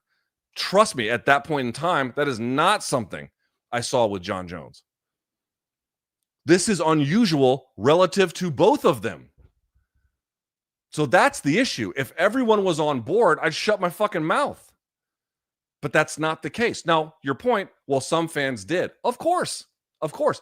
I'm not pretending, I'm the only one who, these magical glasses of power have enabled me to see things that no one else can. It's obvious the guy is fucking good. That's the part that's been frustrating to me. People have come around, and people knew he was better even before I did.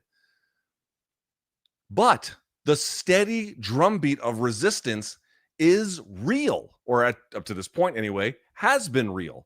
And I'm not going to sit here and just pump the brakes on a night where he does something of outrageous achievement and just pretend I haven't heard those things. There is I should say, up to this point, there has been a fairly significant portion of the fan base that doesn't like him, that might respect him begrudgingly, but waiting for his downfall every single time. And, kind of resistant to the idea that he could be something more than what he actually is. This is undeniable. So you can miss me with that shit. I'm sorry. If you don't like the rant, you don't have to watch. And I appreciate you watching, but you don't have to. I'm not making you. But what I'm not going to sit here and do is do revisionist history. Like the fan base has already embraced him. They've already come around. There's been none of this friction. Dude, the friction has been a part of the story. Come on now. Chavez doesn't show up and gets dominated by unanimous decision. The most predictable outcome imaginable. Hugh says, imagine being Armpit weighing in as a back. Armin. And Fat Paddy runs in and gets the face off. Who does Armin fight next? If it's not Gaethje, is what I would like to see. I mean, given where we're at, it'd be Gaethje. Hi Hachi giving the memberships like a fucking mensch. Thank you, sir. Ralph says, apologies if you covered this. Did you see Dana was mad about Paddy being in the cage? I'm only being told about it now. I think that's the biggest fight for Ilia, and it would turn Paddy into a superstar with a win. It would. If Paddy beats him, Paddy can... Dude, if Paddy beats Ilia, he can take... if Paddy beats Ilia, he might be the most popular British MMA fighter ever. And more than that even, but certainly that. He'd be more popular than Michael Bisping and more popular than Tom Aspinall. I mean, he might already be more than Tom. But, and he'd be the highest achieving British fighter of all time. Like you beat a guy like that, dude. Paddy has the opportunity to do something massive with this. That's kind of why I like the fight. Topuria versus Paddy at the Bernabeu would be a dream come true. Cosmo says the unknowns in Van's game make the fight exciting. The knowns make it more exciting, but I know what you mean. It's a fair point. Neil says, as a huge Charles fan, that was devastating, but expected. Really wish we could have seen Islam in there tonight with Ilia. Maybe one day. I do agree. Alex says, thanks for another dope donk stream. Thank you for watching. I appreciate it. Henry says, is Ilia's MMA next superstar? I hope. Will the UFC and Dana White start to invest in him like they did with Jones? I mean, they've invested in him, but they've been a little bit reluctant to really cross the line like they did with Jones, Rousey, McGregor. Yeah. I really hope so. They've got all the reason to do it at this point. I really, really hope. Trey says, Royval was doing well with jabs, crosses, and kicks. Every time he got in closer to follow his straight punches, Van was timing him and landing hooks. He was coming over he was coming over Royval's left hand over and over and over. And he had short, tight punches in the clinch, too. Josh Van's great. Royval's still great, too, but Josh Van's really great. Keegan says, fighting Topuria is like fighting the boss at the end of a video game. Can't get touched and need a perfect game plan. That's about right. Fucking the floor is lava, man. Stefan says, cheating on MMA fighting, I feel so dirty. LT, they put JDM above Pants, pound for pound, after just winning the belt. Will UFC correct mistakes in Pants top 3? I hope. Yeah. How about this? This is what I'm talking about. That's our hammer of the month. Dude, remember, we made Ilia Topuria hammer of the month in what? 2021? 2022? A long time ago. People being like, oh, there's no friction. Motherfucker, there's friction. There's been friction the whole way. Let's get it. Becomes a YouTube member with Tupac. That's great. 60 days asking timestamps. We have told the people who do the podcasting to do that. And I'm hopeful that they will. I had a meeting on Friday. We asked about it. I hope that they will. Thank you for your patience. Kev says, Ilia has such beautiful boxing to go along with power. That's a dangerous combo. It's a tough one to get around, man. Again, that's why I kind of feel like Armin is the interesting one, but I guess we'll see. Rossi says, don't mention boxing and Ilia. Don't want the Connor path. I don't want Ilia to not cut his MMA career short with boxing nonsense. Well, the good news is, to the point that someone raised earlier, I don't think UFC is going to allow it, but I know fair concern. North says, I know I may sound like a super donk, but what do you think about someone with like O'Malley style from the outside on Ilia? Okay. You're asking about a style. That's an interesting question. My answer to that would be, who in lightweight does that? Right? So could I see someone who has an O'Malley style potentially give him problems with that, like that juking style of lateral movement and like the feinting? Yes, I could. But the question to ask is, who is that at lightweight? That person doesn't exist. That's kind of the bigger issue. Okay, cool. Is it crazy to say Paddy has a style much better suited versus Ilia than Charles? No. Oh, sorry. Is it crazy? Yeah, it's crazy. The only thing difference might be he might be a little less shop worn, obviously, but and he's a little, maybe he might be a little bit stronger, maybe, but other than that, no. Caramel says, does it bug you that Ilia carries 2 belts though is only the champ in 1 division? No, he hasn't been the featherweight champ for months. I know, but it's still an interesting coronation moment. Rossi says, just say Ilia has phenomenal hands, not boxing. All right, he's got phenomenal hands. Fair enough. Riley says, Luke, you have the wisdom of an owl, the eyes of an eagle, and the grace of a swan. This man is for the birds. All right. Lord of the Pies. Olives is the now number 2 most finished fighter in UFC. Yeah, but like he's also a former champion with multiple title defenses. You can be both. Traley says, great card, no politics, what a coincidence. El Matador. Yes, thank God there was none of that shit. I'm not even going to say anything more about it, but I'm just saying I'm going to express gratitude that we didn't have to deal with that shit tonight. Schizo says, the size difference in the Paddy fight will be interesting. Agreed. Do you think Paddy can close the distance? Yes, but the question is how many times? Right? Unless you're presuming he can do it once and get the win, the question is how many times, Between this and the end of the Jones debacle, the UFC seems back on track. What a palate cleanser tonight was, huh? Palate. That's what I said about the Jones thing. Again, here we are fucking talking about the guy again. But like, show of hands, who had a good time with his heavyweight campaign? You know what I mean? Like this, it was no fun. It was awful. This is so much better.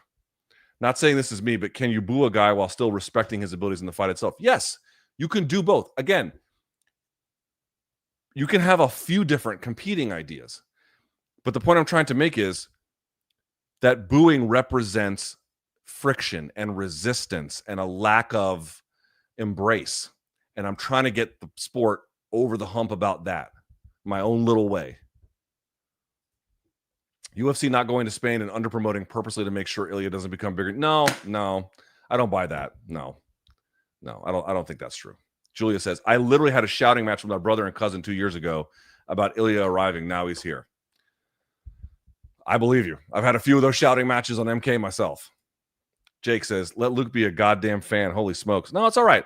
I don't mind people pushing back. These are important questions, but this happens every time somebody I like eventually succeeds.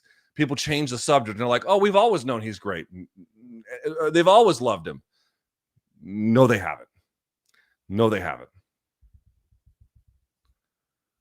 Luke, do you have any info on the potential main event for the October pay-per-view in Abu Dhabi? I haven't heard anything about it yet. Josh says, could Ilia versus Paddy end up like Conor Nate 1? No, that was like a striking, leg kicking kind of thing. No, I don't think so. Oh, where he gets subbed.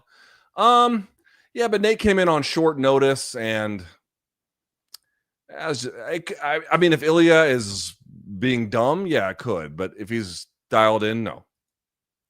Joel says, first Netflix show, Paddy, Ilia, and the Bernabeu. Wouldn't that be amazing?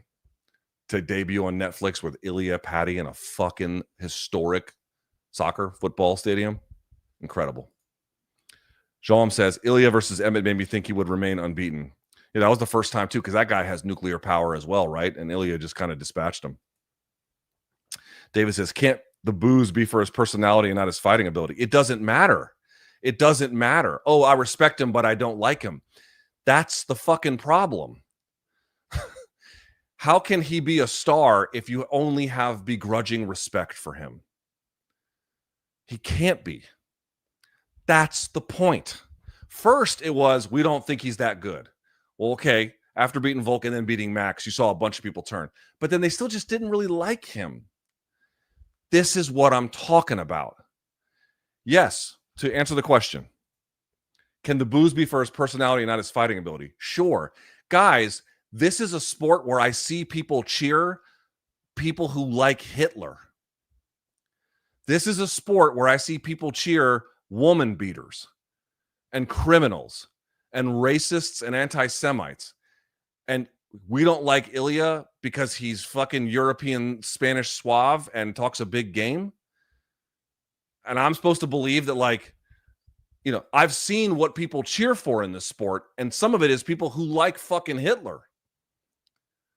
So miss me with that shit. KC, will Paddy's ranged kickboxing aim cause issues for long? For a little while it could. For a little while. Midnight, here I come. Here come the I was always a fan of Topuria comments. Don't let them gaslight you. I know, dude. This happens every time I like someone who finally, like, because sometimes some people I like don't end up being very good. Like I've whiffed on a bunch of calls. But then the ones I get right, you know, and I'm 50-50, but the ones I get right, people are like, oh, they were always great. I mean, stop. Come on, Volk, Max, and Charles are some of the most loved fighters of all time. Of course they would cheer them over Ilia. Dude,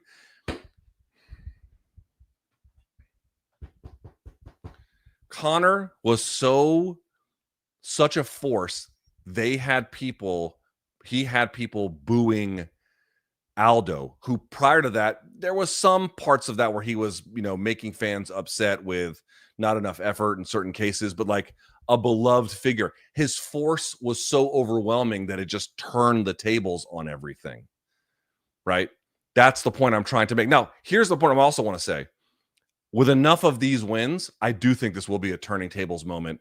Because again, beating Volk, people dismissed it. Oh, it's not true he's good. Then he beats Max, and it's like, okay, now we get that he's good. And beating Charles, it's like, now it's so overwhelming, and he's so important for the game that there's really no way of going back at this point. So I think it's kind of a moot point at this stage. But my entreaties are for the resistance to like begging people to just like let it go now. And I don't think it's unfair to do that. And yeah, I understand people don't want to cheer for the demises of their favorites. I've seen guys get put in those positions where they're beating fan favorites. And dude, do y'all not think Shogun was a fan favorite when John Jones butchered him? Like, what are we talking about here? That's how you become a legend. You beat all the fan favorites. But I've seen other legends do this, and they didn't face the same level of resistance. You're not going to gaslight me. I've been watching this sport a long time. For a guy as good as this, I'm not sure if I've seen this much resistance along the way. Frozen says, Jake Paul said he would be ready for Anthony Joshua in 20. Oh, who gives a shit? Fuck Jake Paul. MMA Savage, I'm begging you to break down Ilia Charles. Yeah, I will. Don't worry. Dana said, was dangerous with Ilia's family there.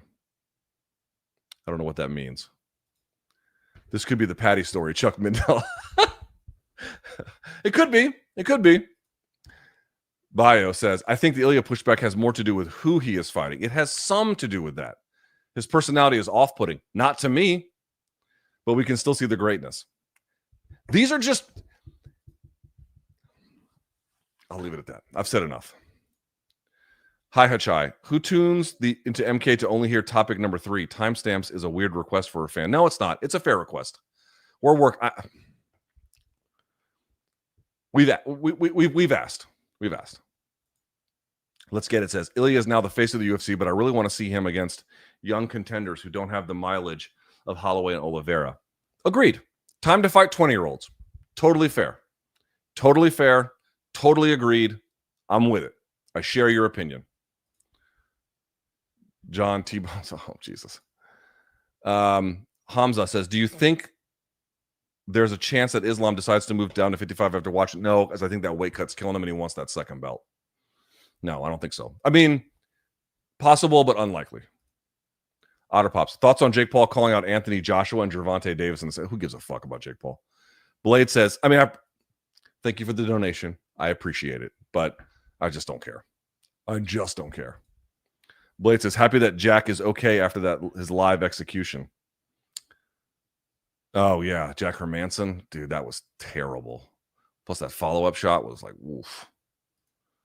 Rozzy says, who wins, Justin versus Paddy? I might pick Paddy. Televation. Hell yeah, you weren't kidding. You got words tonight. Thanks for the time and the company on an awesome card, brother. Yeah, thank you. There's not to a reason. Is this the best 3-fight run of all time? I think it is. I think icing a pound-for-pound guy and a champ, icing a former champ and a former pound-for-pound guy, but still in close proximity to it, and then icing a former champion up a weight class, all for title, all belts, all bouts for the title. I don't think I've seen anything like that before. Why is everyone talking about Ilia's personality? The dude seems cool and has an edge to him. I know people are like, oh, we don't like his personality. Why?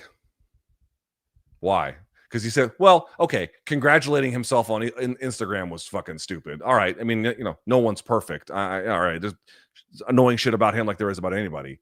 But like, other than that, the shit seems like what he does. Dude, his whole aesthetic is fucking awesome. His walkout song is fucking awesome. Forget about how he fights. Just those pieces. He does media and gives cold ass quotes in multiple languages. People being like, oh, his personality is grating. Why? Yes, he's arrogant. So fucking what?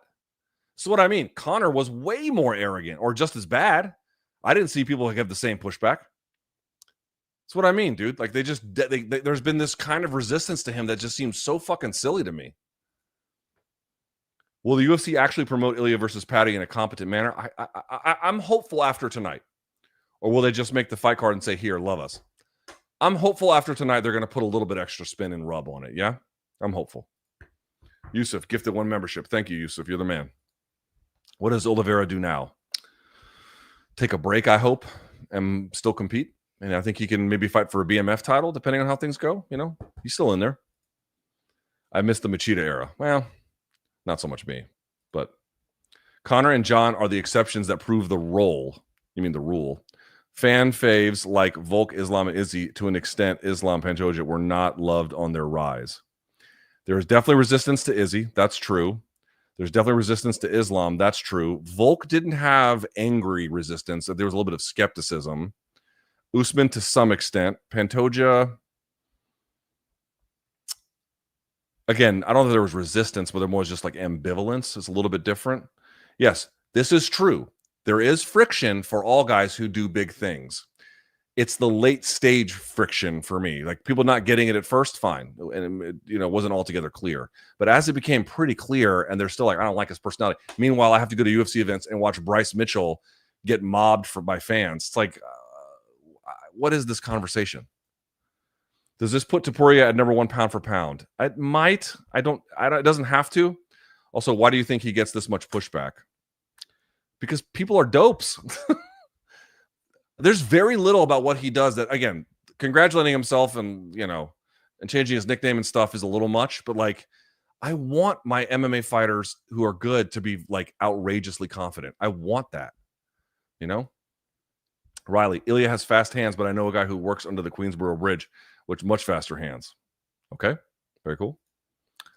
I guess that's like a masturbation joke. So speaking of Paddy in the cage with the yeah, I guess it could have, but there was enough security. I wasn't too worried about it. Cocoa Beans. Okay, Luke, to be honest, wanted you to eat some humble pie. One thing to call it, but to follow through. First round KO minus the hype, which he deserves. Haven't seen this since Mystic Mac. Enjoy, kids, while it's here. That's all I'm saying. That's all I'm saying. Just enjoy it. Can we all fucking enjoy it now? Wesley, we should have known seeing what happened to Max. Does this give you more hopes of Max's future? Okay, so I don't think that losing to Ilia makes Max bad. The only issue is what are the effects of the KO? That's the issue, right? And I'm not saying it is one. I'm saying that's what I'm looking at. That's what I'm watching for. Last but not least, Decaf says, Ilia is like Vega from Street Fighter, leaving roses after he smokes people. Oh, the guy who had the mask and the long hair? Yeah, he kind of is. Yeah, you're right. All right, boys and girls. Tomorrow, Substack, we're going to do another live broadcast. We're going to talk about the fight and all the details that we saw. Come get it. Paid subscribers only. Thank you to everybody who watched tonight. I really, really, really appreciate it. This was a fun night, and I've been broadcasting for almost 5 hours. Thank you, thank you, thank you, thank you to all of you who watched. I really, really appreciate it. Please like, please subscribe, and stay tuned to the channel here on YouTube. We're going to have a breakdown of this fight. It's going to be great. So please don't go anywhere. This will do we're going to do like a review, but I'll obviously on this channel as well. I'm going to have a breakdown of the fight. So yeah, okay, guys. Thank you so much. I really appreciate it. Have a great night. Get some sleep. We're out of here, and until next time, enjoy the fights.